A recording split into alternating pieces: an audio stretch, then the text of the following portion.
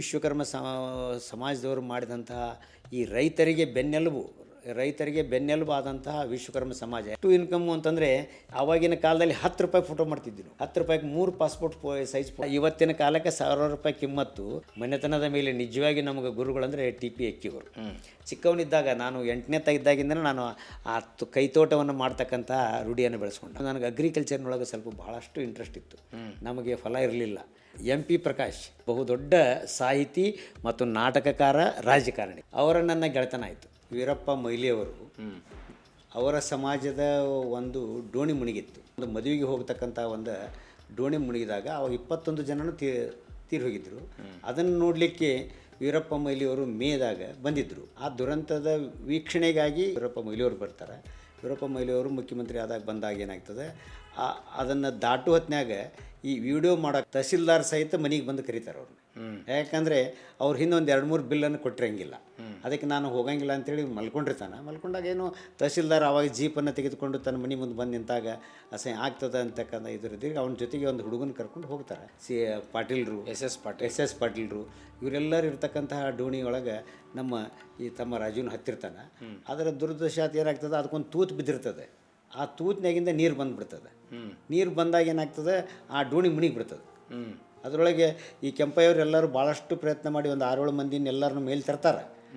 ಆದರೆ ಇವನ್ದೇನಾಗ್ತದೆ, ಇವನ್ ಕೊರಳಿಗೆ ಒಂದು ಬ್ಯಾಗ್ ಇರ್ತದೆ. ಅದು ಬ್ಯಾಗು ಎಲ್ಲೋ ಒಂದು ಕಲ್ಲು ಪಡಿಕೆ ಒಳಗೆ ಸಿಕ್ಕೊಂಡು ಅವನ ಮೇಲೆ ಎಳಿಸ್ಕೊಡ್ಲಿ. ಅವನ ಬೂಟು ಹೊರಗೆ ತೇಲಾಕತ್ತಾಗ ವಿಡಿಯೋಗ್ರಾಫರ್ ಬರಲಿಲ್ಲ, ವಿಡಿಯೋಗ್ರಾಫರ್ ಒಳಗೆ ಹೋದ ಅಂತಕ್ಕಂಥ ಒಂದು ಬಬುಕ ಆಗಿ ಭಾಳಷ್ಟು ಅದು 2 ದಿನದ ಮಟ್ಟಿಗೆ 2 ದಿನ ಆದರೂ ಬಾಡಿ ಮೇಲೆ ಬರಲಿಲ್ಲ.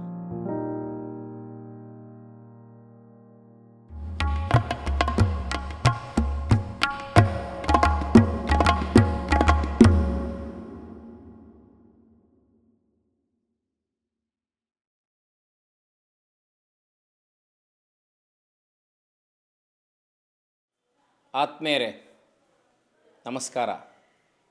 ಶರಣಾರ್ಥಿ. ಸಾಧಕರ ಬೇಟೆಯ ಪಯಣದಲ್ಲಿ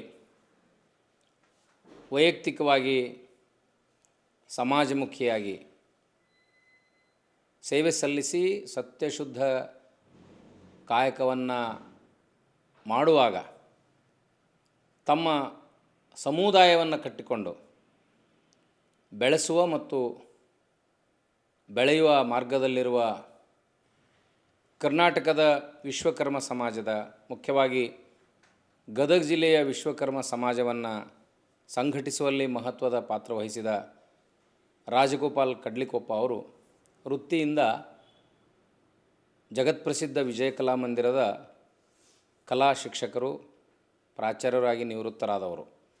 ಹಾಗೆ ಮನುಷ್ಯನ ಪ್ರವೃತ್ತಿ ಸಮಾಜ ಸೇವೆಯ ಮಾರ್ಗದಲ್ಲಿ ಅದು ಯಾವ ಹಾದಿಯಲ್ಲಿ ಇರ್ತದೆ, ಹಾಗೆ ಅವರು ಬಾಲ್ಯದಲ್ಲಿ ಕಂಡು ಅನುಭವಿಸಿದ ಬಡತನವನ್ನು ಮೀರಿ ಒಂದು ಕಾಲದಲ್ಲಿ ಬಡವನಾಗಿ ಹುಟ್ಟುವುದು ತಪ್ಪಲ್ಲ, ಆದರೆ ಬಡವನಾಗಿ ಸಾಯುವುದು ಅಪರಾಧ ಎನ್ನುವ ಮಾತಿನ ಆಧಾರದಂತೆ ಸಮಾಜದಲ್ಲಿ ತಮ್ಮ ಆರ್ಥಿಕ ಸಾಮಾಜಿಕ ಸ್ಥಾನಮಾನವನ್ನು ಕಟ್ಟಿಕೊಂಡಿರುವ RD ಕಡ್ಲಿಕೊಪ್ಪ ಅವರನ್ನು ನಾನು ವಚನವಾಹಿನಿಗಾಗಿ ಸ್ವಾಗತಿಸ್ತೇನೆ. ನಮಸ್ಕಾರ. ಶರಣಾರ್ಥಿ. ಸಮಾಜದಲ್ಲಿ ವಿಶ್ವಕರ್ಮ ಸಮಾಜ ಬಹಳ ಕ್ರಿಯಾಶೀಲ ಸಮಾಜ, ಸೃಜನಶೀಲ ಸಮಾಜ ಆದರೂ ಕೂಡ ಹಿಂದುಳಿದವರು ಅಂತ ಕರೀತಾರೆ. ಅದಕ್ಕೆ ಕಾರಣ ಏನು? ಈ ಸರ್ಕಾರದ ಅವರ ಮಾಡಿದಂತಹ ಈ ಕೆಟಗರಿ ವೈಸ್ನಲ್ಲಿ ಈ ವಿಶ್ವಕರ್ಮ ಸಮಾಜವು ಸಹಿತ ಬರ್ತದೆ. ಅಂದರೆ ಅಲ್ಪಸಂಖ್ಯಾತರು ಮತ್ತು ಅಲ್ಪ ಉದ್ಯೋಗಸ್ಥರಾದಂತಹ ವಿಶ್ವಕರ್ಮ ಸಮಾಜ ಇದು ಹಿಂದುಳಿದ ವರ್ಗ ಅಂಥೇಳಿ ಒಂದು ಸರ್ಕಾರದ ಪಟ್ಟಿಯಲ್ಲಿ ಸೇರಿಸಲ್ಪಟ್ಟಿದೆ. ಈ ಹಿಂದುಳಿದ ವರ್ಗದಲ್ಲಿ 38 ಉಪಜಾತಿಗಳಿದಾವೆ. ಅಂದರೆ ವಿಶ್ವಕರ್ಮನೂ ಅದರೊಳಗೆ ಒಂದು, ಹಾಗೆ ಬೇರೆ ಬೇರೆ ಮಡಿವಾಳರು ಮತ್ತು ಗಾಣಿಗರು ಮತ್ತು ಬೇರೆ ಬೇರೆ ಸಮಾಜವರೆಲ್ಲ ಸೇರಿ 38 ಸಮಾಜಗಳನ್ನು ಹಿಂದುಳಿದ ಸಮಾಜ ಅಂಥೇಳಿ ಮಾಡಿದ್ದಾರೆ. ಆದರೆ ಒಂದು ಏನಂತಂದರೆ ವಿಶ್ವಕರ್ಮ ಸಮಾಜ ಏನಂತಂದರೆ ಇಡೀ ಜಗತ್ತಿಗೆ ಬೇಕಾದಂತಹ ಒಂದು ಸಮುದಾಯ. ಒಂದು ಹಳ್ಳಿ ಇರಲಿ, ಶಹರ ಇರಲಿ, ಯಾಕಂದರೆ ಹುಟ್ಟಿನಿಂದ ಹಿಡಿದು ಚಟ್ಟಿನವರೆಗೆ ಅಂದರೆ ಹುಟ್ಟಿದಾಗ ಆ ಮಗುವಿಗೆ ಒಂದು ತೊಟ್ಲವನ್ನು ಮಾಡಿಕೊಡೋದು, ಆಮೇಲೆ ತದನಂತರ ಆ ಮಗುವಿಗೆ ಆಟಿಕೆ ಸಾಮಾನುಗಳನ್ನಾಗಲಿ ಮಾಡಿಕೊಡೋದು, ಅದರ ಜೊತೆಗೆ ಮುರುವನ್ನು ಚುಸ್ತಕ್ಕಂಥ ನಮ್ಮ ಹಿಂದೂ ಸಂಸ್ಕೃತಿಯಲ್ಲಿ ಮುರುವನ್ನು ಚುಸ್ತಕ್ಕಂತಹ ಒಂದು ಪದ್ಧತಿ ಇದೆ. ಅಂದರೆ ಕಿವಿಗೆ ಈ ಗಂಡಿರಲಿ ಹೆಣ್ಣಿರಲಿ ಅದು 8 ತಿಂಗಳ 3 ತಿಂಗಳ ಆದ ತಕ್ಷಣ ಮುರುವನ್ನು ಹಾಕ್ತಕ್ಕಂಥ ಮಾಡಲಿಕ್ಕೆ ಈ ವಿಶ್ವಕರ್ಮರು ಬೇಕೇ ಬೇಕು. ಹಾಗಾಗಿ ಪ್ರತಿಯೊಂದು ಹಳ್ಳಿಯಲ್ಲಿ ವಿಶ್ವಕರ್ಮ ಸಮಾಜದವರು ಇದ್ದೇ ಇದ್ದಾರೆ. ಅದರ ಜೊತೆಗೆ ಅದಕ್ಕಿಂತಲೂ ಬಹು ದೊಡ್ಡ ಇದು ಅಂತಂದರೆ ಏನು ಅಂತಂದರೆ ಈ ವಿಶ್ವಕರ್ಮ ಸಮಾಜದವರು ಮಾಡಿದಂತಹ ಈ ರೈತರಿಗೆ ಬೆನ್ನೆಲುಬು ಆದಂತಹ ವಿಶ್ವಕರ್ಮ ಸಮಾಜ. ಯಾಕಂದರೆ ಅವರು ಮಾಡಿದಂತಹ ಕುಂಟಿ ರೆಂಟಿ ಇದರಿಂದಲೇ ನಮ್ಮ ಬದುಕನ್ನು ಕಟ್ಟಿಕೊಂಡು ಆದಿ ಬುನಾದಿ ಕಾಲದಿಂದ ಬಂದಂತಹ ಈ ನಮ್ಮ ರೈತಾಕಿ ವರ್ಗ ಏನದಲ್ಲ ಆ ವರ್ಗಕ್ಕೆ ಬೇಕಾದಂಥವರು ವಿಶ್ವಕರ್ಮರು. ಅದರಲ್ಲಿ ಏನಂತಂದರೆ ಇವತ್ತಿನ ಆಧುನಿಕ ಯುಗದಲ್ಲಿ ಬೇರೆ ಬೇರೆ ಯಂತ್ರೋಪಕರಣಗಳು ಬಂದಿದ್ದಾವೆ. ಆದರೆ ಈಗಾಗಲೇ 200, 300, 400 ವರ್ಷಗಳಿಂದ ಏನು ಭೂಮಿ ಹುಟ್ಟ್ಯದ ಅವತ್ತಿನಿಂದ ನೋಡ್ಲಿಕ್ಕೆ ಹತ್ತಿದ್ರೆ ಈ ವಿಶ್ವಕರ್ಮರು ಮಾಡಿದ ಕುಂಟಿ ರೆಂಟಿ ಮೊದಲೇದು ಅಂತಾರೆ ಭೂಮಿಯನ್ನು ಉಳಲಿಕ್ಕೆ ರೆಂಟಿ ಬೇಕಾಗ್ತದೆ. ಆ ರೆಂಟಿಯನ್ನು ಮಾಡಿದ್ರಿಂದ ಅದರ ನಂತರ ಭೂಮಿಯನ್ನು ಒಡೆದಾಗ ರೆಂಟಿಯನ್ನು ಹೊಡೆದಾಗ ಭೂಮಿ ಒಡಿತದೆ. ಒಡೆದ ನಂತರ ಅದನ್ನು ಮಣ್ಣು ಮಾಡಲಿಕ್ಕೆ ಹದವನ್ನು ಮಾಡಲಿಕ್ಕೆ ಕುಂಟಿ ಬೇಕಾಗ್ತದೆ. ಕುಂಟಿಯನ್ನು ತಯಾರಾದ ಮೇಲೆ ಕುಂಟಿ ಹೊಡೆದ ಮೇಲೆ ಬೀಜವನ್ನು ಬಿತ್ತಲಿಕ್ಕೆ ಕೂರಿಗೆ ಬೇಕಾಗ್ತದೆ. ಹೀಗೆ ಎಲ್ಲ ಹಂತವಾಗಿ ಈ ರೈತರಿಗೆ ಉಪಯೋಗ ಬೀಳ್ತಕ್ಕಂತಹ ಬೆಳೆಯನ್ನು ಬೆಳೀಲಿಕ್ಕೆ ಬೇಕಾಗ್ತಕ್ಕಂತಹ ಪ್ರತಿಯೊಂದು ಕೈಕರ್ಯಗಳನ್ನು ಮಾಡಿಕೊಡ್ತಕ್ಕಂಥವರು ವಿಶ್ವಕರ್ಮರು. ಅಂದರೆ ತೊಟ್ಟಿಲು ಮಾಡಿಕೊಡೋರು ಬಡಿಗರು. ಹೌದು. ಉಳುವ ರಂಟಿ ಮಾಡೋರು ಕೂಡ ಬಡಿಗರು. ಮೂಗು ಚುಚ್ಚಲಿಕ್ಕೆ ವಿಶ್ವಕರ್ಮ. ಅದರಲ್ಲಿ ಪತ್ತಾರು. ಇದರ ಜೊತೆಗೆ ಏನಂತಂದ್ರೆ ಪೂಜೆ ಪುಮಸ್ಕಾರಗಳನ್ನು ಮಾಡಲಿಕ್ಕೆ ದೇವರುಗಳು ಬೇಕಲ್ಲ, ಅವನ್ನೆಲ್ಲ ದೇವರನ್ನು ಮಾಡ್ತಕ್ಕಂಥವ್ರು ವಿಶ್ವಕರ್ಮರು. ಕಲ್ಲಿನಲ್ಲಿ ಮಾಡಿದ್ರು ಶಿಲ್ಪಿಗಳು ಕಲ್ಲಿನಲ್ಲಿ ಮಾಡಿದ್ದಿರ್ಬೋದು, ಅಥವಾ ಇವತ್ತು ಪ್ರತಿಯೊಂದು ಊರಲ್ಲಿ ಗ್ರಾಮ ದೇವತೆ ಅಂತದಾರ. ಆ ಗ್ರಾಮ ದೇವತೆಗಳು ಬೇರೆ ಬೇರೆ ಆಯಾ ಭಾಗದಲ್ಲಿ ಪ್ರತಿಯೊಂದು ಊರಲ್ಲಿ ಎಲ್ಲ ಸಮಾಜಕ್ಕೂ ಬೇಕಾಗ್ತಕ್ಕಂತಹ ದ್ಯಾಮವ್ವ ಅಂತ ಇರ್ತದೆ. ದ್ಯಾಮವ್ವ ಮತ್ತು ಊರ ಹೊರಗಿರ್ತಕ್ಕಂಥ ದುರ್ಗಮ್ಮ ಏನು ಈ ನಮ್ಮ ಹಿಂದುಳಿದ ವರ್ಗದಲ್ಲಿ ಅದರಲ್ಲಿ SC ST ಜನರಿಗೆ ಪೂಜೆಯನ್ನು ಮಾಡ್ತಕ್ಕಂತಹ ಈ ದುರ್ಗಮ್ಮನ ಮೂರ್ತಿಯನ್ನು ಮಾಡ್ತಕ್ಕಂಥವರು, ಮತ್ತು ದ್ಯಾಮವ್ವನ ಮೂರ್ತಿಯನ್ನು ಮಾಡ್ತಕ್ಕಂಥವರು, ಮತ್ತು ಬೇರೆ ಬೇರೆ ಆಯಾ ಭಾಗದಲ್ಲಿ ಪ್ರಸಿದ್ಧ ಆದಂತಹ ದೇವಾಲಯಗಳಲ್ಲಿರ್ತಕ್ಕಂತಹ ದೇವರುಗಳನ್ನು ಕಟ್ಟಿಗೆ ಕಲ್ಲು ಮಣ್ಣು.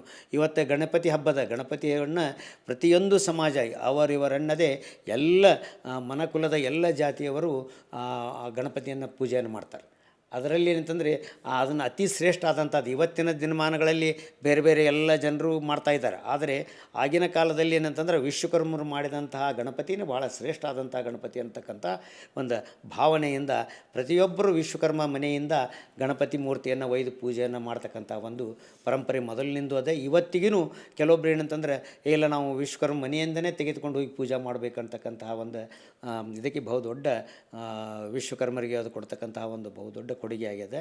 ಹಾಗಾಗಿ ಎಲ್ಲ ಮಾಧ್ಯಮಗಳಿಂದ ಮಾಡ್ತಕ್ಕಂತಹ ಮೂರ್ತಿಗಳನ್ನು ಮಾಡ್ತಕ್ಕಂಥವರು ವಿಶ್ವಕರ್ಮರು ಆಗಿದ್ದಾರೆ. ಪಂಚಾಳ್ರಂತಾರೆ. ಅಂದರೆ ಯಾರು ಪಂಚಾಳ್ರಂತಾರೆ? 5 ಕಸುಬುಗಳನ್ನು ಮಾಡೋಂಥಕ್ಕರು ಪಂಚಾಳ್ರು. ಒಂದು ನಮ್ಮೆಲ್ಲರಿಗೂ ಬಡಿತನ ಮಾಡ್ತಕ್ಕಂಥವ್ರು, ಆಮೇಲೆ ಕಮ್ಮಾರಿಕೆಯನ್ನು ಮಾಡ್ತಕ್ಕಂಥವರು, ಅದರ ನಂತರ ಶಿಲ್ಪಿ ಕೆಲಸವನ್ನು ಮಾಡ್ತಕ್ಕಂಥವ್ರು, ಕಂಚಿನ ಕೆಲಸ ಅಂದರೆ ಇನ್ನು ಆವಾಗಿನ ಕಾಲದಲ್ಲಿ ಈ ತಾಟು ಹಂಡೆ ಇವನ್ನೆಲ್ಲ ಮಾಡ್ತಿದ್ರು ಕಂಚಿನಿಂದ ಅವರು. ಆಮೇಲೆ ಪತ್ತಾರಿಕೆ ಏನು ಪ್ರತಿಯೊಂದು ಇವತ್ತೆಲ್ಲ ಡೈಮಂಡ್ ಕಟಿಂಗ್ನಿಂದ ಹಿಡ್ಕೊಂಡು ಎಲ್ಲ ಬೇರೆ ಬೇರೆ ಕಟಿಂಗ್ನಲ್ಲಿ ಬರ್ತಕ್ಕಂಥ ಆಭರಣಗಳು ಬಂದವು. ಆದರೆ ಆಗಿನ ಕಾಲದಲ್ಲಿ ಪ್ರತಿಯೊಂದು ಹೆಣ್ಣು ಮಕ್ಕಳಿಗೆ ಮೂಗುಮಟ್ಟಾಯಿತು, ಕಿವಿಯಾಗಿನ ಬೆಂಡೋಲೆ ಆಯಿತು, ತಾಳಿಯನ್ನು ಮಾಡಿಕೊಡ್ತಕ್ಕಂಥವ್ರು, ಬಂಗಾರದ ಬೇರೆ ಬೇರೆ ಆಭರಣಗಳನ್ನು ಮಾಡ್ತಕ್ಕಂಥವ್ರು ಅದಲ್ಲ ಇವರೆಲ್ಲರೂ ಪತ್ತಾರು. ಹೀಗೆ 5 ಕಸುಬುಗಳನ್ನು ಮಾಡ್ತಕ್ಕಂಥವ್ರಿಗೆ ಪಂಚಾಳರು ಅಂತಾರೆ. 5 ವೃತ್ತಿಯಿಂದ 5 ವೃತ್ತಿಯನ್ನು ಮಾಡ್ತಕ್ಕಂಥವ್ರಿಗೆ ಈ 5 ವೃತ್ತಿಗಳನ್ನು ಕೂಡಿ ಇವರೆಲ್ಲರೂ ಪಂಚಾಳರಾಗಿದ್ದಾರೆ. ಈಗಿನ ಇದರೊಳಗೆ ವಿಶ್ವಕರ್ಮರು, ವಿಶ್ವವನ್ನೇ ಸೃಷ್ಟಿ ಮಾಡಿದಂತಹ ವಿಶ್ವಕರ್ಮ ಏನು ಅಂತಂದರೆ ಬೆಳಗರಿಲಗುನ ಜಗತ್ತನ್ನು ನಿರ್ಮಾಣ ಮಾಡಿದಂಥವ. ಕೃಷ್ಣನ ಕಾಲದಲ್ಲಿಯೂ ಈ ಅರಕಿನ ಅರಮನೆ ಸುಟ್ಟಾಗ ಅದನ್ನು ಒಂದೇ ರಾತ್ರಿಯಲ್ಲಿ ಮಾಡಿದಂತಹ ವಿಶ್ವಕರ್ಮ ಅಂಥೇಳಿ ಈಗ ಎಲ್ಲರೂ ಹೇಳ್ತಾರೆ. ಹಾಗೆ ಎಲ್ಲ ದೇವಾಲಯಗಳನ್ನು ಕಟ್ಟೋದರಲ್ಲಿ ಪ್ರತಿಯೊಂದು ದೇವಾಲಯಗಳನ್ನು ಇವತ್ತು ಜಕಣಾಚಾರಿ ಗುಡಿಗಳಂತದಾವೆ, ಅದನ್ನೆಲ್ಲ ವಿಶ್ವಕರ್ಮರೇ ಮಾಡಿದ್ದು ಅಂಥೇಳಿ ಹೇಳ್ತಾರೆ. ಆದರೆ ಒಂದೇನು ಅಂತಂದರೆ ಈ ದುರಾದೃಷ್ಟ ಎಲ್ಲಿಯೂ ಇವರ ಹೆಸರುಗಳನ್ನು ಕಂಡಿಲ್ಲ, ದಾಖಲೆ ಸಿಕ್ಕಿಲ್ಲ. ಎಲ್ಲಿ ನೀವು ಪ್ರತಿಯೊಂದು ಇವತ್ತು ಉದಾಹರಣೆಗೆ ನಮ್ಮೂರಲ್ಲಿ ಗದಗದಲ್ಲಿ ಈ ತ್ರಿಕುಟೇಶ್ವರ ದೇವಸ್ಥಾನದ, ಆಮೇಲೆ ವೀರನಾರಾಯಣ ಗುಡಿ ಅದ, ಅದನ್ನು ಮಾಡಿದಂಥವ್ರ ಹೆಸರು ಎಲ್ಲಿ ಇಲ್ಲ. ಹೀಗಾಗಿ ಏನಾಗಿದೆ ದಾಖಲಾತಿದು ಒಂದು ಕೊರತೆ ಇರೋದರಿಂದ ಇವು ಯಾರು ಮಾಡಿದರು ಅನ್ನೋದ್ರು ಇವರು ಡಂಕಣರು ಮತ್ತು ಇವರೆಲ್ಲ ಮಾಡಿದರು ಅಂತಕ್ಕಂಥ ಒಂದು ವಾಡಿಕೆ ಇದೆ. ಆದರೆ ಏನಂತಂದ್ರೆ ಯಾರು ಇವರೇ ನಿಖರವಾಗಿ ಮಾಡಿದಂಥವ್ರು ಅಂತಕ್ಕಂತಹದ್ದು ಎಲ್ಲಿಯೂ ನಮ್ಮವರು ಸಾಕಷ್ಟು ಕಡೆ ಪ್ರಯತ್ನವನ್ನು ಮಾಡಿದ್ದಾರೆ. ಅವರು ಈ ದಾಖಲೆಯನ್ನು ಹುಡುಕಬೇಕು ಅಂಥೇಳಿ, ಆದರೆ ಎಲ್ಲಿಯೂ ಯಾರಿಗೂ ಸರಿಯಾದಂಥ ದಾಖಲೆಗಳು ಸಿಕ್ಕಿಲ್ಲ. ಆದರೆ ಅವರು ಭಾಳಷ್ಟು ಶ್ರಮಜೀವಿಗಳು, ಪ್ರತಿಯೊಂದು ಅರಸರ ಜೊತೆಗೆ ಈ ವಿಶ್ವಕರ್ಮರು ಇದ್ದಾಗಲೇ ಅವರೆಲ್ಲ ಸೃಷ್ಟಿ ಆಗ್ತಿತ್ತು. ಅವರ ಅರಮನೆ ಆಗಲಿ ದೇವಾಲಯಗಳಾಗಲಿ ಆಗ್ತಿತ್ತು ಅಂತಕ್ಕಂಥದ್ದು ವಾಡಿಕೆ ಇದೆ. ಹೀಗಾಗಿ ವಿಶ್ವಕರ್ಮರು ಆಗಿನ ಕಾಲದಿಂದಲೂ ಏನು ಜಗತ್ತು ಹುಟ್ಟ್ಯದ ಆವಾಗಿಂದಲೇ ವಿಶ್ವಕರ್ಮ ಸಮಾಜ ಹುಟ್ಟ್ಯದ ಅಂತಕ್ಕಂಥದ್ದು ಒಂದು ಇದು ಇದೆ ಅಂತಂದ್ರೆ ಪುರಾವೆಗಳು ಸಿಗ್ತಾವೆ ಸಾಕಷ್ಟು. ನೀವು ವೈಯಕ್ತಿಕವಾಗಿ ಹುಟ್ಟಿನಿಂದ ಶ್ರೀಮಂತರಲ್ಲ, ನೀವು ನಿಮ್ಮ ಬದುಕನ್ನು ಹೆಂಗೆ ಕಟ್ಕೊಂಡ್ರಿ? ನೀವು ಆರಂಭದ ದಿನಗಳು ಹೆಂಗಿದ್ವಿ? ಈಗ ನೀವು ಕೋಟಿಗಟ್ಟಲೆ ಹಣ ಮಾಡಿದಿರಿ, ಸಮಾಜಮುಖಿಯಾಗಿ ಕೆಲಸ ಮಾಡ್ತೀರಿ, ಸಮಾಜ ಸಂಘಟನೆ ಮಾಡಿದಿರಿ, ಪ್ರಾಚಾರ್ಯರಾಗಿ ಕೆಲಸ ಮಾಡಿದಿರಿ. ಹಣ ಎರಡು ರೀತಿಯಿಂದ ಬಂತು ನಿಮಗೆ. ಒಂದು ಉದ್ಯೋಗದಿಂದ ಬಂತು, ಎರಡನೇದು ಉದ್ಯಮದಿಂದ ಬಂತು. ಇವತ್ತು ಅದು ಕೋಟಿ ತಲುಪಿರ್ಬೋದು. ಆದರೆ ನಿಮ್ಮ ಬಾಲ್ಯ ಹೆಂಗಿತ್ತು, ಅವತ್ತಿನ ಪರಿಸ್ಥಿತಿಗಳು ನೀವು ಏನೇನು ಕೆಲಸಗಳನ್ನು ಮಾಡಿದ್ರಿ? ಏನು ಅಂದರೆ, ನಮ್ಮ ತಂದೆ ದೇವೇಂದ್ರಪ್ಪ ಕುಬೇರಪ್ಪ ಕಡ್ಲಿಕೊಪ್ಪ ಅಂತೇಳಿ ನಮ್ಮ ಹೆಸರು. ನಾವು ಮೂಲತಃ ಸಿರಸಂಗಿಯವರು. ನಮ್ಮ ತಂದೆಯವರು ಸಿರಸಂಗಿಯಲ್ಲಿ ಆಗಿನ ಕಾಲದಲ್ಲಿ 1952ನೇ ಇಸ್ವಿಯಲ್ಲಿ ಬಹಳ ದೊಡ್ಡ ಶ್ರೀಮಂತರ ಮನೆತನ ಇದು. ಅಂದರೆ ನಮ್ಮ ಮನೆಯಲ್ಲಿ ಈಗಲೂ ಸಹಿತ 12 ಅದ್ಗಾಣಿಯನ್ನು ಹೊಂದಿದಂಥ ಒಂದು ಶಾಲೆ ಇತ್ತು ನಮ್ಮ ಮನೆಯೊಳಗೆ. ಅಂದರೆ ನಮ್ಮ ತಂದೆ ನಮ್ಮ ಕಾಕಾಗಳವರೆಲ್ಲರೂ ಬೆಳ್ಳಿಯ ತಾಟನ್ನು ಹಾಗೂ ಅವು ಪ್ರತಿಯೊಂದು ಲಿಂಗಾಯತರಿಗೆ ಗುಂಡುಗಡಿಗೆಯನ್ನು ಮಾಡಿಕೊಡ್ತಕ್ಕಂಥ ಒಂದು ವೃತ್ತಿಯಿಂದ ನಮ್ಮ ಮನೆತನ ಭಾಳಷ್ಟು ದೊಡ್ಡ ಮನೆತನ ಇತ್ತು. ಅದು ನಮ್ಮ ಕಾಕ ಅಕ್ಕಿ ವ್ಯಾಪಾರ ಮಾಡ್ತಿದ್ದ, ಹತ್ತಿ ವ್ಯಾಪಾರ ಮಾಡ್ತಿದ್ದ. ಒಬ್ಬ ಕಾಕ ಏನು ಅಂತಂದರೆ ಇದನ್ನೆಲ್ಲರನ್ನೂ ಇಷ್ಟರ ಕಡೆಯಿಂದ ಕೆಲಸ ತೊಗೊಳೋದು ಮಾಡ್ತಿದ್ದ. ನಮ್ಮ ತಂದೆಯವರು ಏನಂತಂದರೆ ಆಗಿನ ಕಾಲದಲ್ಲಿ ಕುದುರೆ ಮೇಲೆ ಅಡ್ಡಾಡಿ ವ್ಯಾಪಾರ ಮಾಡ್ತಿದ್ದರು. ನಾವು ಮೂಲತಃ ಸಿರಸಂಗಿಯವರಾದ್ದರಿಂದ ನರಗುಂದದಲ್ಲಿ ನಮ್ಮ ಅಂಗಡಿ ಇತ್ತು, ರಾಮದುರ್ಗದಲ್ಲಿ ಅಂಗಡಿ ಇತ್ತು ಅಂಥೇಳಿ ನಮಗೆ ಇವತ್ತಿಗೂ ನರಗುಂದಲ್ಲಿ ಕತ್ರಿಯೊಳಗೆ ಹೋದ್ರೆ ಕಡ್ಲಿಕೊಪ್ಪರ ಅಂಗಡಿ ಅಂತಾರೆ. ಅದರದೆಲ್ಲ ಬೇರೆದವ್ರಿಗೆ ಹೋಗ್ಯದೆ. ಆದರೆ ಆವಾಗಿನ ಕಾಲದಲ್ಲಿಯೇ ನಮ್ಮ ತಂದೆ ಉದ್ಯೋಗವನ್ನು ಮಾಡ್ತಿದ್ದರು. ಆಗಿನ ಕಾಲದಲ್ಲಿ ದರೋಡೆ ಆಗ್ತಿತ್ತು. ಒಂದು ರಾತ್ರಿ ಏನಾಗಿದೆ, ನಾವು ಯಾರೂ ಕಂಡಿಲ್ಲ. ನಮ್ಮ ಅಣ್ಣವರು MD ಮನೋಹರ್ ದೇವೇಂದ್ರಪ್ಪ ಕಡ್ಲಿಕೊಪ್ಪನವರು ಇದೆಲ್ಲ, ನಮ್ಮ ದೇವೇಂದ್ರಪ್ಪನವರಿಗೆ 2 ಹೆಂಡರು. ಅಂದರೆ ಒಂದನೇದಕ್ಕೆ ಭಾಗಮ್ಮ ಅಂತಿದ್ದರು. ಭಾಗಮ್ಮಗೆ ಮಕ್ಕಳಾಗದಿದ್ದ ಸಲುವಾಗಿ 2ನೆಯ ಮದುವೆಯನ್ನು ನಮ್ಮ ತಂದೆ ಅವರು ಮಾಡ್ಕೋಬೇಕಾಯಿತು. ಅದನ್ನೇ ಸ್ವತಃ ಭಾಗಮ್ಮನೇ ನಿಂತುಕೊಂಡು ನಮ್ಮ ದೇವಕ್ಕವ್ವ ಅಂತಕ್ಕಂತಹ ನಮ್ಮ ತಾಯಿಯನ್ನು ಮದುವೆ ಮಾಡ್ತಾರೆ. ಮದುವೆ ಮಾಡಿದಂಥ ಅವಳ ಹೊಟ್ಟೆಯಲ್ಲಿ ಹುಟ್ಟಿದಂಥವರೇ ಮೊದಲನೇದವರು ಮನೋಹರ್ ಕಡ್ಲಿಕೊಪ್ಪ ಅಂತಕ್ಕಂಥವ್ರು.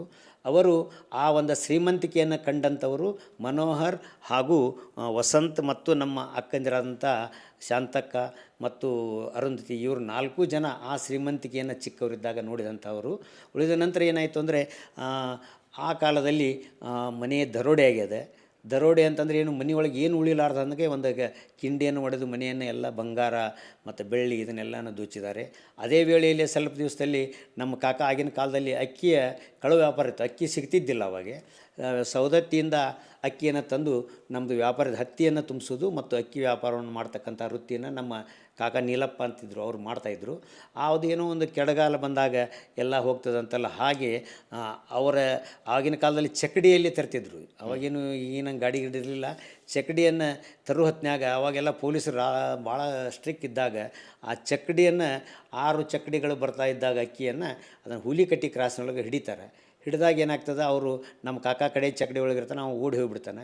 ಅವಿಷ್ಟು ಚಕ್ಕಡಿಯನ್ನು ಬಿಡಿಸ್ಲಿಕ್ಕೆ ನಮ್ಮ ತಂದೆಯವರು ತಮ್ಮ ಹೊಲವನ್ನು ಮಾರಿ, ಆವಾಗಿನ ಅಗದಿ ಕಿಮ್ಮತ್ತಿರಲಾರ್ದಂತಹ ಒಂದು ಬದುಕು.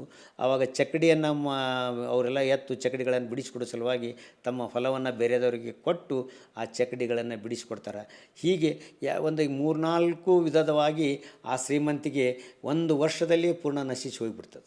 ಅಲ್ಲಿಂದ ನೀವು ಶರಟ್ಟಿ, ಅಲ್ಲಿಂದ ಏನಾಗ್ತದೆ ಅಂದರೆ, ಮುಂದೆ ನಮ್ಮ ಅಣ್ಣವರು ಮನೋಹರ್ ಕಡ್ಲಿಕೊಪ್ಪ ಅವರು 8ನೇ ಓದ್ತಿರ್ತಾರೆ. ಅವರು ಭಾಳಷ್ಟು ಕಷ್ಟದ ಜೀವನದಲ್ಲಿ ಈ ನರಗುಂದಕ್ಕೆ ನಮ್ಮ ಬೀಗರಾಗಬೇಕು. ಅವ್ರ ಮನೆಯಲ್ಲಿ ಇದ್ದು 8, 9, 10ನೇತವನ್ನು ಮುಗಿಸ್ತಾರೆ. ಮುಗಿಸಿದ ನಂತರ 1959ರಲ್ಲಿ ಗದುಗಿನ ವಿಜಯ ಕಲಾಮಂದಿರಕ್ಕೆ ಈ ಚಿತ್ರಕಲೆಯನ್ನು ಕಲೀಲಿಕ್ಕೆ ಬಂದಂಥವರು. ಅದು 1 ವರ್ಷದ DTC ಅಂತಕ್ಕಂಥ ಒಂದು ಕೋರ್ಸ್ ಇತ್ತು. ಅವರ ಒಂದು ಕೋರ್ಸ್ ಮುಗಿದ ತಕ್ಷಣ ನಮ್ಮ ಗುರುಗಳಾದಂಥ ಶ್ರೀ ಟಿ ಪಿ ಅಕ್ಕಿಯವರು ಇವರ ಚಿತ್ರಕಲೆ ಮತ್ತು ಇವರ ಅಕ್ಷರಗಳನ್ನು ನೋಡಿ ಆವಾಗಿನ ಕಾಲದಲ್ಲಿ ಸುತ್ತಲೂ ಚಿತ್ರಕಲಾ ಸುತ್ತಲೂ ಇರತಕ್ಕಂಥ ಶಾಲೆಯವರು ಈ ನಮ್ಮ ಅಕ್ಕಿ ಮಾಸ್ತರಿಗೆ ಹೇಳಿ ಹೋಗ್ತಿದ್ರು, ಇಲ್ಲ ನಮ್ಗೆ ಯಾವ್ದಾರು ಒಂದು ಹ್ಯಾಂಡನ್ನು ಕೊಡ್ರಿ, ಚಲೋ ಟೀಚರ್ನ ಕೊಡ್ರಿ ಅಂದಾಗ ಅಕ್ಕಿ ಸರ್ಗೆ ಈ ನಮ್ಮ ಮನೋಹರ್ ಅವರನ್ನು ಆ ಸಿರಟ್ಟಿಗೆ ಕಳಿಸ್ಲಿಕ್ಕೆ ಸಿರಟ್ಟಿಗೆ ಹೋಗಲಿಕ್ಕೆ ಕಾರಣೀಭೂತರು ಅಂತಂದರೆ ನಮ್ಮ ದಿವಂಗತ ಗುರುಗಳಂಥ ಟಿ ಪಿ ಅಕ್ಕಿಯವರು ಮನೋಹರನನ್ನು ಕರೆದು ಪಾಸ್ ಆದ ತಕ್ಷಣ ಸರ್ಟಿಫಿಕೇಟ್ ಒಯ್ಯಾಕೆ ಬಂದಿರ್ತಾರೆ ಅವರು.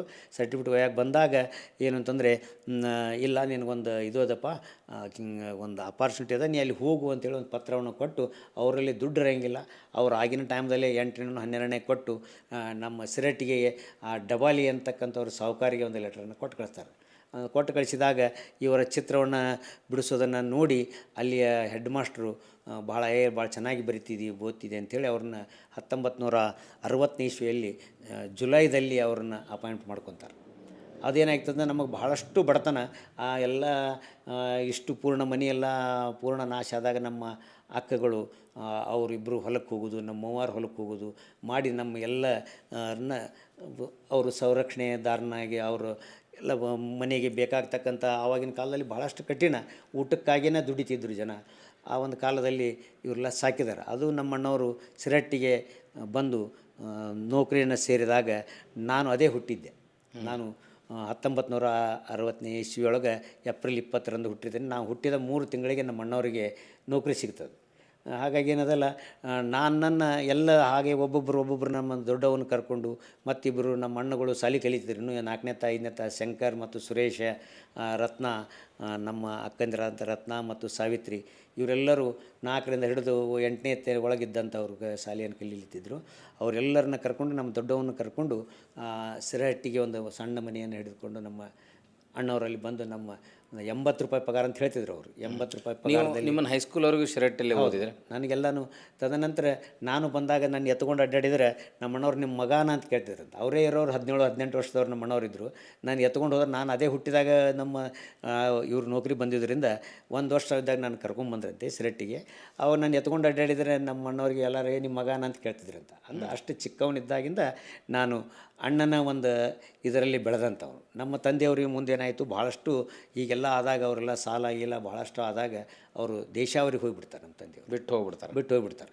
ಹೋದಾಗ ನಮ್ಮ ಅಣ್ಣ ಎಲ್ಲರನ್ನ ಕರ್ಕೊಂಡ್ಬಂದು ಸಿರಹಟ್ಟಿಯಲ್ಲಿ ಒಂದು ಈ ನೌಕರಿ ಸಿಗ್ತದಲ್ಲ 80 ರೂಪಾಯಿ ಪಗಾರದ ನೌಕರಿಯಲ್ಲಿ ಎಲ್ಲರನ್ನ ನಾವು 11 ಜನ ಮಕ್ಕಳು, ನಾವು 11 ಜನ, ಅದರಲ್ಲಿ ನಾನು 9ನೇದವ. ನನ್ನ ನಂತರ ಒಬ್ಬ ತಂಗಿ, ಒಬ್ಬ ತಮ್ಮ ಇದ್ದಾರೆ. ನನಗಿಂತಲೂ ದೊಡ್ಡವರು 8 ಜನ. ಹೀಗೆ ಅದರಲ್ಲಿ 6 ಜನ ಗಂಡುಮಕ್ಕಳು, 5 ಜನ ಹೆಣ್ಣುಮಕ್ಕಳು ಇರ್ತಕ್ಕಂಥ ಒಂದು ಬಹುದೊಡ್ಡ ಕುಟುಂಬ. ಅದರಲ್ಲಿ ಏನಂತಂದರೆ ಇಷ್ಟೂ ನಮ್ಮ ಅಣ್ಣ ತಮ್ಮರು ನಮಗೆಲ್ಲರೂ ವಸಂತನವ್ರನ್ನೊಬ್ಬರು ಬಿಟ್ಟರೆ ಉಳಿದಂಥವ್ರು ಎಲ್ಲರೂ ಸಿರಹಟ್ಟಿಯಲ್ಲಿ ಇದ್ದು ನಾವೆಲ್ಲ ಶಾಲೆ ಕಲ್ತಂಥವ್ರು. ಶಾಂತ ಮತ್ತು ಅರುಂಧತಿ ಅನ್ನೋರು ಅವರು ಆಗಿನ ಕಾಲದಲ್ಲಿ 7ನೇತ್ತ 5ನೇತ್ತ ಸಿರಸಂಗಿಯಲ್ಲಿ ಶಾಲೆಯನ್ನು ಕಲ್ತವರು. ಅವರು ತದನಂತರ ಅವರು ಸ್ವಲ್ಪ ದೊಡ್ಡವರಾದ ನಂತರ ಬಂದು ಇಲ್ಲಿ ಅಡುಗೆ ಮಾಡಲಿಕ್ಕೆ ಮಕ್ಕಳಿಗೆ ಎಲ್ಲ ನಮ್ಮ ಅಣ್ಣಗೆ ಈಗ ಎಲ್ಲರೂ ಬಂದು ಸಿರಹಟ್ಟಿಯಲ್ಲಿ ಸ್ವಲ್ಪ ದಿವಸದೊಳಗೆ ನಾವೆಲ್ಲರೂ 1 ವರ್ಷ ಒಪ್ಪತ್ತಿನಲ್ಲಿ ಸಿರಹಟ್ಟಿಯಲ್ಲಿ ಸೆಟ್ಲ್ ಆಗಿಬಿಡ್ತೀವಿ. ನೀವು ಮುಂದೆ 10th ಆದಮೇಲೆ ನೀವು ರ್ಯಾಂಕ್ ಕೋರ್ಸನ್ನು ಮಾಡ್ತೀವಿ. ನಾನು ಏನಾಯಿತು 1973-74 ಬ್ಯಾಚು ನಂದು SSLC. ತದನಂತರ 74ರಲ್ಲಿ SSLC ಪಾಸ್ ಆದ ತಕ್ಷಣ ನನಗೂ ಚಿತ್ರಕಲೆಗೆ ನಮ್ಮ ಅಣ್ಣವರು ಇಲ್ಲಿ ತಂದು ಹಚ್ತಾರೆ. ಅವರು ತಂದು ಹಚ್ಚಿದಾಗೆ ಅದು 1 ವರ್ಷದ ಕೋರ್ಸ್ ಇರ್ತದೆ. ಅದು 74ರಿಂದ 74ನೇ ಬ್ಯಾಚಿಗೆ ನಂದು SSLC ಇದು ಮುಗೀತದೆ, ಏನು DTC ಮುಗೀತದೆ. ಮುಗಿದ ತಕ್ಷಣ ನಮ್ಮ ಅಣ್ಣವರು ಆಗಿನ ಕಾಲದಲ್ಲಿ ಒಂದು ಫೋಟೋ ಸ್ಟುಡಿಯೋ ಇರಲಿಲ್ಲ, ಮತ್ತು ಇಷ್ಟು ಜನರು ಸಾಕಬೇಕಲ್ಲ, ಬರೀ ನೌಕರಿ ಒಳಗೆ ಆಗಂಗಿಲ್ಲ ಅಂತಕ್ಕಂಥ ಒಂದು ಬಹುದೊಡ್ಡ ಆಸೆಯಿಂದ ಅವರು ಈ ಫೋಟೋಗ್ರಾಫಿಯನ್ನು ಕಲ್ತಿದ್ರು. ಫೋಟೋಗ್ರಾಫಿಯನ್ನು ಅದು ನಮ್ಮ ಅವರ ಸ್ನೇಹಿತರಾದಂಥ ಇದರೊಳಗೆ ಏನು ಅಂತಂದ್ರೆ ನರಗುಂದ ಇದ್ರ ತಾಲೂಕಿನಲ್ಲಿ ಅವ್ರ ಗೆಳೆಯರು ಗರಡಿ ಮಾಸ್ತರ್ ಅಂತಿದ್ರು. ಗರಡಿ ಮಾಸ್ತರ್ ಫೋಟೋ ಸ್ಟುಡಿಯೋ ಇತ್ತು. ಹುಣಗುಂದದಲ್ಲಿ ಗರಡಿ ಮಾಸ್ತರ್ ಅಂತಿದ್ರು. ಅವ್ರ ಫೋಟೋ ಸ್ಟುಡಿಯೋ ಇತ್ತು. ಅವ್ರ ಫೋಟೋ ಸ್ಟುಡಿಯೋದೊಳಗೆ 1 ವಾರ 20 ಇದ್ದು ಕಲಿತು ಬಂದು, ಇಲ್ಲ ನಾವು ಸ್ಟುಡಿಯೋ ಮಾಡೋಣಪ್ಪ ಅಂತಂದ್ರೆ ನನಗೆ. ನಂದು ಅದೇ SLC ಇದು DTC ಆಗಿತ್ತು. ಆಯ್ತಣ್ಣವ್ರು ಅಂಥೇಳಿ ಒಂದು ಕ್ಯಾಮ್ರಾ ತೊಗೊಂಬಂದರು. ಒಂದು ಇದನ್ನು ಸ್ಟುಡಿಯೋ ಸೆಟಪ್ ಮಾಡಿ ಇದ್ದಾಗ ನಾನು 1976ರಿಂದ ಫೋಟೋಗ್ರಾಫಿಯನ್ನು ಪ್ರಾರಂಭ ಮಾಡಿದೆ. ಫೋಟೋಗ್ರಾಫಿಯಿಂದ ಜೀವನ ಪ್ರಾರಂಭ ಮಾಡಿದ್ರೆ ನಿಮ್ಮ ಬದುಕಿನ ಮೊದಲನೇ ಆದಾಯ ಎಷ್ಟು? ನೀವು ರೊಕ್ಕ ಅಂತ ನೋಡಿದ್ದು? ಅವಾಗ ರೊಕ್ಕವನ್ನು ನೋಡಿರಿ ನಾವು ಭಾಳಷ್ಟು ಕಷ್ಟದಿಂದ ಬಂದಂಥವ್ರು. ನನಗೆ ನಾನು 8ನೇ 9ನೇ 10ನೇ ಇದ್ದಾಗ ಸಂತಿ ಮಾಡಕ್ಕೆ ಕೊಡ್ತಿದ್ರು ನಮ್ಮ ಅಣ್ಣವರು. 8ನೇಕ್ಕೆ 10 ಕೆ ಜಿ ಜೋಳ ಇತ್ತು. ನನಗೆ ಇವತ್ತಿಗೆ ನೆನಪದ. ಅವಾಗ ಸೇರಿನಿಂದ ಅಳಿತಿದ್ರು. 10 ಸೇರು ಜೋಳಕ್ಕೆ 8ನೇ ರೊಕ್ಕಿತ್ತು. 2 ರೂಪಾಯಿ ಕೊಟ್ಟರೆ ಎಲ್ಲ 2 ಕೈ ಚೀಲ ತುಂಬಲಾರ್ದಷ್ಟು 2 ಸಲ ಬಂದು ಸಂತಿಯನ್ನು ಮಾಡ್ತಿದ್ದೆ ನಾನು. ಅಂಥ ಒಂದು ಅನೇಕ ಭಯಂಕರ ಕಿಮ್ಮತ್ತಿತ್ತು. ಅಣೆ ಅಂದರೆ 6 ಪೈಸಾ. ಇವತ್ತಿನ 6 ಪೈಸಾ ಅಣೆ. ಅವಾಗ 3 ಪೈಸಾ ಅಣೆ, 1 ಪೈಸಾ, 2 ಪೈಸಾ ಅಂತಿಂದ ನಾವು ಜೀವನವನ್ನು ಪ್ರಾರಂಭ ಮಾಡಿದೆವು. ಎಷ್ಟು ಮೊದಲನೇ ನೀವು ಸ್ಟುಡಿಯೋ ಹಾಕಿದ್ರಿ? ಸ್ಟುಡಿಯೋ ಹಾಕಿದ ಮೇಲೆ ಮೊದಲ ತಿಂಗಳ ಲಾಭ ಅಂತ ಏನಾರು ಬಂತೇನು? ಅದೇನಾಯಿತು ಅಂದರೆ ಸರ್, ಅವಾಗಿನ ಕಾಲದಲ್ಲಿ ಎಷ್ಟು ಇನ್ಕಮ್ಮು ಅಂತಂದರೆ ಆವಾಗಿನ ಕಾಲದಲ್ಲಿ 10 ರೂಪಾಯಿ ಫೋಟೋ ಮಾಡ್ತಿದ್ವಿ ನಾವು. 10 ರೂಪಾಯಿಗೆ 3 ಪಾಸ್ಪೋರ್ಟ್ ಸೈಜ್ ಫೋಟೋ. ಅಂದ್ರೆ ಈಗಿನ ಲೆಕ್ಕಕ್ಕೆ ಅದು ಹೌದು. ಸಾವಿರಾರು ರೂಪಾಯಿ ದುಡ್ಡು. ಇವತ್ತಿನ ಕಾಲಕ್ಕೆ 1000 ರೂಪಾಯಿ ಕಿಮ್ಮತ್ತು. ಅಂಥ ಅದೇನಿದಲ್ಲ, ಆ ಫೋಟೋಗ್ರಾಫಿ ಮಾಡೋದ್ರಿಂದ ನಮ್ದು ಮನೆತನ ಹೇಳೋಕ್ಕೋ ಏನೋ ಒಂದು ಕಾರಣ ಉದ್ಧಾರ ಆಗಲಿಕ್ಕೆ ಭಾಳಷ್ಟು. ಅದೇ 1975ನೇ ಇಸ್ವಿಯೊಳಗೆ ರಂಡಮುಂಡಿ ಪೆನ್ಷನ್ ಅಂತ ಚಾಲು ಆಯಿತು. ಇಂದಿರಾ ಗಾಂಧಿಯವರು ಘೋಷಣೆ ಮಾಡಿದರು ವಿಧವೆ ಪೆನ್ಷನ್ ಅಂತೇಳಿ. ಅದು ಅವಾಗೆಲ್ಲ ಭಾಳ ಫೇಮಸ್ ಅಂದರೆ ರಂಡಮುಂಡಿಯವರ ಪೆನ್ಷನ್ ಅಂತೇಳಿ ಚಾಲು ಆಯಿತು. ಆ ಒಂದು ವೇಳೆಯಲ್ಲಿ ಪ್ರತಿಯೊಂದು ಹಳ್ಳಿಯೊಳಗೆ ನಮ್ಮೂರಿಗೆ ಬರ್ರಿ ಫೋಟೋ ತೆಗೆದುಕೊಡ್ರಿ. ಯಾಕಂದ್ರೆ ಪ್ರತಿಯೊಂದು ಕಂಪಲ್ಸರಿಯಾಗಿ ಫೋಟೋ ಹಚ್ಚಬೇಕಾಗಿತ್ತು. ಆ ಅಪ್ಲಿಕೇಶನ್ ಸರ್ಕಾರದವ್ರ ಅಪ್ಲಿಕೇಶನ್ ತುಂಬುವಾಗ ಅದರಲ್ಲಿ ಅವ್ರ ಫೋಟೋ ಹಚ್ಚಬೇಕಾಗಿತ್ತು. ಹಾಗಾಗಿ ಏನಾಯಿತು ಅಂತಂದರೆ, ನಾನು ಸ್ಟುಡಿಯೋ ಮಾಡಿದ 1 ತಿಂಗಳು 2 ತಿಂಗಳದೊಳಗೆ ಹಳ್ಳಿಯಾಗಿನ ಬಂದು ಹಿರಿಯರು ಇರ್ತಾರಲ್ಲ, ಅವಾಗೆಲ್ಲ ಹಿರಿಯರ ಮೇಲೆ ನಡೀತಿತ್ತು. ಅವ್ರು ಹಿರಿಯರು ಬಂದು ನಮ್ಮನ್ನು ಕರೆಯಾಕತ್ರು, ನಮ್ಮ ಊರಿಗೆ ಬರ್ರಿ, ನಮ್ಮ ಊರಾಗ ಇಷ್ಟು ಫೋಟೋದ. ಅಲ್ಲಿಂದ ಸಿರಟ್ಟಿಯಿಂದ ಸುತ್ತಲೂ ಇರ್ತಕ್ಕಂಥ ಇಡೇ ಅದು ಒಂದು ಏನು ಅಂತಂದರೆ, ಈ ಹಳೇ ಸಿರಟ್ಟಿ ತಾಲೂಕಿನಲ್ಲಿ 3 ತಾಲೂಕಿನೊಳಗೆ ಫೋಟೋ ಸ್ಟುಡಿಯೋ ಇರಲಿಲ್ಲ. ಗದಗ ಬಿಟ್ಟರೆ ನಮ್ಮದು ಸಿರಟ್ಟಿ ಒಂದೇ. ಲಕ್ಷ್ಮೇಶ್ವರದಲ್ಲಿರಲಿಲ್ಲ, ಮುಂಡ್ರಿಗೆಯಲ್ಲಿರಲಿಲ್ಲ, ಆಮೇಲೆ ಬೆಳ್ಳಟ್ಟಿಯಲ್ಲಿರಲಿಲ್ಲ. ತದನಂತರ ಸವಣೂರು ಒಮ್ಮಕ್ಲೆ. ಅಂಥ ಒಂದು ವೇಳೆಯಲ್ಲಿ ಎಲ್ಲ ಊರವರು ನಮಗೆ ಕರೆಯಾಕತ್ರು, ನಮ್ಮ ಊರಿಗೆ ಬಂದು ಫೋಟೋ ತೆಗೆದುಕೊಡ್ರಿ, ನಮ್ಮ ಊರಿಗೆ ಫೋಟೋ ತಂದು. ಇಲ್ಕಂದ್ರೆ ಇಷ್ಟರು ಬಸ್ಸಿಗೆ ಬರಬೇಕಲ್ಲ, ಎಲ್ಲರೂ ಬಸ್ಸಿಗೆ ಟಿಂಪೋಕ್ಕೆ. ಒಂದು ಘಟನೆ ಹೇಳ್ತೀನಿ. ಒಂದು ಊರಾಗ ಒಂದು 20-22 ಜನ ಇದ್ರಿ. ಅವರು ಚಬ್ಬಿ ದಾಟಿ ಒಂದು ತಾಂಡೆಯಿಂದ ಇಷ್ಟು ಲಮ್ಮಣ್ಯರನ್ನ ಕರ್ಕೊಂಡು ಟ್ಯಾಕ್ಟರ್ ತೊಗೊಂಡು, ಆವಾಗ ಟ್ಯಾಕ್ಟರ್ ಅಂದರೆ ದೊಡ್ಡದಿದ್ದು, ಬಂದು ಫೋಟೋ ತೆಗೆಸ್ಕೊಂಡು ಹೋದರು. ಆ ಊರಾಗಿದ್ದಂಥವ್ರು ಆ ಹಿರಿಯರೆಲ್ಲ ಪೆನ್ಷನ್ ಕೊಡಿಸ್ಬೇಕಾದ್ರೆ ಫೋಟೋ ಬೇಕಾಗಿತ್ತಲ್ಲ. ಹಾಗೆ ಪ್ರತಿಯೊಂದು ಊರಿಗೂ ನಾನು ಬೆಳಿಗ್ಗೆ ಅವಾಗಿನ ನನ್ನ ಬದುಕು ಅಂದ್ರೆ ನಾನು ಹೇಗೆ ದುಡಿದೆ, ಆಮೇಲೆ ಹೇಗೆ ಉದ್ಧಾರ ಆದೆ ಅನ್ನೋದಕ್ಕೊಂದು ಸಣ್ಣ ಉದಾಹರಣೆ ಏನಂತಂದರೆ, ಪ್ರತಿದಿನ 5 ಗಂಟೆಗೆ ನಾನು ಹೇಳ್ತಿದ್ದೆ. ಎದ್ದು ಅದು ಮಲ್ಕೊಳ್ಳೋದಲ್ಲೇ ಫೋಟೋ ಸ್ಟುಡಿಯೋದಲ್ಲೇ ಮಕ್ಕೋತಿದ್ದೆ. ನಾನು ನನ್ನ ಗೆಳೆಯ ಮಹೇಂದ್ರಕರ್ ಅಂತೇಳಿ ನಮ್ಮ ಬುರ್ಗುರೆ ಡಾಕ್ಟರ್ ಬಿಲ್ಡಿಂಗ್ನೊಳಗೆ ನಮ್ಮದು ಫೋಟೋ ಸ್ಟುಡಿಯೋ ಪ್ರಾರಂಭ ಮಾಡಿದ್ವಿ. ಅಲ್ಲಿ ಮಹೇಂದ್ರಕರ್ ಅಂತಕ್ಕಂಥ ಅವನು PUC SLC ಆಗಿತ್ತು, ಅವ ಕಂಪೌಂಡ್ರ್ ಅಂತಿದ್ದ. ಇಬ್ಬರು ಒಂದೇ ಹಾಸಿಗೆಯಲ್ಲಿ ನಾವು ಮಲ್ಕೊಂಥ ದೋಸ್ತರು, ಗೆಳೆಯರು ನಾವು. ಅವ ಯಾವ್ರ ಪೇಷಂಟ್ ಏನಾರ ಇದ್ದಂದರೆ ಎಲ್ಲನೂ ಪಟ್ನ ಕರೆಯಾಕೆ ಬರ್ತಿದ್ರು. ಅವನು ಹೇಳ್ತಿದ್ದ, ಅವ ಎದ್ದ ಜೊತೆಗೆ ನಾನು ಹೇಳ್ತಿದ್ದೆ. ಆದರೆ ನಮ್ದು ಏನು ಅಂತಂದರೆ, ಇವತ್ತೇನು ಫೋಟೋ ತಗೊಂಡು ಬಂದಂತಹ ಕೆಲಸವನ್ನು 11-12 ಮಟ್ಟ ಇಷ್ಟು ಫೋಟೋ ಪ್ರಿಂಟ್ ಹಾಕಿ ಅವನ್ನೆಲ್ಲ ಕವರ್ನಾಗ ಹಾಕಿ ರೆಡಿ ಮಾಡ್ಕೋಬೇಕು. ಬೆಳಗ್ಗೆ ಎದ್ದುಕೊಳ್ಳಿ ಮತ್ತು ಊರಿಗೆ ಹೋಗ್ಬೇಕಲ್ಲ ತೊಗೊಂಡು. ಅವಾಗ ಅಣ್ಣವರು ಸಹಿತ ಅವರು 9 ಗಂಟೆಗೆ ಇಬ್ಬರು ಕೂಡ ಊಟ ಮಾಡ್ತಿದ್ವಿ. ಮನೆಯಾಗಿಂದ ಊಟ ಮಾಡಿ ಇಬ್ಬರು ಕೂಡಿ ಬಂದು ಇಷ್ಟು ಫೋಟೋಗಳನ್ನು, ಅವಾಗೆಲ್ಲ ಡಾರ್ಕ್ ರೂಮ್ ಅಂತಿರ್ತಿತ್ತು, ಡಾರ್ಕ್ ರೂಮ್ನಲ್ಲೇ ಮಾಡ್ತಕ್ಕಂಥದ್ದು. ಈಗೆಲ್ಲ ಪಾಸಿಟಿವ್ ಮೊದಲೇಕೆ ನೆಗೆಟಿವನ್ನೆಲ್ಲ ರೀಲನ್ನು ತೊಳೆದುಕೊಳ್ಳೋದು, ಅದು ಒಣಗಾಕಿ ಹೊರಗೆ ಹಾಕಿದ ಮೇಲೆ ಅಥವಾ ಮಧ್ಯಾಹ್ನದಲ್ಲಿ ರೀಲೆಲ್ಲ ತೊಳೆದು ಹಾಕಿಬಿಟ್ರೆ ರಾತ್ರಿ ಎಲ್ಲ ಪ್ರಿಂಟ್ ಹಾಕೋದು ಮಾಡಿ ಇಷ್ಟು ಪಾಕೆಟ್ ರೆಡಿ ಮಾಡ್ಕೊಂಡು ಮತ್ತೆ ಹೊಸ ರೀಲ್ ಹಾಕ್ಕೊಂಡು ಬೆಳಗ್ಗೆ ಹರಿದ್ಕೊಳ್ಳೆ 5 ಗಂಟೆಗೆ ಅಲ್ಲೇ ಮಾರಿ ತೊಗೊಳ್ಳೋದು. ಮನೆಗೆ ಹೋಗ್ತಿದ್ದೇನೆ ಇಲ್ಲ. ಒಂದು ಸೈಕಲ್ ಇತ್ತು, ಒಂದು ಸೈಕಲ್ ತೊಗೊಂಡಿದ್ದು, ಹೀರೋ ಸೈಕಲ್ ಮೇಲೆ ನಾನು ಕಪ್ಪದ ಗುಡ್ಡದ ತುದಿ, ಇವತ್ತೇನು ಸಿರಟ್ಟಿಯಿಂದ 11 ಕಿಲೋಮೀಟ್ರ್ ಅಂತರದಲ್ಲಿರ್ತಕ್ಕಂಥ ಪ್ರತಿಯೊಂದು ಹಳ್ಳಿಗೆ ನನಗೆ ಇನ್ವೈಟ್ ಇರ್ತಿತ್ತು. ನಮ್ಮ ಊರಿಗೆ ಬರ್ರಿ ಅಂತಂದರೆ, ಆಗಿನ ಕಾಲದಲ್ಲಿ ಈಗಿನಂಗೆ ಜನ 10 ಗಂಟೆ 11 ಗಂಟೆ ಹೊಲಕ್ಕೆ ಹೋಗ್ತಿದ್ದಿಲ್ಲ. 7:15 ಹೋದರೆ ಒಬ್ಬರು ಮನ್ಯಾಗ ಸಿಗ್ತಿದ್ದಿಲ್ಲ. ಅಂದರೆ ಎಷ್ಟೊತ್ತಿದ್ರು 7-7:30 ಒಳಗೆ ಆ ಊರಾಗ ಇರ್ಬೇಕು ನಾವು. ಅಂದರೆ ಏನಂತಂದರೆ, ಇಲ್ಲಕ್ಕಂದ್ರೆ ರೈತರೆಲ್ಲ ತಮ್ಮ ಕೆಲಸಕ್ಕೆ ಹೋಗ್ಬಿಡ್ತಿದ್ರು, ಉದ್ಯೋಗಕ್ಕೆ ಹೋಗ್ಬಿಡ್ತಾರೆ. ಅವಾಗೆಲ್ಲ 7:30 ಹೊಲದಾಗಿರಬೇಕು. ಅಂಥ ಒಂದು ಕಾಲಮಾನದಲ್ಲಿ ಏನದಲ್ಲ, ನಾನು ಈ ಕಪ್ಪತ್ತ ಗುಡ್ಡದ ತುದಿಯಲ್ಲಿರ್ತಕ್ಕಂತಹ ಪ್ರತಿಯೊಂದು ಊರನ್ನು ನಾನು ಅಡ್ಡಾಡಿದ್ದೇನೆ. ಅದರ ಜೊತೆಗೆ ಮುಂದೆ ಬೇರೆ ಹಾಗಾಗಿ ಏನಾಯಿತು, ಬಹಳಷ್ಟು ಆದಾಯ ದುಡಿದ್ಬಿಟ್ಟು ನಾವು. ಎಷ್ಟು ವರ್ಷ ನೀವು ಫೋಟೋ ಸ್ಟುಡಿಯೋ? ನಾನು ಅದನ್ನೆಲ್ಲ 1979 ಮಟ್ಟ 4 ವರ್ಷದಲ್ಲಿ ಅದ್ಭುತ ಆದಂತಹ ದುಡಿಮೆಯನ್ನು ಮಾಡಿದ್ವಿ. ಯಾಕಂದರೆ ಒಂದು ದಿನಕ್ಕೆ ಆಗಿನ ಕಾಲದಲ್ಲಿ 500-600 ರೂಪಾಯಿ ತರ್ತಿದ್ದೆ ನಾನು. ಇವತ್ತಿಗೆ ಲಕ್ಷಗಟ್ಟಲೆ. ಮುಂದೆ ನೀವು ಸರ್ಕಾರಿ ನೌಕರಿಗೆ ಯಾಕೆ ಬಂದ್ರಿ? ಅದು ಉದ್ಯೋಗ ಚೆನ್ನಾಗಿತ್ತಲ್ಲ? ಉದ್ಯೋಗ ಚೆನ್ನಾಗಿತ್ತು ಅಂದರೆ ಏನಾಯಿತು, ಮುಂದೆ ನನಗೆ ಅಕ್ಕಿ ಮಾಸ್ತರ್ ಒಂದು ಕಟಾಕ್ಷೆ. ನಮ್ಮ ಮನೆತನದ ಮೇಲೆ ನಿಜವಾಗಿ ನಮಗೆ ಗುರುಗಳಂದರೆ ಟಿ ಪಿ ಎಕ್ಕಿಯವರು. ಯಾಕಂದರೆ ನಮ್ಮ ಅಣ್ಣವರು ಎಮ್ ಡಿ ಕಡ್ಲಿಕೊಪ್ಪರು, ತದನಂತರ ಎಸ್ ಡಿ ಕಡ್ಲಿಕೊಪ್ಪ ಶಂಕರ್ ಅದಾರಲ್ಲ, ಅವರು ಚಿತ್ರಕಲೆಯನ್ನು ಕಲಿತು ಅವರು ಆಗಲೇ ಡ್ರಾಯಿಂಗ್ ಟೀಚರ್ ಆಗಿದ್ದರು. ಅವಾಗೂ 73ನೇ ಇಸ್ವಿಯೊಳಗೆ ಡಿ ಟಿ ಸಿ ಆದಾಗ ಅವಾಗ ಸೀದಾ ಈ ಚಿಕ್ಕಮಗಳೂರು ಜಿಲ್ಲೆಯಲ್ಲಿ ಅವ್ರಿಗೇನು ಡ್ರಾಯಿಂಗ್ ಟೀಚರ್ ಆಗಿದ್ದರು. ಹಾಗಾಗಿ ತದನಂತರ ನನಗೂ ಅವರು ನಾನು ಬರದೇ ಇದ್ರೂ ದಿನಕ್ಕೆ ವಾರದಾಗ 2-3 ಸಲ ಬಂದು ಹಾಜರಿಯನ್ನು ಕೊಟ್ಟು ನಾನು ಡಿಪ್ಲೊಮಾ ಮಾಡಿಕೊಂಡೆ. ಅದಾದಮೇಲೆ ನಿಮ್ಮನ್ನು ವಿಜಯ ಕಲಾ ಮಂದಿರಕ್ಕೆ ಯಾಕೆ ತೊಗೊಂಡ್ರು? ವಿಜಯ ಕಲಾ ಮಂದಿರಕ್ಕೆ ಈ ನಮ್ಮ ಅವರ ಸಂಬಂಧ ಹೇಗಿತ್ತು ಅಂತಂದರೆ, ಈಗ ಕೆಲವೊಂದು ಜನ ಮಾತಾಡ್ತಿದ್ರು ಅಲ್ಲೇ ಟಿ ಪಿ ಎಕ್ಕಿಯವ್ರ ಮುಂದೆ ಎಮ್ ಡಿ ಕಡ್ಲಿಕೊಬ್ಬರು ಪ್ರತಿ ಶನಿವಾರ ಬಂದು ಕುಂದಿರಬೇಕು. ಅವರೊಂದು ಬಾಂಧವ್ಯ ಇತ್ತು. ಅಕ್ಕಿ ಬ್ಯಾಳಿ ಕಡ್ಲಿ 3 ಕುಂದ್ರ ಕೂಡಿದು ನೋಡಪ್ಪ ಅಂತಿದ್ರು ನಮ್ಮ ಎಲ್ಲರೂ. ಬ್ಯಾಳಿ ಸರ್ ಇದ್ದರು. ಬ್ಯಾಳಿ ಸರ್ ಈಗ ಅದಾರ ಬೆಳೆಯವರು. ಅವರು ನಮ್ಮ ಹಿರಿಯರು. ಟಿ ಪಿ ಎಕ್ಕಿಯವ್ರ ಮುಂದೆ ಬ್ಯಾಳಿ ಸರು, ಬ್ಯಾಳಿಯವ್ರ ಬಾಜುಕ್ಕೆ ಈ ಸೈಡಿನ ಕುರ್ಚದಲ್ಲಿ ಎಮ್ ಡಿ ಕಡ್ಲಿಕೊಬ್ಬರು. ಶನಿವಾರ ದಿವಸ 11 ಗಂಟೆಗೆ ಸಾಲು ಬಿಡ್ತಿತ್ತು. ಅವಾಗ 11 ಬಸ್ ಅಂದರೆ 12:30 ಒಳಗಾಗಿ ಎಮ್ ಡಿ ಕಡ್ಲಿಕೊಬ್ಬರು ಟಿ ಪಿ ಎಕ್ಕಿಯವ್ರ ಮುಂದೆ ಬಂದು ಕುಂದಿರ್ಬೇಕು. ಶಿಷ್ಯರು ಅವರ ಭಾಳಷ್ಟು ಬಾಂಧವ್ಯ. ತದನಂತರ ಏನಂತಂದ್ರೆ ಅವರು ಒಬ್ಬ ಮಗನ ಹಾಗೆ ಅವರು ಟಿ ಪಿ ಎಕ್ಕಿಯವ್ರು ನೋಡ್ತಿದ್ರು. ತದನಂತರ ಅವರು ಇಬ್ಬರು ವಸಂತ ಅಕ್ಕಿಯವ್ರದ್ದು ಮಾತ್ರ ಮದುವೆ ಆಗಿತ್ತು. ತದನಂತರ ಅಶೋಕ್ ಅವರಿಗೆ, ಸುರೇಶ್ ಅವರಿಗೆ ಮತ್ತು ವಿಜಯ್ ಅವರಿಗೆ ಎಮ್ ಡಿ ಕಡ್ಲಿಕೊಪ್ಪರೇ ಕನ್ಯಾನ ಹುಡುಕಿದವರು. ವಿಜಯ ಕಲಾ ಮಂದಿರದ ಸ್ಥಾಪಕರು ಟಿ ಪಿ ಎಕ್ಕಿ ಅವರು ಜೊತೆ ತಮ್ಮ ಒಡನಾಟ ಇತ್ತು. ಅಲ್ಲಿಂದ ನೀವು ಮತ್ತೆ ಇಲ್ಲಿಗೆ ಬಂದ್ರಿ. ಇಲ್ಲಿಗೆ ಬಂದೆ. ಈ ಕಾಲೇಜಿಗೆ ಬಂದ್ರಲ್ಲ, ಬಂದಾಗ ನೀವು ಫೋಟೋ ಸ್ಟುಡಿಯೋ ಬಿಟ್ಟು ಬಿಟ್ರಿ? ಇಲ್ಲ, ನಾನು ಮಾಡ್ತಿದ್ದೆ, ಡೈಲಿ ಟ್ರಾಲಿಂಗ್ ಮಾಡ್ತಿದ್ದೆ. ಅದಾದಮೇಲೆ ಯಾವಾಗ ಫೋಟೋ ಸ್ಟುಡಿಯೋ ವ್ಯಾಪಾರ ನಿಂತು?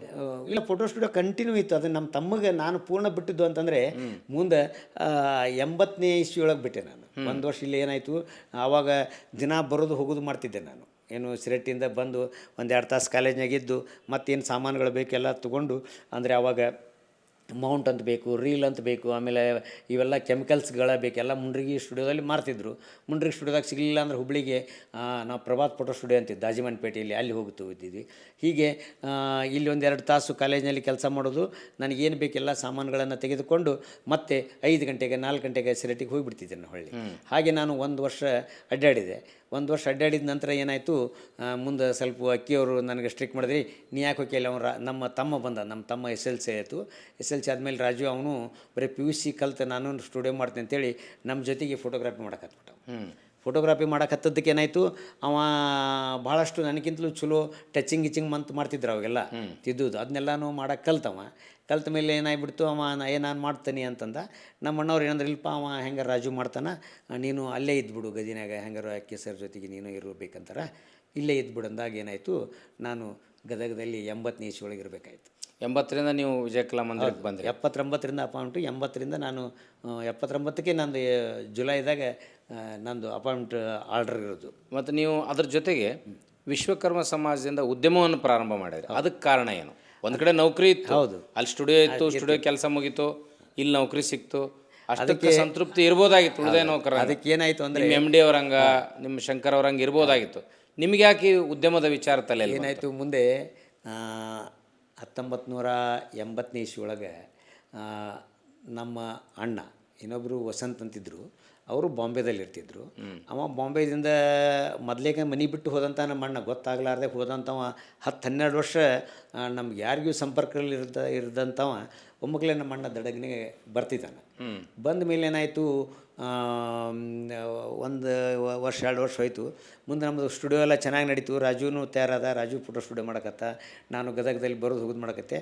ಅವಾಗೇನಾಯಿತು, ನಮ್ಮಣ್ಣ ಇಲ್ಲೇ ಒಂದು ಯಾಕೆ ನಾವು ಬಿಸ್ನೆಸ್ ಮಾಡಬಾರ್ದು ಅಂಥೇಳಿ ನನಗೆ ಹೇಳಿದಾಗ, ಆಯಿತು ಅಂತ ಮಾಡಿದಾಗ, ಅವಾಗೆಲ್ಲ ಈ ಮನೆಯೊಳಗೆ ಉಪಯೋಗ ಮಾಡ್ತಕ್ಕಂತಹ ಕಾಟು ಕಪಾಟು ಅವೆಲ್ಲ ಟ್ರೆಜರಿಗೆ ಕಪಾಟ್ ಅಂತಿದ್ದಾರಲ್ಲ, ಕಬ್ಬಿಣ ಸಾಮಾನುಗಳನ್ನು ಮಾರಬಾರ್ದು ಯಾಕೆ ಅಂಥೇಳಿ ಅವ್ರು ನನಗೊಂದು ತಲೆಯಾಗಿ ತುಂಬಿದ್ರು. ಆಯಿತು ಹಂಗಾರೆ ಮಾಡೋಣ ಅಂಥೇಳಿ ನಮ್ಮ ಸ್ಟುಡಿಯೋದ ಬಾಜುಕ್ಕೆ ಒಂದು ಅಂಗಡಿ ಖಾಲಿ ಇತ್ತು ಸ್ವಾಮಿಯವ್ರದ್ದು. ಅದನ್ನು ಬಿಲ್ಡಿಂಗ್ ಹಿಡಿದ್ವಿ. ಎಲ್ಲಿ? ಸಿರಟ್ಟಿಯಲ್ಲಿ ಹಿಡಿದು 80ನೇ ಇಸ್ವಿಯಿಂದ ಹಿಡಿದು 81, 82, 83 ಅವಾಗೆಲ್ಲ ಈ ಸ್ಕೀಮ್ ಅಂತ ಮಾಡಿದ್ವಿ. ಸ್ಕೀಮ್ ಅಂದರೆ ಅವಾಗ ತಿಂಗಳಿಗೆ 50 ರೂಪಾಯಿ ಅಂದರೆ ದೊಡ್ಡ ರೊಕ್ಕ ಜನರಿಗೆ ಕೊಡೋಕೆ. 50-100 ರೂಪಾಯಿದು ಒಂದು 8-10 ಸ್ಕೀಮ್ಗಳಾದವು, 100 ಮಂದಿ ಸ್ಕೀಮ್ಗಳಾದವು. ಲಾಟ್ರಿ ಎತ್ತಿದ್ವಿ, ಲಾಟ್ರಿ ಬಂದವರಿಗೆ ಅಷ್ಟು ರೊಕ್ಕ ಕೊಡ್ತಿದ್ವಿ. ತದನಂತರ ನಾವು ಒಂದು ಕಪಾಟಿಗೆ 800 ರೂಪಾಯಿ, ಆವಾಗಿನ ಕಾಲದಲ್ಲಿ 800 ರೂಪಾಯಿ ಟ್ರೆಜರಿ ಅಗದಿ ಹೌದು ಅನ್ನೋದು. ಇವತ್ತು ಯಾವ ಟ್ರೆಜರಿನೂ ಸಿಗಂಗಿಲ್ಲ. ಗೋದ್ರೇಜ್ ಗುಣಮಟ್ಟ ಗೋದ್ರೇಜ್ ಬ್ಯೂರೋಗಳನ್ನು ತಂದು ಕೊಡ್ತಕ್ಕಂತಹ ಉದ್ಯೋಗವನ್ನು ಪ್ರಾರಂಭ ಮಾಡಿದ್ವಿ. ಎಲ್ಲಿಂದ ಅಂದರೆ ದಾವಣಗೆರೆ ಹೋಗ್ತಿದ್ದೆ, ಒಂದು ಮಲ್ಲಿಕಾರ್ಜುನ್ ಅಂತೇಳಿ ಎಂಟರ್ಪ್ರೈಸ್ ಅಂತ ಇತ್ತು.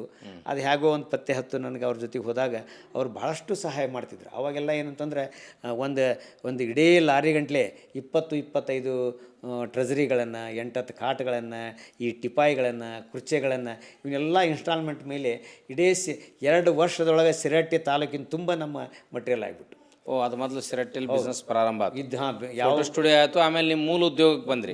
ಪಂಚಾಳ್ ಉದ್ಯೋಗಕ್ಕೆ ಯಾಕಂದ್ರೆ ಈ ಕಪಾಟುಗಳನ್ನು ನಾವು ಮಾಡ್ತಿದ್ದಿಲ್ಲ, ತಂದು ರೆಡಿಮೇಡ್ ತಂದು ಮಾಡ್ತೀವಿ, ತಂದು ಮಾರಕತ್ತೆ. ಅದು ಸ್ಕೀಮ್ಗಳನ್ನು ಮಾಡೋದ್ರಿಂದ ಅದ್ಭುತ ದುಡಿಮೆ ಆಯಿತು. ಆ ದುಡಿಮೆ ಆದಮೇಲೆ ಏನಾಯಿತು, ಅಷ್ಟರೊಳಗೆ ನಮ್ಮ ಅಣ್ಣವರು ಅಲ್ಲಿ ಇವರ ಒಂದು 5-6 ಮಂದಿ ಕೂಡಿ ಒಂದು ಲೇಔಟ್ ಮಾಡಿದ್ರು. ಈ ಪವಾಡ್ ಶೆಟ್ರ್ ಅಂತ ಶೆಟ್ರ್ ಇದ್ದಾರೆ, ಅವ್ರ ಹೊಲ ಊರು ಮುಂದಿನ ಹೊಲ. ಆ ಹೊಲದಲ್ಲಿ ಇವರು ಪ್ಲಾಟ್ಗಳನ್ನು ಮಾಡಿದರು. ಇವರು ಕೇವಲ ಒಂದು 10 ಮಂದಿ ಕೂಡಿ ಪ್ಲಾಟ್ಗಳನ್ನು ಮಾಡಿದಾಗ ಅದು ರೋಡ್ ಸೈಡಿಗೆ ಇವತ್ತೇನು ಸಿರಹಟ್ಟಿ ಬಸ್ ಸ್ಟ್ಯಾಂಡಿನ ಬಾಜುಕಿರ್ತಕ್ಕಂಥ ಬೆಳ್ಳಟ್ಟಿ ರೋಡ್ ಇದೆಯಲ್ಲ, ಅದು ರೋಡಿಗೆ ಒಂದೊಂದು ಸೈಟ್ಗಳನ್ನು, ಹಿಂದಿನ ಬಾಜು ದೊಡ್ಡ ದೊಡ್ಡ ಸೈಟು, ಅರ್ಧ ಎಕರೆ ಸೈಟ್ ಇದೆ ನಮ್ಮದು, ಅರ್ಧ ಎಕರೆ ಪ್ಲಾಟ್ಗಳು. ಹೀಗೆ ಮುಂದೆ ಒಂದು ರೋಡಿಗೆ 2 ಗುಂಟೆ ಇದ್ದು, ಹಿಂದಿನ 14-18 ಗುಂಟೆ ಪ್ಲಾಟ್ಗಳನ್ನು ಮಾಡಿ ಇವರು 10 ಜನರಿಗೆ ಆಗಿನ ಕಾಲದಲ್ಲಿ ಎಷ್ಟು ₹3 $3,000-4,000ಕ್ಕೆ ಆ ಪ್ಲಾಟನ್ನು ಹಿಡಿದ್ರು ನಮ್ಮ ಅಣ್ಣವರು. ಯಾಕೆಂದರೆ ಅವ್ರ ಪಗಾರದೊಳಗೆ ಮನೆ ನಡೀತಿತ್ತು. ಇದೆಲ್ಲ ಉತ್ಪನ್ನ ಚಾಲೂ ಆದಾಗ ಆ ಜಾಗವನ್ನು ಹಿಡಿದು ಮುಂದಾಳತ್ವದಲ್ಲಿ ಅದನ್ನೆಲ್ಲ ಎಣ್ಣೆ ಮಾಡಿಸಿ, ಲೇಔಟ್ ಮಾಡಿಸಿ, ಅದನ್ನೆಲ್ಲ ಮಾಡಿದಾಗ ನಮಗೆ 2ನೇ ಪ್ಲಾಟ್ ಸಿಗ್ತದೆ. ಲಾಟ್ರಿ ಡ್ರಾ ಮಾಡಿದ್ರು, 2ನೇ ಪ್ಲಾಟ್ ಬಂತು. ಅದನ್ನೇನು ಅಂತಂದರೆ ಆಗಿನ ಕಾಲದಲ್ಲಿ ನಮ್ಮ ರೊಕ್ಕ ಭಾಳ ಬರಾಕತ್ತಲ್ಲ, ಆವಾಗ ಬಿಲ್ಡಿಂಗ್ ಕಟ್ಟೋಣ ಅಂತೇಳಿ ಬಿಲ್ಡಿಂಗ್ ಕಟ್ಟಿದ್ವಿ. ಎಲ್ಲಿ? ಸಿರಹಟ್ಟಿಯಲ್ಲಿ. ನೀವು ಗದಗಿಗೆ ಪೂರ್ಣ ಪ್ರಮಾಣದಲ್ಲಿ ಶಿಫ್ಟ್ ಆಗಿದ್ದು. ಇಲ್ಲಿ ಬಿಸ್ನೆಸ್ ಯಾವಾಗ ಚಾಲು ಮಾಡಿ? ಇಲ್ಲಿ ಬಿಸ್ನೆಸ್ ಚಾಲೂ ಆಗಿದೆ 85ಕ್ಕೆ. ನಾನು ಇಲ್ಲಿ ಏನಂತ ಶುರು ಮಾಡಿದ್ರಿ? ಇಲ್ಲಿ ಇಂಡಸ್ಟ್ರಿ ಮಾಡಿದೆ ನಾನು. ಇದನ್ನೇನು ಇವತ್ತು ಇವೆಲ್ಲ ಎಕ್ಸ್ಪೀರಿಯನ್ಸ್ ಆತಲ್ಲ, ಫರ್ನಿಚರ್ ಮಾಡೋದಂಥದ್ದು ಏನು ತಂದು ಮಾರಕತ್ತೀವಿ. ಅದರದ್ದು ಯಾಕೆ ಯಾಕೆ ಮಾಡಬಾರ್ದು ಫರ್ನಿಚರನ್ನು ಅಂಥೇಳಿ ಒಂದು ತಲೆಯೊಳಗೆ ಬಂದು, ಯಾಕೆ ಇಂಡಸ್ಟ್ರಿ ಹಾಕಬಾರ್ದು ಅಂತೇಳಿ ಸಿರಹಟ್ಟಿ ಒಳಗೆ ಏನು ನಮ್ಮದು 14 ಗುಂಟೆ ಜಾಗ ಅದ, ಅಲ್ಲಿ ಒಂದು ಶೆಡ್ ಕಟ್ಟಿದ್ದೆ. ಅಲ್ಲೇ ಮಾಡಿಸ್ಬೇಕಂತೇಳಿ. ಅಷ್ಟರೊಳಗೆ ಏನಾಗ್ಬಿಡ್ತು ಅಂತಂದರೆ 85ನೇ ಇಸ್ವಿ ಒಳಗೆ ಇಲ್ಲೇ ನಮ್ಮ ಸಮಾಜದ್ದು ಒಂದು ಅಕ್ಕಸಾಲಿಗರ ಸಹಕಾರಿ ಸಂಘ ಅಂತಿತ್ತು. ಅಂದರೆ ಅದು ಹೇಗೆ ಅಕ್ಕಸಾಲಿಗರ ಸಹಕಾರಿ ಸಂಘ ಇತ್ತು ಅಂತಂದರೆ, ಈ ಗೋಲ್ಡ್ ಕಂಟ್ರೋಲ್ ಆ್ಯಕ್ಟ್ ಬಂತಲ್ಲ 1972ನೇ ಇಸ್ವಿ ಒಳಗೆ ಗೋಲ್ಡ್ ಕಂಟ್ರೋಲ್ ಆ್ಯಕ್ಟ್ ಬಂದಾಗ, ಆವಾಗ ಏನಂತಂದ್ರೆ ಈ ನಮ್ಮ ಸಮಾಜದವ್ರು ಯಾರು ಸಂಘಟಿಗರಾಗಿ ಒಂದು ಸಂಘಟನೆಯನ್ನು ಮಾಡ್ತಾರೆ, ಅವರಿಗೆ ಆಗಿನ ಕಾಲದಲ್ಲಿ ₹40,000 ಸಬ್ಸಿಡಿ ಲೋನ್, ಅಂದರೆ ಸಹಾಯ, ಇವ್ರು ಏನು ಬಂಗಾರ ಕೆಲಸ ಬಂದಾದಾಗ ಅವ್ರು ಮಾಡ್ಕೊಳ್ಳಿ ಅಂತ ಕೊಟ್ಟಾಗ, ಕಾಳಪ್ಪ ಬೆಂತೂರು ಅಂತಕ್ಕಂಥ ಒಬ್ಬ ಯಜಮಾನ, ಅವ ಒಂದು ಸ್ವಲ್ಪ ಇದರ ಜೀವಿ ಇದ್ದ. ಅಂತಂದರೆ ಇವೆಲ್ಲ ಸೊಸೈಟಿಗಳನ್ನು ಮಾಡೋದು, ನಡೆಸೋದು, ಆ ಸೊಸೈಟಿಯೊಳಗೆ ಒಂದು ಕೆಲಸ ಮಾಡೋದ್ರಿಂದ ಅವ್ನ ತಲೆಯೊಳಗೆ ಬಂದು ಅದನ್ನು ಕಟ್ಟಿದ್ರು. ಅದನ್ನು ಅವರು 5 ವರ್ಷ ತಾವೇನು ಮಾಡಲಿಲ್ಲ, ಮಂದಿಗೆ ಬಾಡಿಗೆ ಕೊಟ್ಟು ನಡೆಸಿದ್ರು. ಮುಂದೇನಾಯಿತು, ನಮ್ಮ ಅಣ್ಣವರು ಆಮೇಲೆ ನಮ್ಮ ಸಂಬಂಧಿಕರು ಹೌದು, ಅವರು ಸಿರಹಟ್ಟಿ ಬಂದರೆ ನಮ್ಮ ಮನೆಗೆ ಹೋಗ್ತಿದ್ರು ಅವರು. ಹಾಗಾಗಿ ಅವರು ನಮ್ಮ ಸಂಪರ್ಕ ಬಂದಾಗ, ಇಲ್ಲ ನಮ್ಮ ಅಣ್ಣವ್ರಿಗೆ, ಇಲ್ಲ ನಂದೊಂದು ಫ್ಯಾಕ್ಟ್ರಿ ಐತಲ್ಪ ಅಣ್ಣಾರು, ಅಷ್ಟರೊಳಗೆ ಫ್ಯಾಕ್ಟ್ರಿ ನೋಡಿದ್ರು ಅದನ್ನೇ. ಇಲ್ಲ ನಾನು ಅದನ್ನು ಬಿಟ್ಟಾನ ಇದ್ದಾವ, ಅದಕ್ಕೆ ನಾನು ಮಾಡಕ್ಕೆ ಹೊಂಟ್ರಿ, ನನಗೆಲ್ಲ ಮಾಡೋಕ್ಕಾಗವಲ್ದು ಅಂತಂದಾಗ ನನಗೇನು ಹೇಳಿದ್ರು ನಮ್ಮ ಅಣ್ಣವ್ರು ಒಂದಿನ, ಇಲ್ಲ ಹಿಂಗೆ ಅಲ್ಲಿ ವರ್ಕ್ಶಾಪ್ ಅದ, ನಡಿ ಹೋಗು ನೋಡೋಕೆ ಅಂತಂದರು. ಹಾಗಾದ್ರೆ ಬರ್ರಿ ನಾನು ಹೋಗ್ತೀನಿ ಅಂತೇಳಿ ಶನಿವಾರ ದಿವಸ ಅವರು ಇದು ಯಥಾ ಪ್ರಕಾರ ವಾರ ಬರುವಾಗಿ ಬಂದರು. ನಾನು ಕಾಲೇಜ್ ಮುಗಿಸಿ ಬಂದೆ. ಅವತ್ತು ಬಂದು ನೋಡಿದ ತಕ್ಷಣ ಏನೋ ಆ ಜಾಗ ನೋಡಿದ ತಕ್ಷಣ, ಇಲ್ಲ ನಾವು ಇಲ್ಲೇ ಮಾಡ್ತೀನಿ ಅಂತಂದೆ. ಆಯಿತು. ಆಗಿನ ಕಾಲದಲ್ಲಿ ಅವ್ರಿಗೆ ಅಂತಲ್ಲ, ಮತ್ತು ಇಲ್ಲ ನೀವು ಇದರೊಳಗೆ ಎಂಟ್ರ್ ಆಗಂಗಿಲ್ಲ, ನಾವೇ ಏನಾರ ಮಾಡ್ಕೊಂತೀವಿ, ನೀವು ಬಾಡಿಗೆ ಕೊಟ್ಬಿಡ್ತೀವಿ ಅಂತ ಹೇಳಿದ್ವಿ. ಅವಾಗ ₹50 ಬಾಡಿಗೆ, ತಿಂಗಳಿಗೆ ₹50 ಬಾಡಿಗೆ ಆಗಿ ಅವ್ರ ಜೊತೆಗೆ ನಾನು ಅಗ್ರಿಮೆಂಟ್ ಮಾಡಿಕೊಂಡೆ. ಆ ಬಿಲ್ಡಿಂಗಿಗೆ ₹5 ಇತ್ತು. ಆ ಬಿಲ್ಡಿಂಗ್ ಅದು ಕೋಳಿಕೇರಿ ಜಿನ್ನಿ ಅಂತೇನು ಗದಗಿನ ಒಂದು ಅತಿ ಹಳೆಯದಾದಂತಹ ಜಿನ್ನಿಂಗ್ ಫ್ಯಾಕ್ಟ್ರಿ ಇದ್ದದು. ಅವರು ಅದು ಬಾಡಿಗೆದಾರ. ಅದಕ್ಕೆ ಅದನ್ನು ಅವರಿಗೆ ವರ್ಷಕ್ಕೆ ₹50,000 ಅವ್ರು ಕೊಡ್ತಿದ್ವಿ. ತಿಂಗಳಿಗೆ ₹5,000 ಅವರು ಬಿದ್ದಂಗೆ ಆಯಿತು. ನಾನು ₹50,000 ಅವ್ರ ಜೊತೆಗೆ ಅಗ್ರಿಮೆಂಟ್ ಮಾಡಿಕೊಂಡು, ಅದೇನೋ ಒಂದು ಬೆಳಿಲಿಕ್ಕೆ ಕಾರಣ, ನಾನು ಬಂದ ತಕ್ಷಣ ಒಬ್ಬವ ಶ್ರೀಶೈಲಪ್ಪ ಬಡಿಗೇರನ್ನ ನಾವು ಈ ಕಳಸಾಪುರದ ಒಬ್ಬ ಯಜಮಾನ ಅಲ್ಲಿ ಕೆಲಸ ಮಾಡ್ತಿದ್ದ. ಮಾಡವ ಇಲ್ಲ ನಾನು ಹಿಂಗೆ ಹಿಡ್ದನಪ್ಪ ಅಂತ ಹೇಳಿದಾಗ, ಅವ ಏನೋ ಆ ಒಂದು ಟೈಮ್ ನಮ್ದು ಹೇಳೋದು ಏನೋ ಅದು ಕೆಲಸ ಕಲಿಯೋದು ಒಂದು ವೇಳೆ ಕೂಡಿ ಬಂದ ತಕ್ಷಣ ಅವ ಇಲ್ಲ ನಾನು ಮಾಡ್ತೇನೆ ಅಂತೇಳಿ ಅವ ಗ್ರಿಲ್ ವರ್ಕ್ ಮಾಡ್ತಿದ್ದ. ಯಾವಾಗ ಏನಂತಂದ್ರೆ ಭಾಳಷ್ಟು ಡಿಮಾಂಡು ಈ ಟ್ಯಾಕ್ಟರ್ ರಿಪೇರಿ ಮಾಡೋಕೆ, ಬಾಡಿ ಕಟ್ಟೋಕೆ, ಆಮೇಲೆ ಈ ಮನೆಗಳಿಗೆ ಕಟ್ಟಲಿಕ್ಕೆ, ಕಿಟಕಿ ಬಾಗಿಲುಗಳನ್ನು ಮಾಡಲಿಕ್ಕೆ ಆ ಒಂದು ಉದ್ದಿಮೆಯನ್ನು ಕಲಿಸ್ಕೊಟ್ಟ ನಂತರ ಏನು ಅಂತಂದರೆ, ಅಂದರೆ ಕಲಿಸೋದು ನಾನೇನು ಸ್ವತಃ ಕೈಲಿ ಹಿಡಿದು ಏನೂ ಮಾಡಿಲ್ಲ, ನಾನು ಇವತ್ತಿನವರೆಗೇನು ಉದ್ಯೋಗ ಮಾಡಿಲ್ಲ. ಆದರೆ ದುಡಿಸುವ ಬುದ್ಧಿಯನ್ನು ದೇವ್ರು ನನಗೆ ಕೊಟ್ಟ. ಅವತ್ತೇನಾಯಿತು, ಆಗಿನ ಕಾಲದಲ್ಲಿ ಒಂದು 3-4 ಜನರನ್ನು ಕರ್ಕೊಂಬಂದು ಈ ಗ್ರಿಲ್ ವರ್ಕನ್ನು, ಟ್ಯಾಕ್ಟರ್ ಬಾಡಿ ಕಟ್ಟುವುದನ್ನು ಹೀಗೆ ಮಾಡ್ಕೊತ ಹೋದ ಒಂದು 2-3 ತಿಂಗಳಲ್ಲಿ ಫರ್ನಿಚರ್ ಮಾಡ್ಬೇಕಂತ ತಲೆಯಾಗ ಬಂತು. ಏನು ನಾವು ಕಪಾಟುಗಳನ್ನು ಮಾಡೋದಿತ್ತಲ್ಲ, ಅದಕ್ಕೆ ಒಬ್ಬ ಗದಗಿನ ಈ ಕಾಮತ್ ಹೋಟೆಲ್ ಅಂತೇಕ ಒಂದು ಸಂಧಿ ಒಳಗೆ ಯಾಸನ್ ಸಾಬ್ ಬಳ್ಳಾರಿ ಅಂತಿದ್ದ. ಅದಕ್ಕೆ ನನಗೆ ನಿಜವಾಗಿ ಪೂರ್ಣ ಪ್ರಮಾಣದ ಈ ಫರ್ನಿಚರ್ ಫ್ಯಾಕ್ಟ್ರಿಯನ್ನು ಕಲಿಸ್ಕೊಟ್ಟಂಥವ ಎಲ್ಲನೂ ಮಾಡ್ತೀನಿ ಅಂದ್ಕೊಳ್ಳಿ. ತನ್ನದೇ ಒಂದು ಜಾಲಿ ಅಂತಾರೆ, ಅದಕ್ಕೆ ತಳಗೆ ಬಡಿತಕ್ಕಂಥ ಅದ್ಗಾಣಿಗೆ ಆಗಲ್ಲೊಂದು ಪ್ಲೇಟಿಗೆ ಆ ಜಾಲಿಯನ್ನು ಕೊಟ್ಟು, ಒಬ್ಬ ಮೇಸ್ತ್ರಿಯನ್ನು ಕಲಿಸಿ, ತಗಡನ್ನು ಕೊಟ್ಟು, ಆವಾಗಿನ ತಗಡಿನ ರೇಟು 3-4 ರೂಪಾಯಿ 4 ಇತ್ತು. ನಾನು ಉದ್ಯೋಗವನ್ನು ಪ್ರಾರಂಭ ಮಾಡಿದಾಗ ಕಬ್ಬಿಣದ ರೇಟು 3 ರೂಪಾಯಿ 4. ಈಗೇನು ಸ್ಕ್ವೇರ್ ಬಾರ್ ಗ್ರಿಲ್ ಈಗ ಎಷ್ಟಾಗಿದೆ? ಈಗ 60 ರೂಪಾಯಿ ಆಗಿದೆ. ಇವತ್ತು 60-65 ರೂಪಾಯಿ ಆಗಿದೆ. ನಾನು ಪ್ರಾರಂಭ ಮಾಡಿದಾಗ 1985ನೇ ಇಸ್ವಿಯೊಳಗೆ ನಂದು ಮೇ ತಿಂಗಳಲ್ಲಿ ನಂದು ಪ್ರಾರಂಭ. ಮೇ ತಿಂಗಳಲ್ಲಿ ಏನದಲ್ಲ ನಂದು ಉದ್ಯೋಗ ಪ್ರಾರಂಭ ಮಾಡಿದಾಗ ನನ್ನ ಹಂತಕ್ಕೆ ಇವತ್ತಿನ ಡೈರಿ ಅದ. 3 ರೂಪಾಯಿ 4 ಕಬ್ಬಿಣದ ಖರೀದಿ, 4 ತಗಡಿನ ಖರೀದಿ. ಅವಾಗೇನಿದೆ 4 ರೂಪಾಯಿ 4 ತಗಡನ್ನು ತಂದು ಒಂದು 100 kg ಕಪಾಟು ಮಾಡಿದರೆ ಅವಾಗ ಬರೀ ಒಂದು 20-25 ರೂಪಾಯಿ ಮಜೂರಿಯಲ್ಲಿ ಕಪಾಟು ತಯಾರಾಗ್ತಿತ್ತು. ಬಣ್ಣಾಗಿನ ಎಲ್ಲ ಕೂಡಿ ಒಂದು 100 ರೂಪಾಯಿದಾಗ ತಯಾರಾಗ್ತಿತ್ತು. ಅಂಥದನ್ನು ನಾನು 1100 ರೂಪಾಯಿಗೆ ಮಾರ್ತಿದ್ದೆ ಅವತ್ತು ಮಾರ್ಕೆಟ್ಲಿ. ಅಂದ್ರೆ ಭಯಂಕರ ಮಾರ್ಜಿನ್, ಭಾಳ ದೊಡ್ಡ ಮಾರ್ಜಿನ್ ಒಳಗೆ ಏನಂತಂದರೆ ಉದ್ಯೋಗ ಮಾಡಿದಾಗ ನಾನು ಬೆಳೆದೆ. ಆಮೇಲೆ ಮುಂದೆ ನೀವು ಆ ಕಡೆ ಒಂದು ಕಡೆ ವೃತ್ತಿ ಇತ್ತು. ಹೌದು, ವೃತ್ತಿ ಇತ್ತು. ಅದರ ಜೊತೆಗೆ ಏನು ಅಂತಂದರೆ ಏನು ಅಂದರೆ ನನ್ನ ಜೀವನ ಈಗೇನು ನಾನು ಸಣ್ಣವಿದ್ದಾಗ ಸಿರಟ್ಟಿ ಒಳಗೆ ನಾವೇನು ಪ್ಲಾಟ್ ಇದ್ವಿ ಅಂತ ಹೇಳಿದ್ನಲ್ಲ, ಆ ಪ್ಲಾಟ್ನಲ್ಲಿ ಈ ಕಾಯಿಪಲ್ಯವನ್ನು ಬೆಳೆಯತಕ್ಕಂಥ ಅಲ್ಲಿ ನಳ ಬಂದಿದ್ದು, ನೀರು ಬರ್ತಿತ್ತು. ನೀರು ಬರೋದ್ರಲ್ಲಿ ಅದಿಷ್ಟು ಜಾಗಕ್ಕೆ ಆ ಮುಳ್ಳನ್ನು ಹಚ್ಚಿ ಬೇಲಿ ಹಾಕ್ಕೊಂಡು ಬೆಳಗ್ಗೆ ಎದ್ದುಗಳೇನ ನಾನು ಅವಾಗಿಂದನೇ ನನಗೆ ಚಿಕ್ಕವನಿದ್ದಾಗ, ನಾನು 8ನೇ ಇದ್ದಾಗಿಂದನೇ ನಾನು ಕೈತೋಟವನ್ನು ಮಾಡ್ತಕ್ಕಂಥ ರೂಢಿಯನ್ನು ಬೆಳೆಸ್ಕೊಂಡು ನಾವು. ಹಾಗಾಗಿ ನಮ್ಮ ಮನ್ಯಾಗ ಇವರೆಲ್ಲರೂ ಮಕ್ಕೊಂಡಿರ್ತಿದ್ರು. 5 ನಾ ಎದ್ದು ಬಂದುಬಿಡ್ತಿದ್ದೆ ನಾನು ಸೀದೆ ಪ್ಲಾಟಿಗೆ ಬಂದು. ಅಲ್ಲೆಲ್ಲನೂ ಈ ನೀರು ಹಾಸೋದು, ಅವಾಗ ಬೆಳಗ್ಗೆ ನಳ ಬರ್ತಿತ್ತು 6 ಗಂಟೆಗೆ. ನೀರು ಹಾಸೋದು ಮತ್ತು ಕಾಯಿಪಲ್ಲೆ ಬೆಳೆಯೋದು, ಹೂವಿನ ಗಿಡ ಹಣ್ಣಿನ ಗಿಡ ಎಲ್ಲ ಹಚ್ಚಿ ಮನೆಗೆ ಅವು ಬೆಳೆಯಕತ್ತ ನಂತರ ಮನೆಗೆ ಬರುವ ಕಾಯಿಪಲ್ಲೆ ತರ್ತಕ್ಕಂಥದ್ದು ಇದನ್ನೆಲ್ಲ ರೂಢಿ ಬೆಳೆಸ್ಕೊಂಡಿದ್ದೆ. ಹಾಗಾಗಿ ಏನಾಯಿತು, ನನಗೆ ಅಗ್ರಿಕಲ್ಚರ್ನೊಳಗೆ ಸ್ವಲ್ಪ ಭಾಳಷ್ಟು ಇಂಟ್ರೆಸ್ಟ್ ಇತ್ತು. ನಮಗೆ ಫಲ ಇರಲಿಲ್ಲ. ನಂದೊಂದು ಏನು ತಲೆಯಾಗಿತ್ತು, ಆವಾಗಿಂದ ನಾನು ಹೊಲ ಮಾಡಬೇಕು ಅಂಥೇಳಿ ನಾನು ಈ ಸ್ಟುಡಿಯೋ ಮಾಡುವಾಗನ ಒಂದು ಹೊಲ ಒಬ್ಬ ಅಜ್ಜ ಇದ್ದ, ಐನಾರಜ್ಜ ಇದ್ದ. ಅವ ಒಂದು 4 ಎಕರೆ ಹೊಲ ಚಬ್ಬಿ ಕೊಟ್ಟಿದ್ದ ನನಗೆ. ಮಾಡ್ಕೊಂಡು ನೀನು ಅಂತೇಳಿ ಒಂದು ಆಕಳ ಕೊಟ್ಟಿದ್ದ. ಆಕಳ ಸಾಕೋದು ಮತ್ತು ಹೊಲವನ್ನು ಮಾಡಿಸೋದು ಸಹಿತ ನಂದು ಇದು ವೃತ್ತಿಯಾಗಿತ್ತು. ಎಷ್ಟು ಮಲ್ಟಿಪಲ್ ಟಾಸ್ಕ್. ಹೌದು, ಟೀಚರ್ ನೌಕರಿ, ಇಂಡಸ್ಟ್ರಿ, ಅಗ್ರಿಕಲ್ಚರ್, ಹೈನುಗಾರಿಕೆ. ಅದು ತದನಂತರ ಇದು ಎಲ್ಲವನ್ನು ಮಾಡಿದ ಮೇಲೆ ನಾನೇ ಯಾಕೆ ಕಮ್ತಾ ಮಾಡಬಾರ್ದು ಅಂಥೇಳಿ ತಲೆಯಾಗ ಬಂದಾಗ ನನಗೆ ಹೊಲ ಹಿಡಿಬೇಕಂದ್ರೆ ಹೊಲ ಇರ್ತಿದ್ದಿಲ್ಲ. ಆಗಿನ ಕಾಲದಲ್ಲಿ ಉತ್ತಾರಿಲ್ಲದ ಹೊಲ ಕೊಡ್ತಿದ್ದಿಲ್ಲ, ಹಿಡಿಯಕ್ಕೆ ಬರ್ತಿದ್ದಿಲ್ಲ. ಏನು 83ನೇ ಅದಕ್ಕಿಂತಲೂ ಮೊದಲು ಇನ್ನೂ ಒಂದು ಕಥೆಯನ್ನು ಹೇಳಬೇಕು. ಏನು ಅಂತಂದರೆ ಈ MP ಪ್ರಕಾಶ್ ಆಗಿನ ಕಾಲದ ಬಹುದೊಡ್ಡ ಸಾಹಿತಿ ಮತ್ತು ನಾಟಕಕಾರ, ರಾಜಕಾರಣಿ. ಅವರ ನನ್ನ ಗೆಳೆತನ ಆಯಿತು ಹೂವಿನಡಗಲಿಗೆ ಅಲ್ಲ, ಅದು ಗದಗ ಬಸ್ ಸ್ಟ್ಯಾಂಡ್ನಲ್ಲಿ ಗೆಳೆತನ ಆಯಿತು.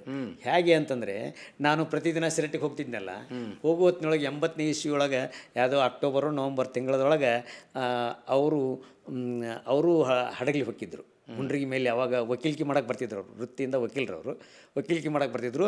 ಅವರಿಗೆ ಸಿರಟ್ಟಿ ಒಳಗೆ ಅಶೋಕ್ ಕಲಾವಂತ್ ಅಂತಿದ್ದ ನಾಟಕಕಾರ, ನಾಟಕವನ್ನು ಕಲಿಸ್ತಕ್ಕಂಥ ಅಶೋಕ್ ಕಲಾವಂತ್ ಅಂತಕ್ಕಂಥ ಫ್ಯಾಮಿಲಿ ಅವ ನಾನು ಮಾತಾಡ್ಕೊಂಡು ನಿಂತಿದ್ವಿ.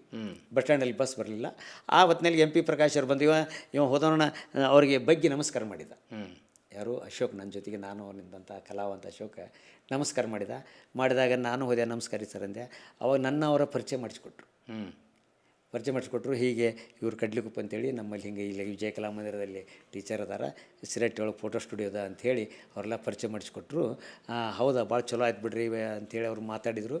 ಇಲ್ಲ, ನಾನು ವಾರಕ್ಕೊಮ್ಮೆ ಬರ್ತಿರ್ತೇನೆ, ಇಲ್ಲೇ ನಾನು ಕೇಸ್ ಇರ್ತಾವೆ, ಕೋರ್ಟಿಗೆ ಬರ್ತೀನಿ ಅಂತ ಹೇಳಿದರು. ಅದೇನಾಗ್ಬಿಡ್ತು, ನನಗೆ ಒಂದು ರೂಮ್ ಇತ್ತು ನನ್ನ ಗದಗದಲ್ಲಿ. ನಾನು ದಿನ ಟ್ರಾಲಿಂಗ್ ಮಾಡಿದ್ರು. ಡಾಕ್ಟರ್ ಕಲ್ಲೊಳ್ಳಿಯವರು ಅದಾರ, ಪ್ರಕಾಶ್ ಕಲ್ಲೊಳ್ಳಿಯವ್ರ ತಂದೆಯವರು ಡಾಕ್ಟ್ರು. ಅವ್ರ ಹಂಚಿನ ಮನೆಯೊಳಗೆ ನಂದೊಂದು ರೂಮ್ ಇತ್ತು, ಹಿಂದಿನ ಔಟ್ಹೌಸ್ನೊಳಗೆ ರೂಮ್ ಇತ್ತು. ಒಂದು ದಿನ MP ಪ್ರಕಾಶ್ ಅವರು ಅವ್ರ ನಾಟಕ ಪುಸ್ತಕಗಳನ್ನು ಬರೀತಿದ್ರು. ಸೂರ್ಯನ ಬೇಟೆ ಅಂತಕ್ಕಂಥ ಒಂದು ನಾಟಕ ಪುಸ್ತಕವನ್ನು ಬರೆದಾಗ ಅದಕ್ಕೊಂದಿಷ್ಟು ಚಿತ್ರಗಳು ಬೇಕಾಗಿದ್ದು.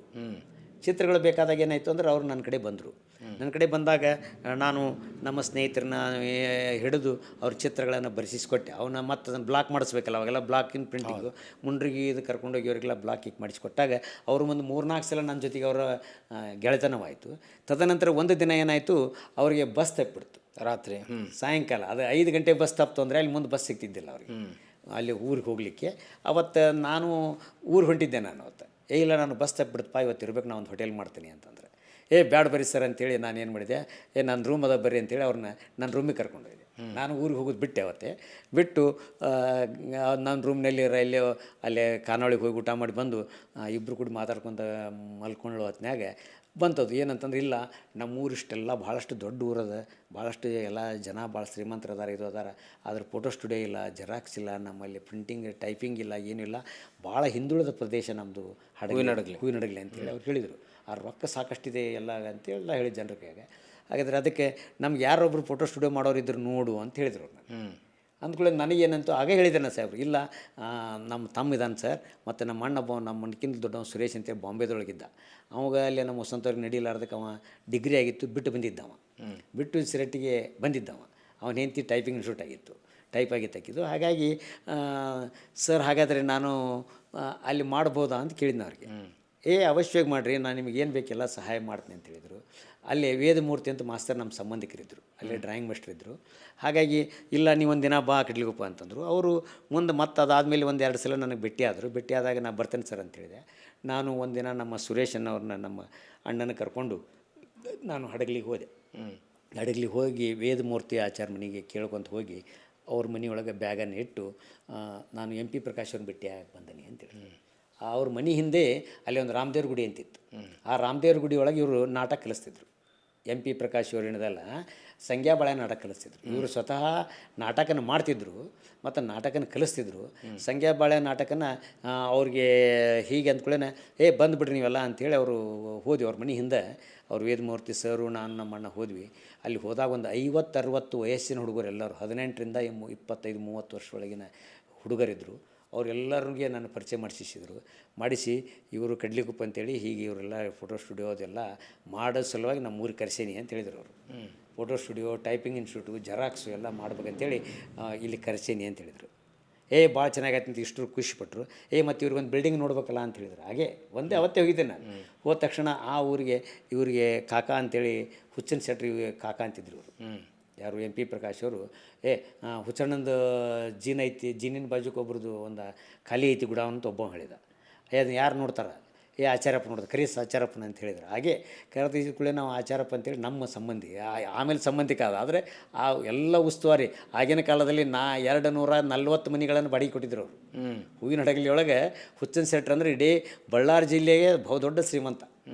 ಅವ್ರಿಗೆ ಇವರು ಕಾಕಾ ಅಂದರೆ ಇವ್ರಿಗೆಲ್ಲನೂ ಸಹಾಯ ಮಾಡ್ತಕ್ಕಂಥ ಒಂದು ಸ್ವಭಾವ ಅವರವರಲ್ಲಿ ಭಾಳ ಒಂದು ಒಳ್ಳೆಯ ಅಂಡರ್ಸ್ಟ್ಯಾಂಡಿಂಗ್ ಇತ್ತು. ಯಾರಿಗೆ MP ಪ್ರಕಾಶ್ ಅವರಿಗೆ ಮತ್ತು ಇವರಿಗೆ. ಆ ಒಂದು ಹುಚ್ಚನ್ ಶೆಟ್ರಿಂದ ಇದು ಐತಿ ಒಂದು ಗುಡಾವನ್ ಅದ ಅಂತ ಹೇಳಿದ್ರು. ಅದು ರಾಮದೇವ್ರ ಗುಡಿ ಹಿಂದಿನ ಬಾಜುನು, ನಾವೇನಲ್ಲಿ ಹೋಗಿ ಕುಂತಿದ್ದು ನಾಟಕ ಕಲಿಸಿದ್ರು, ಅದು ಹಿಂದಿನ ಬಾಜು ಇದ್ದ ಗುಡಾವನ್ ಇತ್ತು. ಅದು ಯಾರು ತಾಬಾಯ್ತು, ಯಾರು ಅದೆಲ್ಲ ನೋಡೋರು, ಆಚಾರಪ್ಪ ರೀ ಕರ್ಕೊಂಬಂತ ಒಂದು ಹುಡುಗನ ಕಳಿಸಿದ್ರು. ಆಚಾರಪ್ಪನ ಕರ್ಕೊಂಬಂದರು. MP ಪ್ರಕಾಶ್ ಅಂದ್ರೆ ಅವು ಭಾಳ ದೊಡ್ಡ ಹುಚ್ಚನ್ ಶೆಟ್ರ್ ಬಿಟ್ಟರೆ ಆ ಊರೇ ಎಲ್ಲ ಮಾತು ಕೇಳಿದೆ ಅವನ್ನ.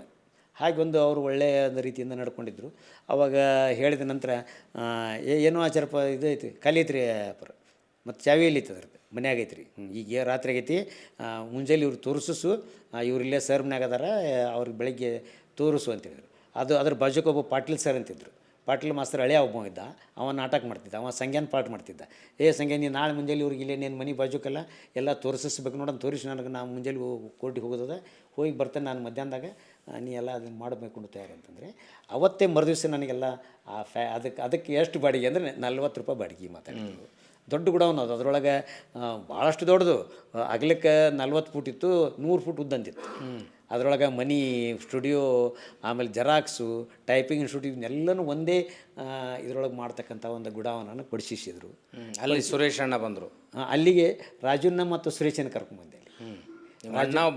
ಅಣ್ಣ ತಮ್ಮ ಇಬ್ಬರೂ ಅದನ್ನೇ ಭಾಳಷ್ಟು ಕಷ್ಟಪಟ್ಟು, ಅವಾಗೆಲ್ಲ ಸ್ವಲ್ಪ ರೊಕ್ಕದಿದ್ದು ಇತ್ತು, ಆದರೆ ನನ್ನ ಕಡೆ ಎಲ್ಲ ರೊಕ್ಕ ನಡೀತಿತ್ತಲ್ಲ, ನಾನು ಆಗಿನ ಕಾಲದಲ್ಲಿ ಎಲ್ಲ ದುಡ್ಡನ್ನು ಕೂಡಿಸಿ ಅವ್ರಿಗೆ ಏನೇನು ಬೇಕು ಎಲ್ಲ ಸ್ಟುಡಿಯೋಕ್ಕೆ ಬೇಕಾಗ್ತಕ್ಕಂಥ ಸಾಮಾನುಗಳನ್ನು ರೆಡಿ ಮಾಡಿಕೊಟ್ಟು 1982 ಇಸ್ವಿ ಫೆಬ್ರವರಿ 11ನೇ ತಾರೀಕಿಗೆ MP ಪ್ರಕಾಶ್ ಅವ್ರ ಕಡೆಯಿಂದ ಫೋಟೋ ಸ್ಟುಡಿಯೋ ಓಪನಿಂಗ್ ಮಾಡಿಸಿ.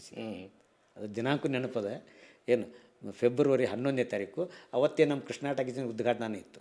ಗದಗಿನ ಕೃಷ್ಣ ಟಾಕೀಸಿನ ಉದ್ಘಾಟನೆಯೂ ಅವತ್ತೇ ಆಗಿದ್ದು. ನಾನು ಫೋಟೋ ಸ್ಟುಡಿಯೋದ ಉದ್ಘಾಟನೆಯೂ ಹಡಗಲಿ ಒಳಗೆ MP ಪ್ರಕಾಶ್ ಅವರ ನೇತೃತ್ವದಲ್ಲಿ ಮತ್ತು ಹುಚ್ಚನ್ ಶೆಟ್ಟರ ಅಧ್ಯಕ್ಷತೆ ಒಳಗೆ ಮಾಡಿಸಿದೆ.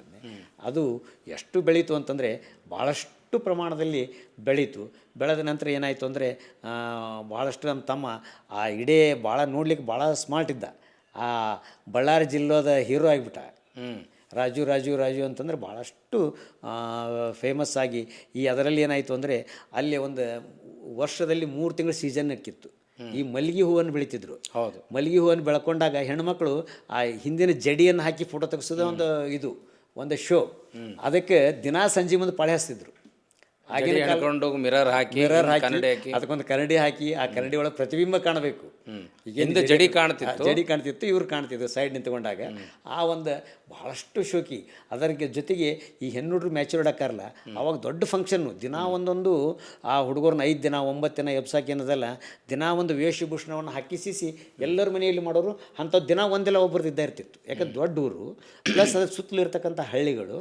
ಅವಾಗ ನಮ್ಮ ರಾಜುಗಾಗಲೇ ಒಂದು SD ಗಾಡಿ ಕೊಡಿಸಿದ್ದೆ. ನಾನು ಸಿರೆಟ್ಟಾಗೆ ಇದ್ದಾಗ ಒಂದು SD ಗಾಡಿ ಕೊಡಿಸಿದ್ದೆ. ಆ SD ಗಾಡಿ ತೊಗೊಂಡು ಅವ ರಾತ್ರಿ 10-10 ಮಟನೂ ಎಲ್ಲ ಹಳ್ಳಿಯಾಗ ಅಡ್ಡಾಡಿ ಬರ್ತಿದ್ದ. ಭಾಳಷ್ಟು ದುಡಿದ್ವಿ ಅಲ್ಲಿ. ಅಲ್ಲೆಲ್ಲ 3 ಕಡೆ ಶಿರಟ್ಟಿ, ಗದಗು ಮತ್ತು ಹೂವಿನಡಗಲಿ 3 ಕಡೆ ನಿಮ್ಮ ಎಸ್ಟಾಬ್ಲಿಷ್ಮೆಂಟ್. ನಾನು ಎಸ್ಟಾಬ್ಲಿಷ್ಮೆಂಟ್ ಮಾಡಿದಂಥ ಏರಿಯಾ ಈ 3 ಕಡೆ ಮಾಡಿ ಏನಾಯಿತು, ಅವ್ರಿಗೆಲ್ಲ ಚೆನ್ನಾಗಿ ಮಾಡಿಕೊಟ್ಟೆ. ಮುಂದೆ ಏನಾಯಿತು 80 ಅವರೆಲ್ಲ ಭಾಳ ಸ್ಟುಡಿಯೋ ಆಯಿತು. ಅದು ಏನೋ ಒಂದು ಋಣಾನು ಬಂದ. ಅವತ್ತೇನು ಆಚಾರಪ್ಪ ಅಂತೇಳಿ ನಮಗೆ ಏನು ಆ ಬಿಲ್ಡಿಂಗನ್ನು ತೋರಿಸಿದಂದರೆ, ಇಷ್ಟು ಬಿಲ್ಡಿಂಗ್ ಮೇಂಟೆನೆನ್ಸ್ ಮಾಡ್ತಿದ್ದ ಹುಸೇನ್ ಶೆಟ್ಟರು. 240 ಮನೆಗಳನ್ನು ಬಾಡಿಗೆ ಕೊಟ್ಟಿದ್ರು ಅವರು. 240 ಮನೆ ಬಾಡಿಗೆ ವಸೂಲು ಮಾಡೋದು, ರಿಪೇರಿ ಬಂದ್ರೆ ಮಾಡೋದು ಎಲ್ಲ ಕೆಲಸ ಒಂದು. ಅವ ಬಡಿತನ ಮಾಡ್ತಿದ್ದಿಲ್ಲ. ಅವರು ಆ ಉದ್ಯೋಗನ ಮಾಡ್ಕೊತ ಬಂದಾಗ ಈಗ ನಾವೆಲ್ಲ ಚೆನ್ನಾಗಿ ಬೆಳೆದಿವಲ್ಲ. ನಾವೆಲ್ಲ ಬೆಳೆದ ತಕ್ಷಣ ನಮ್ಮಪ್ಪ ಇದ್ದರು. ನಮ್ಮಪ್ಪರು ಅವ್ರ ಜೊತೆಗೆ ಹೋಗಿ ಮನ್ಯಾಗ ಹರಟೆ ಹೊಡಿದು ಮಾಡೋದು ಹೊತ್ನ್ಯಾಗ ಏನಾಯಿತು, ಇಲ್ಲ ನಮ್ಮ ತಂಗಿ ಬೇಕಿದ್ಲು ಸುನಂದ ಅಂತೇಳಿ. ಆಕೆಗೊಂದು ವರ ಹುಡುಕಾಡ್ತಿದ್ವಿ ಅವಾಗ. ಇವರೆಲ್ಲರ ಲಗ್ನ ಆಗಿತ್ತು, ಆಕೆ ಬೇಕಿನ ಉಳಿದಿದ್ಲು. ಆಕೆ ನೋಡ್ತಾ ಇದ್ವಿ. ಅವಾಗಿಲ್ಲ ನನ್ನ ಹೆಂಡತಿ ತಂಗಿ ಮಗ ಅದಾನ, ಅವಾಗ ತಂಗಿ ಮಗ ಅದಾನ ಮತ್ತು ತಂಗಿ ಮಗಳದಾಳ, ಅದಕ್ಕೆ ಮತ್ತು ನೀವು ನೋಡ್ತೀವಿ ಅಂತಂದ್ರೆ ನಾವು ತೋರಿಸ್ತೇವೆ ಅಂತ ಹೇಳಿದರು ಅವರು. ಹಾಗಾಗಿ ಏನಾಯಿತು, ಆ ಹಡಗಲಿಯಲ್ಲೇ ನಮ್ಮ ತಂಗಿಯನ್ನು ಅವ್ರ ಮನೆಯೊಳಗನ ತೋರಿಸಿದ್ವಿ. ನಮ್ಮ ಮನೆಯೊಳಗೆ ಅವ್ರು ಬಂದು ನೋಡಿದರು. ತದನಂತರ ಅವ್ರ ತಂಗಿ ಆನಂದ ಆಚಾರ್ಯನವ್ರ ತಂಗಿ ಏನದಲ್ಲ, ಅವಳೇ ಈಗ ಏನು ನನ್ನ ಹೆಂಡತಿ ಲಕ್ಷ್ಮೀ ಅದಳ, ಆಕೆ ಈರಮ್ಮ ಆಕೆ ಹೆಸರು. ಅವಾಗ ಅವಳನ್ನು ನೋಡಿದ್ವಿ. ಆವಾಗ ಅಲ್ಲೇ ಹೊಂದಾಣಿಕೆಯನ್ನು ನಮ್ಮ ತಂದೆಯವರು, ಆಮೇಲೆ ನಮ್ಮ ಅಣ್ಣವ್ರ ಮಾತಂದ್ರೆ ನಮಗೆ ವೇದ ವಾಕ್ಯ, ನಾವೇನು ತೆಗೆದಾಗ್ತಿಲ್ಲ. ನನಗೇನು ಹೇಳಿದ್ರು, ಇಲ್ಲಪ್ಪ ಮತ್ತು ನಿಮ್ಮ ತಂಗಿ ಇದು ಚಲೋ ಆಗ್ತದೆ ಮತ್ತು ನಿಂದು ಚಲೋ ಆಗ್ತದೆ, ನೀ ಮಾಡ್ಕೊಂಬಿಡು ಅಂತಂದರು. ಈಗ ಬೇಡ್ರಿ ಅಂತ ನನಗೆ ಇನ್ನೂ 23 ವರ್ಷ ಅವಾಗ. ಈಗ ಬೇಡ ಅಂತ ಹೇಳಿದೆ ನಾನು. ಇನ್ನೊಂದು 2 ವರ್ಷ ಉಳಿಲ್ಲ, ಹಾಕಿ ಎದರ ಬದರ ಮಾಡೋದ ನಿಮ್ಮ ತಂಗಿ ಸಲುವಾಗಿರ ನೀವು ಮಾಡ್ಕೋಬೇಕಲ್ಲ ಅಂತಂದ್ರೆ. ಆಯ್ತು ರೀ ಅಂತೇಳಿ ಏಪ್ರಿಲ್ 20 ನನ್ನ ಹುಟ್ಟುಹಬ್ಬದ ದಿವಸ ನನ್ನ ಮದುವೆ ದಿನ. ಏಪ್ರಿಲ್ 20ನೇ ತಾರೀಕು 1983ನೇ ಇಸ್ವಿಯೊಳಗೆ ಅದೇ ಹಡಗಲಿಯಲ್ಲಿ ಅದೇನು ನಮ್ಮ ಫೋಟೋ ಸ್ಟುಡಿಯೋದ ಮನೆ ಮುಂದೆ ನಮ್ಮಿಬ್ಬರು ಮದುವೆ ಆಯಿತು. ನಿಮ್ಮದು ಮದುವೆ ಹಡಗಲಿಯಲ್ಲ? ಹಡಗಲಿಯಲ್ಲ. MP ಪ್ರಕಾಶ್ ಅವರು ಇದ್ದು. ಹೌದು, MP ಪ್ರಕಾಶ್ ಅವರಿದ್ದರು.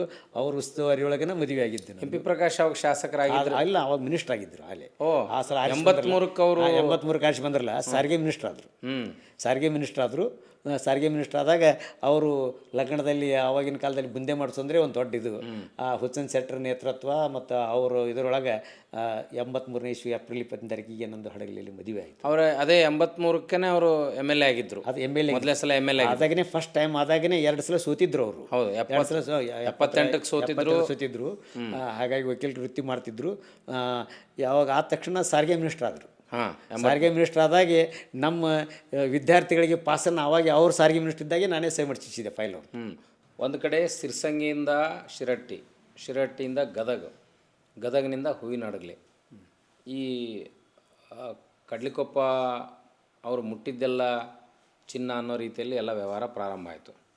ಆದರೆ ನಮ್ಮ ಜೀವನದಲ್ಲಿ ಭಗವಂತ ಸುಖನೂ ಹಾಗೆ ಕೊಟ್ಟು ನೋಡ್ತಾನೆ, ದುಃಖನೂ ಹಂಗೆ ಕೊಟ್ಟು ನೋಡ್ತಾನೆ. ನಿಮ್ಮ ವ್ಯಾಪಾರ ಅಥವಾ ಉದ್ಯಮ, ಫೋಟೋಗ್ರಫಿ ಉದ್ಯಮ MP ಪ್ರಕಾಶ್ ಅವರು ಸಂಬಂಧದಿಂದ ಎಲ್ಲ ಸರಿಯಾಗಿ ಆಯಿತು. ಆದರೆ ಅಲ್ಲಿ ಕುಟುಂಬದಲ್ಲಿ ನಡೆದ ದುರಂತ ಇದೆಯಲ್ಲ, ಅದು ಯಾಕಾಯಿತು, ಏನು ಅದು ನಮ್ಮ ಒಟ್ಟ ಫ್ಯಾಮಿಲಿ ಮೇಲೆ ಪರಿಣಾಮವನ್ನು ಬೀರ್ತು? ಅದು ಈ ಸರ್ಕಾರದ ವೀರಪ್ಪ ಮೊಯ್ಲಿಯವರು ಮುಖ್ಯಮಂತ್ರಿ ಆದಾಗ ಅವರ ಸಮಾಜದ ಒಂದು ಡೋಣಿ ಮುಣಿಗಿತ್ತು. ಅವರು ಒಂದು ಮದುವೆಗೆ ಹೊಂಟಂಥ ಒಂದು ಸಂದರ್ಭ. ಅದರಲ್ಲಿ 21 ಜನ ಹೊಳೆ ಏನಿರಲಿಲ್ಲ, ಆದರೆ ಒಂದೇ ಭಾಗದಲ್ಲಿ ದಾಟ್ತಕ್ಕಂಥ ಒಂದು ಏರಿಯಾ ಇತ್ತು. ಆ ಏರಿಯಾದಲ್ಲಿ 21 ಜನ ಈ ಅಂಬಿಗೆ ಅವರ ಸಮಾಜ, ಈಳಿಗೆರೆ ಸಮಾಜದವರು ಹೋಗುವ ಒಂದು ಮದುವೆಗೆ ಹೋಗ್ತಕ್ಕಂಥ ಒಂದು ಡೋಣಿ ಮುಳುಗಿದಾಗ ಅವಾಗ 21 ಜನನೂ ತೀರಿ ಹೋಗಿದ್ದರು. ಅದನ್ನು ನೋಡಲಿಕ್ಕೆ ವೀರಪ್ಪ ಮೊಯ್ಲಿಯವರು ಮೇದಾಗ ಬಂದಿದ್ದರು. ಮೇ 22, 23ನೇ ತಾರೀಕಿನ ದಿನ ಬಂದಾಗ ಏನಾಯಿತು, ಆ ದುರಂತ ನಡೆದು ಬಿಡ್ತದೆ. ಆ ದುರಂತದ ವೀಕ್ಷಣೆಗಾಗಿ ಅವರು ವೀರಪ್ಪ ಮೊಯ್ಲಿಯವರು ಬಂದಾಗ ಮರುದಿನ ವೀರಪ್ಪ ಮೊಯ್ಲಿಯವರು ಬರ್ತಾರೆ. ವೀರಪ್ಪ ಮೊಯ್ಲಿಯವರು ಮುಖ್ಯಮಂತ್ರಿ ಆದಾಗ ಬಂದಾಗ ಏನಾಗ್ತದೆ, ಅದನ್ನು ದಾಟು ಹೊತ್ನ್ಯಾಗ ಈ ವಿಡಿಯೋ ಮಾಡೋಕೆ, ಅಂದರೆ ಈಗ ರಾಜು ಏನದಲ್ಲ ಹಡಗಲಿ ಒಳಗೆ ವಿಡಿಯೋಗ್ರಾಫಿ ಮತ್ತು ಫೋಟೋಗ್ರಾಫಿಯನ್ನು ಮಾಡ್ತಾ ಇದ್ದಲ್ಲ, ಅವನು ಭಾಳಷ್ಟು ಬೆಳೆದಿದ್ದ. ಆದರೆ ದುರ್ದಶಾತ ತಹಸೀಲ್ದಾರ್ ಸಹಿತ ಮನೆಗೆ ಬಂದು ಕರೀತಾರೆ ಅವ್ರನ್ನ. ಯಾಕಂದರೆ ಅವ್ರು ಹಿಂದೆ ಒಂದು 2-3 ಬಿಲ್ಲನ್ನು ಕೊಟ್ಟಿರಂಗಿಲ್ಲ. ಅದಕ್ಕೆ ನಾನು ಹೋಗಂಗಿಲ್ಲ ಅಂತೇಳಿ ಮಲ್ಕೊಂಡಾಗ ಏನು ತಹಸೀಲ್ದಾರ್ ಆವಾಗ ಜೀಪನ್ನು ತೆಗೆದುಕೊಂಡು ತನ್ನ ಮನೆ ಮುಂದೆ ಬಂದು ನಿಂತಾಗ ಅಸಹ್ಯ ಆಗ್ತದೆ ಅಂತಕ್ಕಂಥ ಇದರದ್ದೀಗ ಅವನ ಜೊತೆಗೆ ಒಂದು ಹುಡುಗನ ಕರ್ಕೊಂಡು ಹೋಗ್ತಾರೆ. ಹೋಗುವಾಗ ಆ ಕೆಂಪಯ್ಯ ಮತ್ತು ನಮ್ಮ ಈಗೇನು ನಮ್ಮ ಮಾಜಿ ಮಂತ್ರಿಗಳಾದಂಥ ಪಾಟೀಲ್ರು, ಎಸ್ ಎಸ್ ಪಾಟೀಲ್ರು, ಇವರೆಲ್ಲರೂ ಇರ್ತಕ್ಕಂತಹ ಡೋಣಿ ಒಳಗೆ ನಮ್ಮ ಈ ತಮ್ಮ ರಾಜುನ ಹತ್ತಿರ್ತಾನೆ. ಅದರ ದುರದೃಷ್ಟಾತ್ ಏನಾಗ್ತದೆ, ಅದಕ್ಕೊಂದು ತೂತು ಬಿದ್ದಿರ್ತದೆ. ಆ ತೂತಿನಾಗಿಂದ ನೀರು ಬಂದುಬಿಡ್ತದೆ.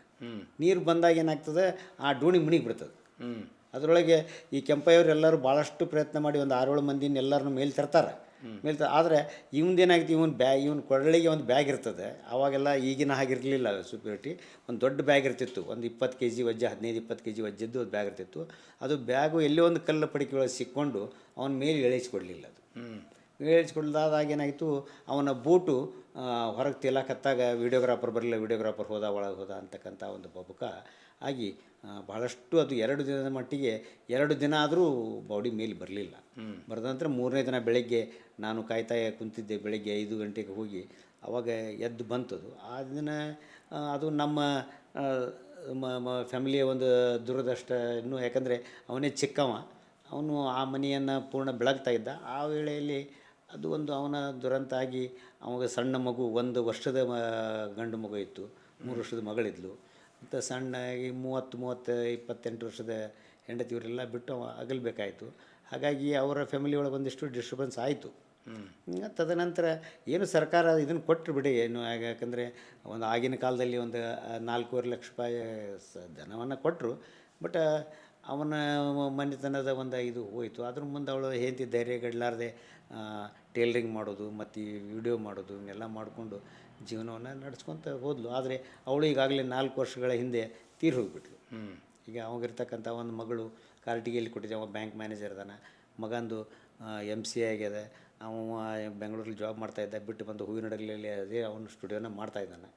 ಈಗ ನಡೆದದ ಅವನ ಫ್ಯಾಮಿಲಿ ಎಲ್ಲ. ಆದರೆ ಹಾಗಾಗಿ ಅದೊಂದು ದುರಂತ ಆಯಿತು ನಮ್ಮ ಫ್ಯಾಮಿಲಿಗೆ. ಒಂದು ಸ್ವಲ್ಪ ಆಗಿನ ವೇಳೆಯಲ್ಲಿ ಭಾಳಷ್ಟು ಉತ್ತಮ ರೀತಿಯಲ್ಲಿ ನಡೆಯುವಂಥ ವೇಳೆಯಲ್ಲಿ ಸ್ವಲ್ಪ ಮೊಬ್ಬಾಯಿತು. ಮುಂದೆ ಅದೇ ಸ್ಟುಡಿಯೋನ ಅವನ ಹೆಂಡತಿಯ ತಮ್ಮ ವಿಶ್ವನಾಥ್ ನಡೆಸು. ಅಂದರೆ ಅವಾಗೆ ನಮ್ಮ ಅಣ್ಣವ್ರ ಹೆಂಡತಿಯ ತಮ್ಮ ಆದ್ರಿಂದ ನಮ್ಮ MD ಕಡ್ಲಿಗೊಪ್ಪರ ಮನೋಹರ ಹಿರೇಮಗಳನ್ನು ಕೊಟ್ಟು ಮದುವೆಯನ್ನು ಮಾಡಿ ಅವರಿಬ್ಬರು ಗಂಡ ಹೆಂಡತಿ ಅದನ್ನು ನೋಡ್ಕೊತ ಹೋಗ್ತಾ ಇದ್ದಾರೆ. ಈಗ ಕುಟುಂಬದ ವಿಶ್ವಾಸದಲ್ಲಿ ಈ ಅಣ್ಣ ತಮ್ಮಂದರು ಅಷ್ಟೇನು ಬಾಂಧವ್ಯದಿಂದ ಇರೋಂಗಿಲ್ಲ. ಆದರೆ ನೀವು ನಿಮ್ಮ ಅಣ್ಣವ್ರ ಮೇಲಿರೋ ನಿಷ್ಠೆ ಎಲ್ಲ ನೋಡಿದಾಗ ನಿಮಗೂ ಬೇಗ ಮಕ್ಕಳಾಗದೇ ಇರೋ ಕಾರಣಕ್ಕೆ ನೀವು ನಿಮ್ಮ ಅಣ್ಣಂದಿರ ಮಕ್ಕಳನ್ನು ಅಡಾಪ್ಟ್ ಮಾಡ್ಕೊಳ್ತೀರಿ. ಹೌದು. ಆದರೆ ಸೋಜಿಗ ಏನಂದ್ರೆ ಆ ಮಕ್ಕಳನ್ನ ಕಾನೂನು ರೀತಿಯಲ್ಲಿ ನೀವು ದತ್ತು ಸ್ವೀಕಾರ ಮಾಡಿದ ಮೇಲೆ ನಿಮಗೊಂದು ಮಗಳು ಹುಟ್ಟುತ್ತಾಳೆ. ಬೇರೆ ಕಡೆ ಇದೇ ಘಟನೆ ನಡೆದಿದ್ರೆ ಏನು ಮಾಡ್ತಾರಂತಂದ್ರೆ ಆವಾಗ ದತ್ತವನ್ನು ರದ್ದುಪಡಿಸ್ತಾರೆ ಅಥವಾ ಅನ್ಯಾಯ ಮಾಡ್ತಾರೆ.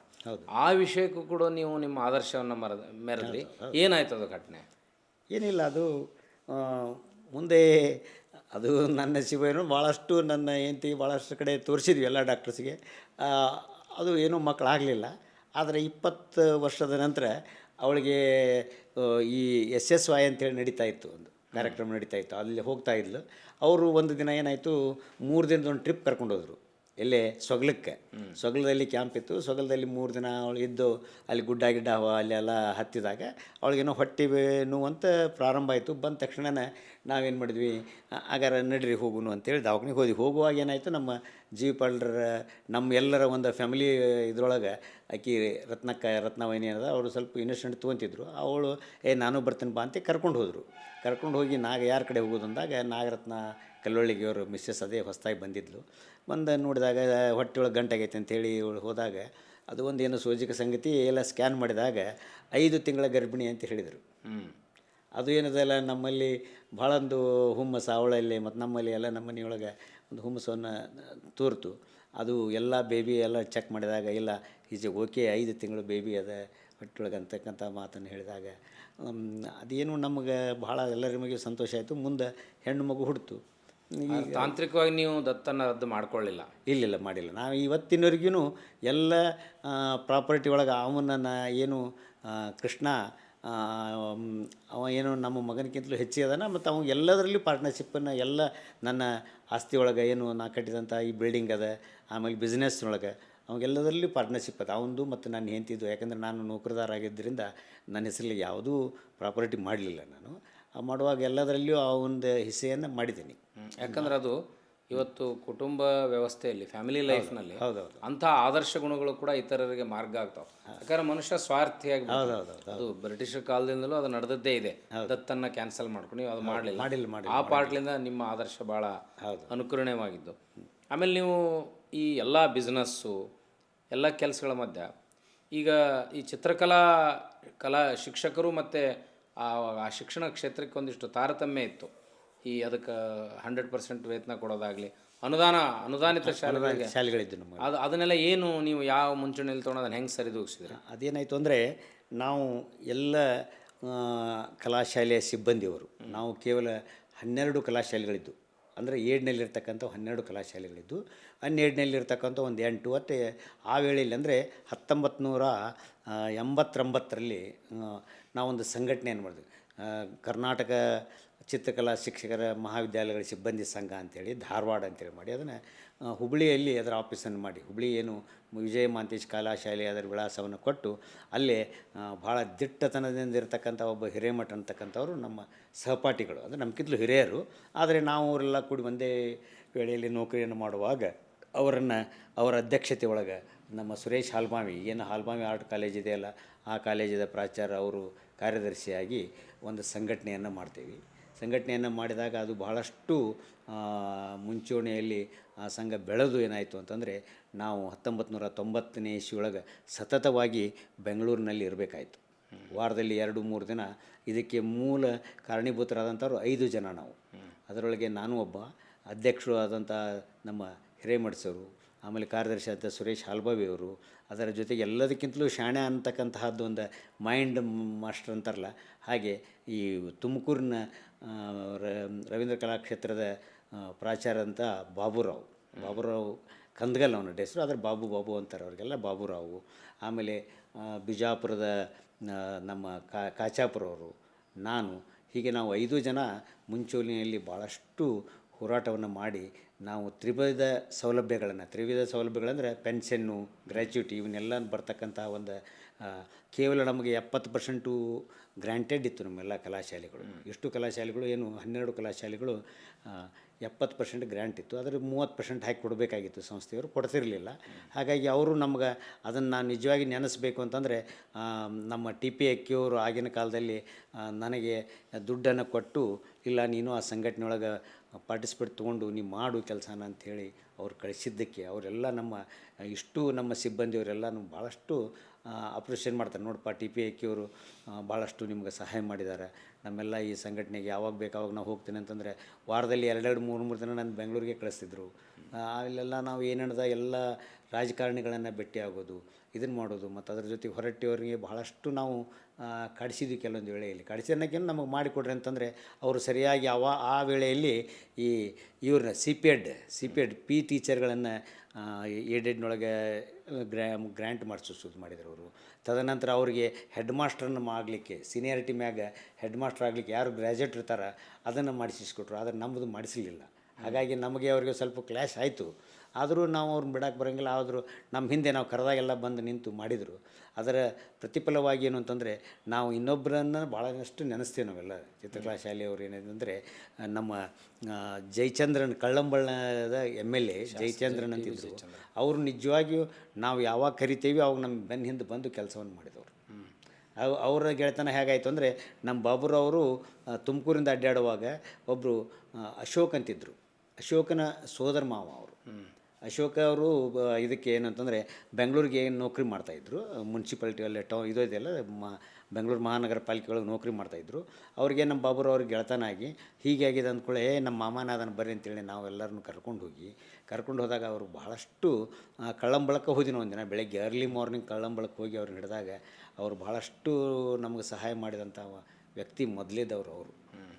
ಈಗ ಪ್ರತಿಯೊಂದು ಶಿಕ್ಷಣ ಸಂಸ್ಥೆಯಲ್ಲಿ ಏನು ಮಾಡ್ತಾರೆ, ಅನುದಾನಿತ ಶಿಕ್ಷಣ ಸಂಸ್ಥೆಯಲ್ಲಿ ಹೀಗೆ ನೀವು ಎಲ್ಲ ಕ್ಷೇತ್ರಗಳಲ್ಲಿ ಕೆಲಸ ಮಾಡಲಿಕ್ಕೆ ಫ್ರೀಡಮ್ ಕೊಡೋಂಗಿಲ್ಲ. ಹೌದು. ಆದರೆ ವಿಜಯ ಕಲಾ ಮಂದಿರ ಭಾಳ ಜಗತ್ ಪ್ರಸಿದ್ಧವಾಗಿರುವಂಥ ಚಿತ್ರಕಲಾ ಶಾಲೆ, ಅಲ್ಲಿ ನೀವು ಕೆಲಸ ಮಾಡ್ತಿದ್ರಿ. ಹೌದು. ನಿಮ್ಮ ಎಲ್ಲ ಡೆವಲಪ್ಮೆಂಟನ್ನು ನೋಡಿ ನೀವು ಅದನ್ನೆಲ್ಲ ಮಾಡಬಾರ್ದು ಅಂದರು. ಟಿ ಪಿ ಅಕ್ಕಿ ಅವ್ರು ಇರಲಿ, ಅಶೋಕ್ ಅಕ್ಕಿ, ವಸಂತ ಅಕ್ಕಿ ಅವ್ರ ಸಹಕಾರ ಹೇಗಿತ್ತು? ಅವರೆಲ್ಲರ ಸಹಕಾರ ಬಹಳ ಮಹತ್ವದ್ದು ನನಗೆ. ಯಾಕಂದರೆ ಒಂದು ನಮ್ಮ ಎಲ್ಲ ಮನೆತನದ ಮೇಲೆ ಇಟ್ಟಂತಹ ಅಕ್ಕಿಯವರ ಒಂದು ಅಭಿಮಾನ ಮತ್ತು ನಮ್ಮ ಮೇಲಿಟ್ಟಂತಹ ಪ್ರೀತಿಯಿಂದ ನಾವೆಲ್ಲರೂ ಅಣ್ಣ ತಮ್ಮರು ಬೆಳೀಲಿಕ್ಕೆ ಸಾಧ್ಯ ಆಯಿತು.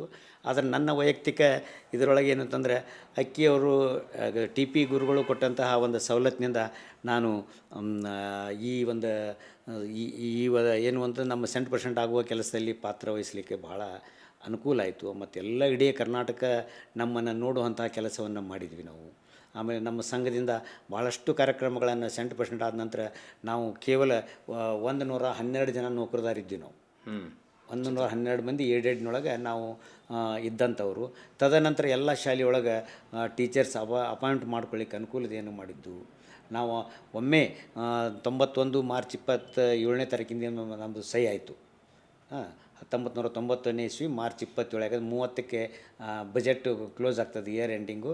27ಕ್ಕೆ ಸಾಯಂಕಾಲ 5 ಗಂಟೆಗೆ ಅದು ಸಹಿ ಆಗಿ ಬಂದಾಗ ನಾವೆಷ್ಟು ಸಂತೋಷಪಟ್ಟಿವಿ ಅಂದರೆ ಅದಕ್ಕೆ ದೇವರಿಗೆ ಅಷ್ಟು ಸಂತೋಷವನ್ನು ಪಟ್ಟು ಅವತ್ತಿನಿಂದ ಅದು ಏಪ್ರಿಲ್ 1 ನಮಗೆಲ್ಲ ಸ್ಯಾಲ್ರಿ ಸಿಗೋ ಹಾಗೆ ಆದಂಥ ಆರ್ಡರು ಫೈನಾನ್ಸ್ನೊಳಗೆಲ್ಲ ಅಪ್ರೂವಲ್ ಆದದ್ದು.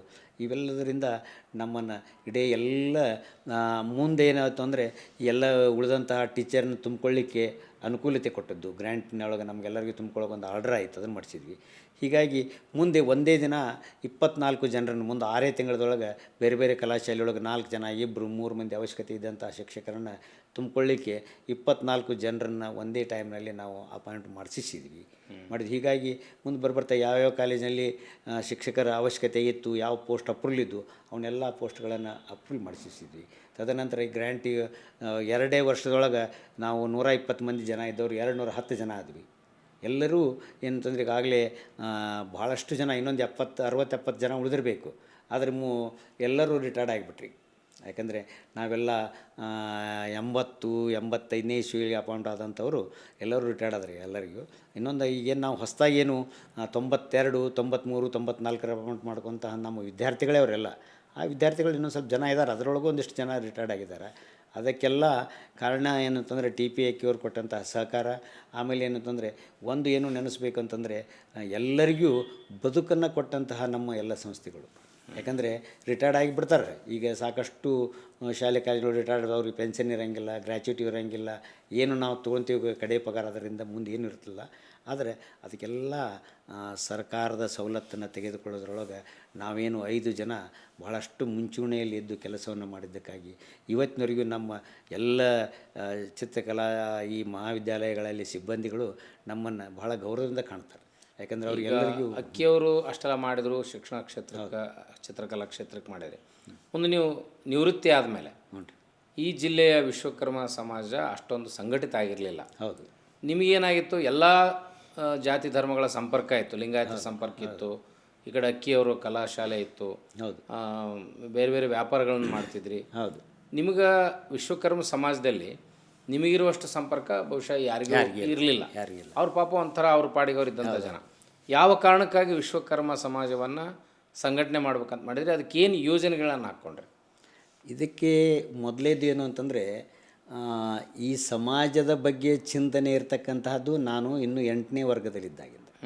ಅಂದರೆ ಈ ವರವಿ, ಸಿರಟ್ಟಿಯ ಬಾಜುಗಿರ್ತಕ್ಕಂಥ ವರವಿ ಪುಣ್ಯಕ್ಷೇತ್ರ, ಆಮೇಲೆ ಸಿರಸಂಗಿ, ನಾವು ಹುಟ್ಟಿ ಬೆಳೆದಂಥ ನಮ್ಮ ತಂದೆಯವರು ಇರ್ತಕ್ಕಂಥ ಊರು ಸಿರಸಂಗಿ, ನಡುವೆ ನಾಗಲಿಂಗ ಸ್ವಾಮಿ ಮಠ, ಈ ನವಲ್ಗುಂದ ನಾಗಲಿಂಗ ಸ್ವಾಮಿ ಮಠ, ಈ 3 ಮಠಗಳ ಹಿರಿಯತನವನ್ನು ನಮ್ಮ ತಂದೆಯವರು ಮಾಡ್ತಿದ್ರು. ಆಗಿನ ಕಾಲದ ಹಿರಿಯರಿದ್ದರು. ಒಂದಿಷ್ಟು ಜನ ಸೂಳದಂತಿದ್ರು, ಸೌದತ್ತಿಯವರು, ಆಮೇಲೆ ಹುಬ್ಬಳ್ಳಿಯವರು ಶಿವಪ್ಪನವ್ರು ಅಂತಿದ್ದರು, ಬೆಳಗಾವದವರಿದ್ದರು, ಬಟ್ಲವರು, ಹೀಗೆ ಇವರೊಂದು 5 ಜನ ಆಗಿನ ಕಾಲದಲ್ಲಿ ಅಲ್ಲಿ ಬೈಲಹೊಂಗಲದ ಒಬ್ಬ ಶಂಕರಪ್ಪನವ್ರು ಅಂತಿದ್ರು, ದೇಶನವರು.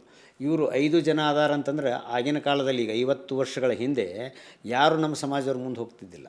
ಅವ್ರು ಏನು ಹೇಳ್ತಾರೆ ಅದಕ್ಕೆ ಚಾಚು ತಪ್ಪದೆ ಮಾಡ್ತಕ್ಕಂಥ ಒಂದು ಪ್ರವೃತ್ತಿ ಇತ್ತು. ಹಾಗಾಗಿ ಅವರೆಲ್ಲರೂ ಬಂದರೆ ಸಿರಟ್ಟಿ ಒಳಗೆ ನಮ್ಮ ಮನೆಗೆ ಬರಬೇಕು. ಯಾಕಂದ್ರೆ ಅಲ್ಲಿಂದ ಏನೋ ಬಸ್ಸಿನ ಸೌಕರ್ಯಗಳಿದ್ದಿಲ್ಲ. ಬಂದು ವಸತಿ ಮಾಡಿದ್ರೆ ಅಂತಂದರೆ ಎಲ್ಲರೂ ಸಿರಟ್ಟಿ ಒಳಗೆ ಮನೋಹರ ಮನ್ಯಾಗ ಒಂದು ಕೂಲಿ ಮಾಡಿದ್ವಿ ನಾವು ಎಲ್ಲರೂ, ಇವರೆಲ್ಲರಿಗೆ ಬಂದವ್ರಿಗೆ ಮಲ್ಕೊಳಕ್ಕೆ. ಆಮೇಲೆ ಇವರೆಲ್ಲರನ್ನ ಕರ್ಕೊಂಡೋಗಿ ಹೊರಗೆ ಮುಟ್ಸೋದು, ಚಕಡಿಯನ್ನು ತೆಗೆದುಕೊಂಡು ಅವಾಗ 8ನೇ ಚಕಡಿ ಬಾಡಿಗೆ ಇತ್ತು. ಒಂದು 2-3 ಚಕಡಿಯವರಿದ್ದರು. ಅವ್ರನ್ನ ಕರ್ಕೊಂಬಂದು ಅವ್ರನ್ನ ಹತ್ತಿಸಿ ಅವ್ರನ್ನ ಹೋಗಿ ಬಿಟ್ಟು ಬರ್ತಕ್ಕಂಥದ್ದು, ಅಲ್ಲೆಲ್ಲ ಜಾತ್ರೆ ಒಳಗೆ ಎಲ್ಲ ಕಾರ್ಯಕ್ರಮಗಳು ಮಾಡೋದು, ಇವರೆಲ್ಲರ ಸಂಪರ್ಕ ಮತ್ತು ಎಲ್ಲ ದೇವಸ್ಥಾನಗಳ ಸಂಪರ್ಕ ಆಗಿಂದ ಬಂತು ನಮ್ಮ ಸಮಾಜದ್ದು.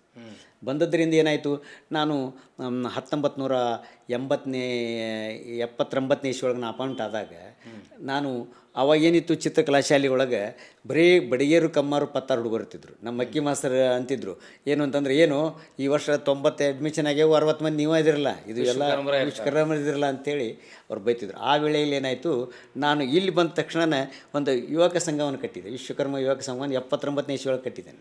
ಆ ಯುವಕ ಸಂಘದಿಂದ ನಾನು ತಿಂತಿನಿ ಜಾತ್ರೆ ಒಳಗೆ ನಮ್ಮೆಲ್ಲ ಹುಡುಗರನ್ನ, ಆವಾಗ 16 ಜನ ವಿದ್ಯಾರ್ಥಿಗಳಿದ್ದರು ನಮ್ಮವರು. ಆ 16 ಜನ ಕರ್ಕೊಂಡು ತಿಂತಿನಿ ಒಳಗೆ 3 ದಿನ ಇದ್ದು ಅಲ್ಲಿ ವಾಲಂಟಿಯರ್ ಕೆಲಸ ಮಾಡೋದು, ಕಸ ಹೊಡಿಯೋದು, ಆಮೇಲೆ ಸ್ವಚ್ಛತಾ ಮಾಡೋದು, ಪಾಳೆ ಹಚ್ಚಿಸೋದು, ಇಂಥವೆಲ್ಲ ಮಾಡಿ ಸಿರಸಂಗಿ ಒಳಗೆ ಮಾಡಿದ್ದೇನೆ. ಆಮೇಲೆ ವರವಿ ಒಳಗೆ ಮಾಡಿದ್ದೇವೆ. ತಿಂತಿನಿ ಒಳಗೆ ಇದೇನದಲ್ಲ 3 ವರ್ಷ ಇವರೆಲ್ಲ ಬ್ಯಾಚುಲರ್ ಇದ್ದರು ನನ್ನ ಚಲೋ ಅಗದಿ ಆಪ್ತ ವಿದ್ಯಾರ್ಥಿಗಳು. ಡಿ ವಿ ಬಡಿಗೇರ, ಕಾಳಪ್ಪ ಪತ್ತಾರ್ ಅಂತೇಳಿ, ಹೀಗೊಂದಿಷ್ಟು ಜನ, ಭಾಳಷ್ಟು ಜನ ನನಗೆ ಸಾಥನ್ನು ಕೊಡ್ತೀವಿ. ಏನು ನಾನು ಕಲ್ಲೋಳಿ ಡಾಕ್ಟರ್ ಬಿಲ್ಡಿಂಗ್ನೊಳಗಿದ್ದೆ, ಆ ರೂಮ್ನಾಗ, ಅದೇ ರೂಮ್ನಾಗ ಅವ್ರಿಗೆ ಬಿಟ್ಬಿಟ್ಟಿದ್ದೆ ಇರಾಕೆ. ಅವರೆಲ್ಲ ವಿದ್ಯಾರ್ಥಿಗಳಲ್ಲಿ ಇರ್ತಿದ್ರು. ಹಾಗಾಗಿ ಏನದಲ್ಲ ಅವರೆಲ್ಲರೂ ನನ್ನ ಮಾತು ಕೇಳ್ತಿದ್ರು. ಆಮೇಲೆ ನನಗೇನೋ ಒಂದು ಸಂಘಟನೆ ಮಾಡಬೇಕು ಅಂತಕ್ಕಂಥ ಹುಚ್ಚಿತ್ತು, ಅವಾಗ ಮಾಡಿದೆ. ತದನಂತರ ಅದು ಒಂದು 4-5 ವರ್ಷ ಆದಮೇಲೆ, ನಂದು ಮದುವೆ ಆದಮೇಲೆ, ನಾನು ಸಂಸಾರಕ್ಕೆ ಬಿದ್ದ ಅವೆಲ್ಲ ವಿದ್ಯಾರ್ಥಿಗಳು ಹೋದ್ಮೇಲೆ ಮುಂದಿನ ವಿದ್ಯಾರ್ಥಿಗಳಿಗೆ ಆರ ಸಹಾಯವನ್ನು ಮಾಡೋದಂಕರ್ ಬಿಡಲಿಲ್ಲ ನಾನು. ಯಾಕಂದ್ರೆ ನಮ್ಮ ಸಮಾಜ ಹುಡುಗರು ಅಥವಾ ಯಾರೇ ಹುಡುಗರು ಬಂದು ಇಲ್ಲ ಸರ್ ನನಗೆ ಇರಾಕಿಲ್ಲ ಅಂತಂದ್ರೆ, ಅವಾಗೆಲ್ಲ ಈಗ ನಂಗೆ ಹೈಫೈ ಇರಲಿಲ್ಲ. ಇರಾಕ್ ಕೊಡ್ತಾರಂದರೆ ಅದೇ ಒಂದು ದೊಡ್ಡದು. ಅಂಥ ವೇಳೆಯಲ್ಲಿ ನಾನು ಎಲ್ಲರಿಗೂ ವಿದ್ಯಾರ್ಥಿಗಳಿಗೆ ಸಹಾಯ ಸಹಕಾರ ಮಾಡ್ತಕ್ಕಂಥ ಪ್ರವೃತ್ತಿ ಇತ್ತು ಮತ್ತು ಸಂಘಟನೆ ಮಾಡ್ತಕ್ಕಂಥ ಮನಸ್ಸಿತ್ತು. ತದನಂತರ ಏನಾಯಿತು, ನಾನು ಚೆನ್ನಾಗಿ ಆದಮೇಲೆ ನಾನು ಒಂದು 85ನೇ ಇಸ್ವಿಯೊಳಗೆ ನಂದು ವರ್ಕ್ಶಾಪನ್ನು ಸ್ಟಾರ್ಟ್ ಮಾಡಿದ ಮೇಲೆ ಇಲ್ಲಿ ಒಬ್ಬರು ಮನ್ವಾಚಾರ್ಯ ಸರ್ ಅಂತ ಬಂದರು. ಆವಾಗೂ ಒಂದು ಸಂಘಟನೆಯನ್ನು ಮಾಡಿದೆ ನಾನು, ಗದಗ ತಾಲೂಕಾ ವಿಶ್ವಕರ್ಮ ಸಮಾಜ ಅಂತ ಮಾಡಿದ್ದೆ. ಅದೇನೋ ಇಲ್ಲಿ ಊರವ್ರಿಗೆ ಹಿರಿಯರಿಗೆ ನನಗೆ ಸ್ವಲ್ಪ ಸರಿ ಹೋಗಲಿಲ್ಲ. ಹೊಳ್ಳಿ ನಾನು 91ನೇ ಇಸ್ವಿಯೊಳಗೆ ನಮ್ಮ H.K. ಪಾಟೀಲರು ಅದೇ ಫಸ್ಟ್ ಮಿನಿಸ್ಟರ್ ಆಗಿದ್ದರು, ಜವಳಿ ಮಿನಿಸ್ಟರ್ ಆಗಿದ್ದರು. ಜವಳಿ ಮಿನಿಸ್ಟರ್ ಆದಾಗ ನಾನು ಒಂದು ಕೋಆಪ್ರೇಟಿವ್ ಸೊಸೈಟಿಯನ್ನು ಮಾಡಿದೆ. ಕೋಆಪ್ರೇಟಿವ್ ಸೊಸೈಟಿಯನ್ನು ಗದಿಗಿನ ಕಾಳಬೇಕ ದೇವಸ್ಥಾನದ ಮುಂದೆ ಒಂದು ಬೃಹತ್ ಆದಂಥ ಪೆಂಡಾಲನ್ನು ಹಾಕಿಸಿ ಅದರ ಉದ್ಘಾಟನೆಯನ್ನು ಮಾಡಿಸಿದೆ. ಅದು ಏನಾಗ್ಬಿಟ್ಟು ನಮ್ಮ ಅಣ್ಣವ್ರ ಮಾತು ಕೇಳಿ ಇವತ್ತೇನು ನಮ್ಮ ಹಿರಿಯರಂಥ ಈ KP ಹಿರಣ್ಣವರು ಅದರದ ಧಾರವಾಡದ ವಿಶ್ವಕರ್ಮ ಬ್ಯಾಂಕಿನ ಅಧ್ಯಕ್ಷ ಆಗಿದ್ದರು. ಇಲ್ಲ ಇದನ್ನು ಗದಿನೊಳಗೆ ಮಾಡೋದು ಬೇಡ, ಗದಗಿಂದ ಮಾಡೋದು ಬೇಡ, ಅದೇ ಧಾರವಾಡದ ಬ್ರ್ಯಾಂಚ್ ಮಾಡೋಣ ಅಂತೇಳಿ ಅದನ್ನು ಬ್ರ್ಯಾಂಚನ್ನು ಮಾಡಿಸಿದ್ರು. ಅದರ ಉದ್ಘಾಟನೆಯನ್ನು H.K. ಪಾಟೀಲ್ ಆಗಿ ಜವಳಿ ಮಿನಿಸ್ಟರ್ ಆಗಿದ್ದರು ಅವರು. ಆ 91ನೇ ಇಸ್ವಿಯೊಳಗೆ ಆ ಕಾಳಿಕಾ ದೇವಸ್ಥಾನ ಮುಂದೆ ಅದನ್ನು ಪೆಂಡಾಲ್ ಹಾಕಿಸಿ ಅದನ್ನು ಒಂದು ಉದ್ಘಾಟನೆಯನ್ನು ಮಾಡಿಸಿದೆ. ಮಾಡಿಸೋದು 3-4 ವರ್ಷ ನಡೀತು, ಚೆನ್ನಾಗಿ ನಡೀತು. ಮುಂದೆ ನನ್ನ ಅವಧಿ ಮುಗಿದ್ನಲ್ಲಿ ಬೇರೆದವ್ರು ಆದಮೇಲೆ ಅದು ಏನೇನೋ ಆಗಿ ಸ್ವಲ್ಪ ಏನೂ ಇದು ಆಗಲಿಲ್ಲ. ಆದರೆ ಹೊಳ್ಳಿ ಧಾರವಾಡಕ್ಕೆ ತೊಗೊಂಡು ಹೋಗುವಂಥ ಪರಿಸ್ಥಿತಿ ಬಂತದ್ದು. ಆವಾಗ ನಾನೆಲ್ಲ ಹೇಳಿದೆ ಇದು ಬೇಡ ಅಂತೇಳಿ. ನಾನು ಹಾಗಾಗಿ ಬೇಜಾರಾಗಿ ನಾನು ಈ ಸಮಾಜದ ಸಂಪರ್ಕನ ಬಿಟ್ಟು ಎಲ್ಲರೂ ನನಗೆ ಪಂಚಮ ಶಾಲೆಯವರನ್ನು ಹಾಗೆ ನಾನು ಎಲ್ಲರ ಜೊತೆಗೆ ಬೆರೆತುಬಿಟ್ಟೆ, ಲಿಂಗಾಯತರ ಜೊತೆಗೆ. ಅದ್ರ ಜೊತೆಗೆ ಏನಂತಂದರೆ ಮೊದಲೇದ್ದು ತೋಂಟದಾರಿ ಮಠದೊಳಗೆ ನಾನು ಅಜ್ಜವ್ರ ಜೊತೆಗೆ ಅವರ ಒಡನಾಟ ಹೇಗೆಂದರೆ, ನಾನು 74ನೇ ಇಸ್ವಿಯೊಳಗೆ ಗದಗದಲ್ಲಿ DTC ಕಲಿಯಾಕೆ ಬಂದಾಗ ಎದುರಿಗೆ ಅಲ್ಲಿ ಚಿಕ್ಕಮಠ ಬಿಲ್ಡಿಂಗ್ ಅಂತದ, ಇವತ್ತೇನೋ ಮಂಡಕ್ಕಿ ಅಂತ ಮಾಡ್ತಾರಲ್ಲ, ಅದ್ರ ಮೇಲಿನ ರೂಮ್ನಲ್ಲಿ ನಾ ಇದ್ದಾಗ ಅಜ್ಜವ್ರು ಏನದಲ್ಲ ಒಂದು ಆಕಳ ತಂದಿದ್ರು. ಅದೇ 2 ಆಕಳ ತಂದಿದ್ರು. ಅವು 2 ಆಕಳಗಳನ್ನು ಬೆಳಗ್ಗೆ ತೊಳ್ಯಾಕೆ ಬರ್ತಿದ್ರು. ಯಾವುದೇ ಮಠದ ಬಾವಿ ಇತ್ತು, ಒಂದು ಚೌಕ್ ಬಾವಿ, ಅದರೊಳಗೆ ಅರ್ಧ ಬಕೆಟ್ ನೀರು ಬರ್ತಕ್ಕಂಥ ಪರಿಸ್ಥಿತಿ. ನಾವು ಅಜ್ಜರಿಗೆ ಒಂದು 2-3 ಬಕೆಟ್ ಜಗ್ಗಿ ಕೊಟ್ಟು ನಾವು ಜಳಕ ಮಾಡಿ ಹೋಗ್ತಿದ್ವಿ. ಹಾಗಾಗಿ ಅಜ್ಜರ ಜೊತೆಗೆ ನಮ್ಮ ಬಹಳಷ್ಟು ನಿಕಟವಾದಂಥ ಸಂಬಂಧ ಇತ್ತು. ಆನಂತರ ಅವ್ರು ಕುಂದ್ರುವ ಹಿಂದೊಂದು ಸಿದ್ಧಲಿಂಗೇಶ್ವರ ಮೂರ್ತಿ ಇತ್ತು. ಆ ಹುತ್ತದ ಮೇಲೆ ಆಕಳ ಹಾಲಿಗೆ ಇರ್ತಕ್ಕಂಥದ್ದು, ಅದನ್ನು ಮಾಡಿದಂಥದ್ದು ನಾವೇ. ಅದನ್ನ 75ನೇ ಇಸ್ವಿಯೊಳಗೆ ಮಾಡಿಕೊಟ್ಟಾಗ ಅಜ್ಜ ನಮಗೆ ಭಾಳಷ್ಟು ಇನ್ನೂ ಪ್ರೀತಿಯಿಂದ ನಮ್ಮನ್ನು ಕಾಣ್ತಾಯಿದ್ರು. ಹಾಗಾಗಿ ಅವರು ಅಲ್ಲಿ ತರ್ತಕ್ಕಂಥ ಕಜ್ಜಾಯವನ್ನು ನಾವು ಊಟಕ್ಕಿಲ್ಲ ಅಂದರೆ ಕಜ್ಜಾಯದ ಊಟವನ್ನು ಮಾಡಿದ್ದೇವೆ. ಅಜ್ಜರ ಗಡಿಗೆ ಒಳಗೆ ಮಾಡಿಸಿದಂಥ ನುಚ್ಚನ್ನು ಊಟ ಮಾಡಿದ್ದೇವೆ. ಹೀಗಾಗಿ ಏನಾಯಿತು, ಅದೆಲ್ಲ ಸಂಪರ್ಕ ಬಂದು ಲಿಂಗಾಯತರ ಜೊತೆಗೆ ನಾನು ಮುಂದೆ 90ನೇ ಇಸ್ವಿಯೊಳಗೆ ಎಲ್ಲರೂ ಹಳೆಯ ಮಂದಿತ್ತು. ಅಜ್ಜರ ಜಾತ್ರಾ ಕಮಿಟಿ ಒಳಗೆ ಈ ಜಾತ್ರೆ ಅಲಂಕಾರವನ್ನು ಮಾಡಲಿಕ್ಕೆ ನಾನು ಪ್ರಾರಂಭ ಮಾಡಿಸಿ 92ನೇ ಇಸ್ವಿಯಿಂದ ತೋಂಟದಾರ್ಮಠ ಜಾತ್ರಾ ಅಲಂಕಾರ ಕಮಿಟಿ ಅಧ್ಯಕ್ಷನಾಗಿ ಭಾಳಷ್ಟು ವರ್ಷ ನಾನು ಆವಾಗೆಲ್ಲ ಬ್ಯಾನರ್ ಇರಲಿಲ್ಲ. ಆವಾಗ ನಾವೆಲ್ಲ ಕೈಲಿನ ಮಾಡಬೇಕು, ನಾವೇ ಸ್ವತಃ ಮಾಡ್ತಿದ್ವಿ. ತದನಂತರ ಮುಂದೆ 4-5 ವರ್ಷದೊಳಗೆ ನನ್ನ ವಿದ್ಯಾರ್ಥಿಗಳು ತಯಾರು ಮಾಡಿದ್ವಿ. ಅದರಲ್ಲಿ ವಿಜಯ ಕಿರೇಶ್ವರ್ ಅಂತ ಏನದಲ್ಲ, ಅವ ಭಾಳಷ್ಟು ಅದ್ಭುತ ಶಾಣ್ಯ. ಅಂದರೆ ನಾವು ಎಳೆ ತೋರಿಸಿದ್ರೆ ಹಜರಡ್ ನುಂಗ್ತಾರಂತಾರಲ್ಲ, ಹಾಗೆ ಒಂದು ವಿದ್ಯೆಯನ್ನು ಅವಾಗ ಹುಟ್ಟಿಂದ ಬಂದಂತಹ ಕಲೆ, ಅವಂಥ ಅದ್ಭುತ ಕಲಾವಿದನಾದ. ಅದರ ಜೊತೆಗೇನು ಪ್ರತಿ ವರ್ಷ ಜಾತ್ರೆ ಒಳಗೆ ಚಿತ್ರಕಲಾ ಪ್ರದರ್ಶನ ಮಾಡಿಸೋದು, ಕ್ಯಾಂಪ್ ಮಾಡಿಸೋದು, ಇಂಥವೆಲ್ಲ ನಾನು ಸತತವಾಗಿ ಒಂದು 7-8 ವರ್ಷ ಮಾಡಿಸಿದ್ದೆ. ಹಾಗಾಗಿ ಅಜ್ಜಾರು ಏನಂತಂದರೆ ಆವಾಗ ಪಟ್ಟಣ ಶೆಟ್ಟರು ಕಡಿಮೆ ದುಡ್ಡು ಕೊಟ್ಟರು ನನ್ನ ಕರೆದು ಕಡ್ಲಿಗುಪ್ಪ ಅವ್ರು ಎಷ್ಟು ಕೊಟ್ರಪ್ಪ, ಇನ್ನೂ ಅಷ್ಟು ಕೊಡು ಅಂಥೇಳಿ ಹೇಳ್ತಕ್ಕಂಥ ಒಂದು ಮನೋಭಾವನೆ, ತಾಯಿ ಕಳನ್ನು ಹೊಂದಿದಂಥ ಗುರುಗಳು ಏನದಾರಲ್ಲ, ಅವ್ರು ನನ್ನ ಕರಿತಿದ್ರು, ಎಲ್ಲಿಂದ ಬಂದಾರ ಅವರು, ಅವ್ರಿಗೆ ಏನು ಪನಿ ಕೊಟ್ಟು ಅಂತಕ್ಕಂಥದ್ದು ಕೇಳ್ತಿದ್ರು. ಕೇಳಿಲ್ಲ ಹೀಗೆ ಅಂತಂದರೆ, ಇಲ್ಲ ಇನ್ನಷ್ಟು ಕೊಡಪ್ಪ ಅಂತೇಳಿ ತಾವು ಸ್ವತಃ ದುಡ್ಡನ್ನು, ಆವಾಗೆಲ್ಲ ಭಾಳ ಕಿಮ್ಮತ್ತು, 500 ರೂಪಾಯಿ ಅಂದರೆ ದೊಡ್ಡ ಕಿಮ್ಮತ್ತು, 500, 1000 ಹೀಗೆಲ್ಲ ಕಲಾವಿದರಿಗೆ ಪ್ರೋತ್ಸಾಹ ಕೊಡ್ತಕ್ಕಂಥ ಕೆಲಸವನ್ನು ತೋಂಟದಾರ್ಯ ಅಜ್ಜಾರು ಮಾಡ್ತಿದ್ರು. ಅವರ ಜೊತೆಗೆ ಸ್ಪಂದನೆಯನ್ನು ಮಾಡ್ತಕ್ಕಂಥವ್ರು ನಾವು. ಹೀಗಾಗಿ ಭಾಳಷ್ಟು ಈಗೂ ಅದಾವೆ ಅಲ್ಲಿ ಪೇಂಟಿಂಗ್ಗಳು, ಚಿಕಣಿ ಚಿತ್ರಗಳಂತಕ್ಕಂಥ ಅಂದ್ರೆ ಏನು, ಇವತ್ತು ಟ್ರೆಡಿಷ್ನಲ್ ಅಂತೀವಲ್ಲ, ಟ್ರೆಡಿಷ್ನಲ್ ಪೇಂಟಿಂಗ್ ಕ್ಯಾಂಪ್ ಮಾಡಿಸಿದ್ದೆ, ಕೋಲಾಜ್ ಪೇಂಟಿಂಗ್ ಕ್ಯಾಂಪ್ ಮಾಡಿಸಿದ್ದೆ. ಮತ್ತು ಬೇರೆ ಬೇರೆ ವರ್ಷ ಒಂದು 7-8 ವರ್ಷ ಸತತವಾಗಿ ನಾನು ಚಿತ್ರಕಲಾ ಪ್ರದರ್ಶನ ಮಾಡೋದು, ಆಮೇಲೆ ಕ್ಯಾಂಪ್ಗಳನ್ನು ಮಾಡಿಸೋದು, ಅಜ್ಜಾರು ಬಹಳ ಸಹಕಾರದಿಂದ ಇವನ್ನೆಲ್ಲ ನಡೀತಾ ಇದ್ದು.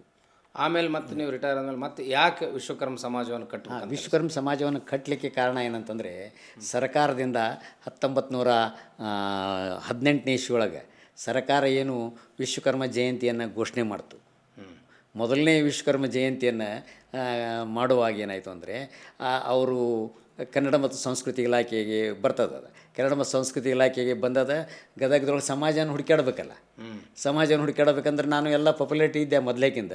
2018ಕ್ಕೆ 2018 ಸೆಪ್ಟೆಂಬರ್ 17, ಸೆಪ್ಟೆಂಬರ್ 8ನೇ ತಾರೀಕು 10ನೇ ತಾರೀಕಿಗೆ ಆಫೀಸಿಂದ ನನಗೊಂದು ಫೋನ್ ಬಂತು.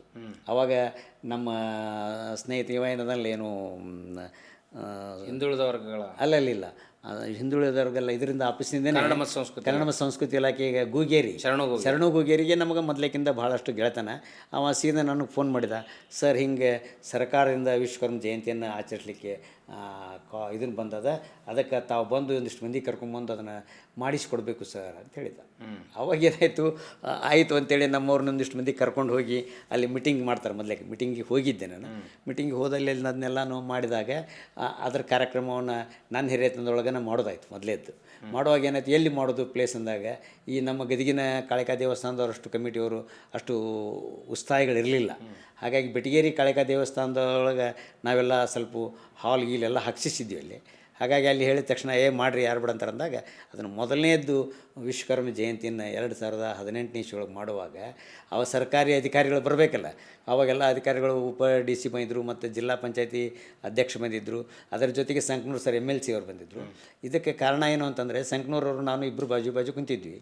ಕುಂತಾಗ ಸಂಕನೂರವ್ರು ನನಗೊಂದು ಮಾತಂದರು, ಕಡ್ಲಿಗುಪ್ಪ ನೀ ಏನು ಎಲ್ಲ ಒಟ್ಟು ನಿನ್ನ ಸಮಾಜಕ್ಕೆ ಹೋಗಂಗೆ ಇಲ್ಲಲ್ಲೋ, ಬರೀ ನಮ್ಮ ಜೊತೆಗೆ ಇರ್ತಿಲ್ಲ ನೀನು ಅಂತಂದರು. ನನಗೆ ಏನು ಬಿಡು ಸರ್, ಎಲ್ಲ ನಮ್ಮವರು ಒಕ್ಕಟ್ಟಿಲ್ಲ, ಅದಕ್ಕೆ ಬಿಟ್ಬಿಟ್ನಿ.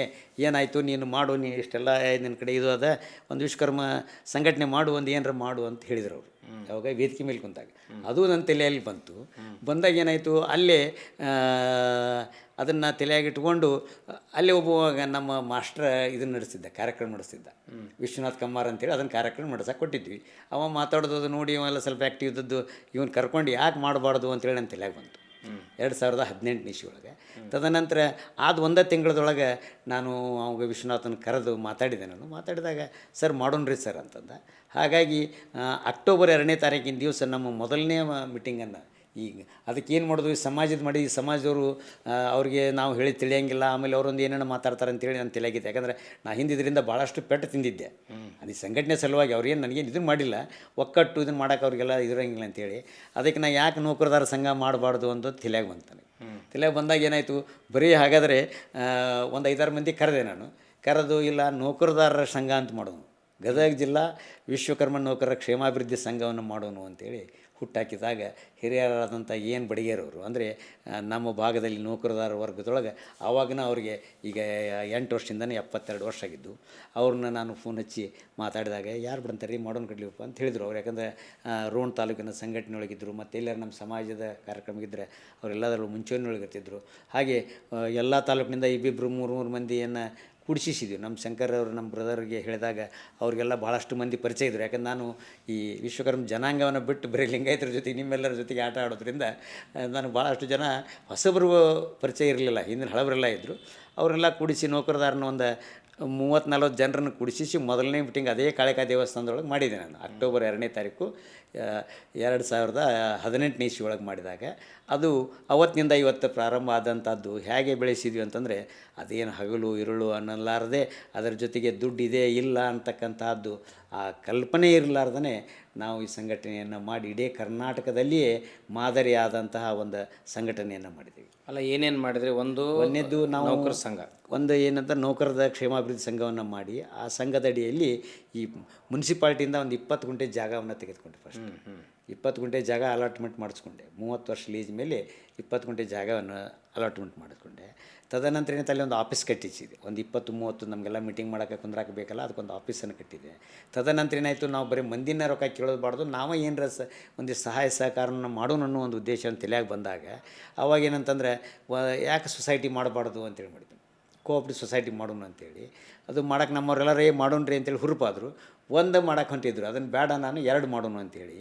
ಒಂದು ವಿಶ್ವಕರ್ಮ ಮಹಿಳಾ ಪತ್ತಿನ ಸಹಕಾರಿ ಸಂಘ, ಒಂದು ನೌಕರರ ಪತ್ತಿನ ಸಹಕಾರಿ ಸಂಘ, ಹೀಗೆ 2 ಸೊಸೈಟಿಗಳನ್ನು ಮಾಡಿಸಿದ್ವಿ.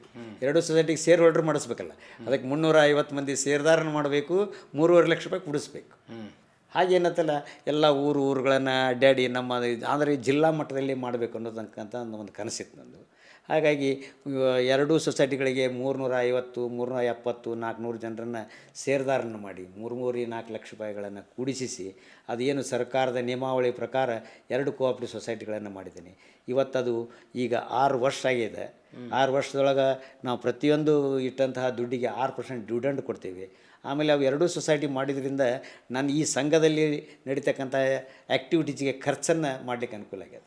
ಮತ್ತು ಅದು ಸ್ವಂತ ಕಟ್ಟಡನೂ ಮಾಡೋಷ್ಟು ಮಟ್ಟಿಗೆ ಹೆಂಗೆ ಸಾಧ್ಯ ಆಯಿತು? ಅದು ಏನಾಯಿತು, ಮುಂದೆ ಇದು ಸೊಸೈಟಿ ಬೆಳ್ಕೊಂತ ಹೋಯ್ತು. ಇದ್ರದ್ದು ಸೊಸೈಟಿ ವ್ಯವಹಾರ ಇವತ್ತಿಗೂ 1 ರೂಪಾಯಿನೂ ನಾವು ಅದರೊಳಗೆ ಇದನ್ನು ಮಾಡಲಾರ್ದ ಹಾಗೆ ನಡೆಸಿದೆ. ಹಾಗಾಗಿ ಆ ಜನರದ್ದೂ ತಕರಾರಿಲ್ಲ.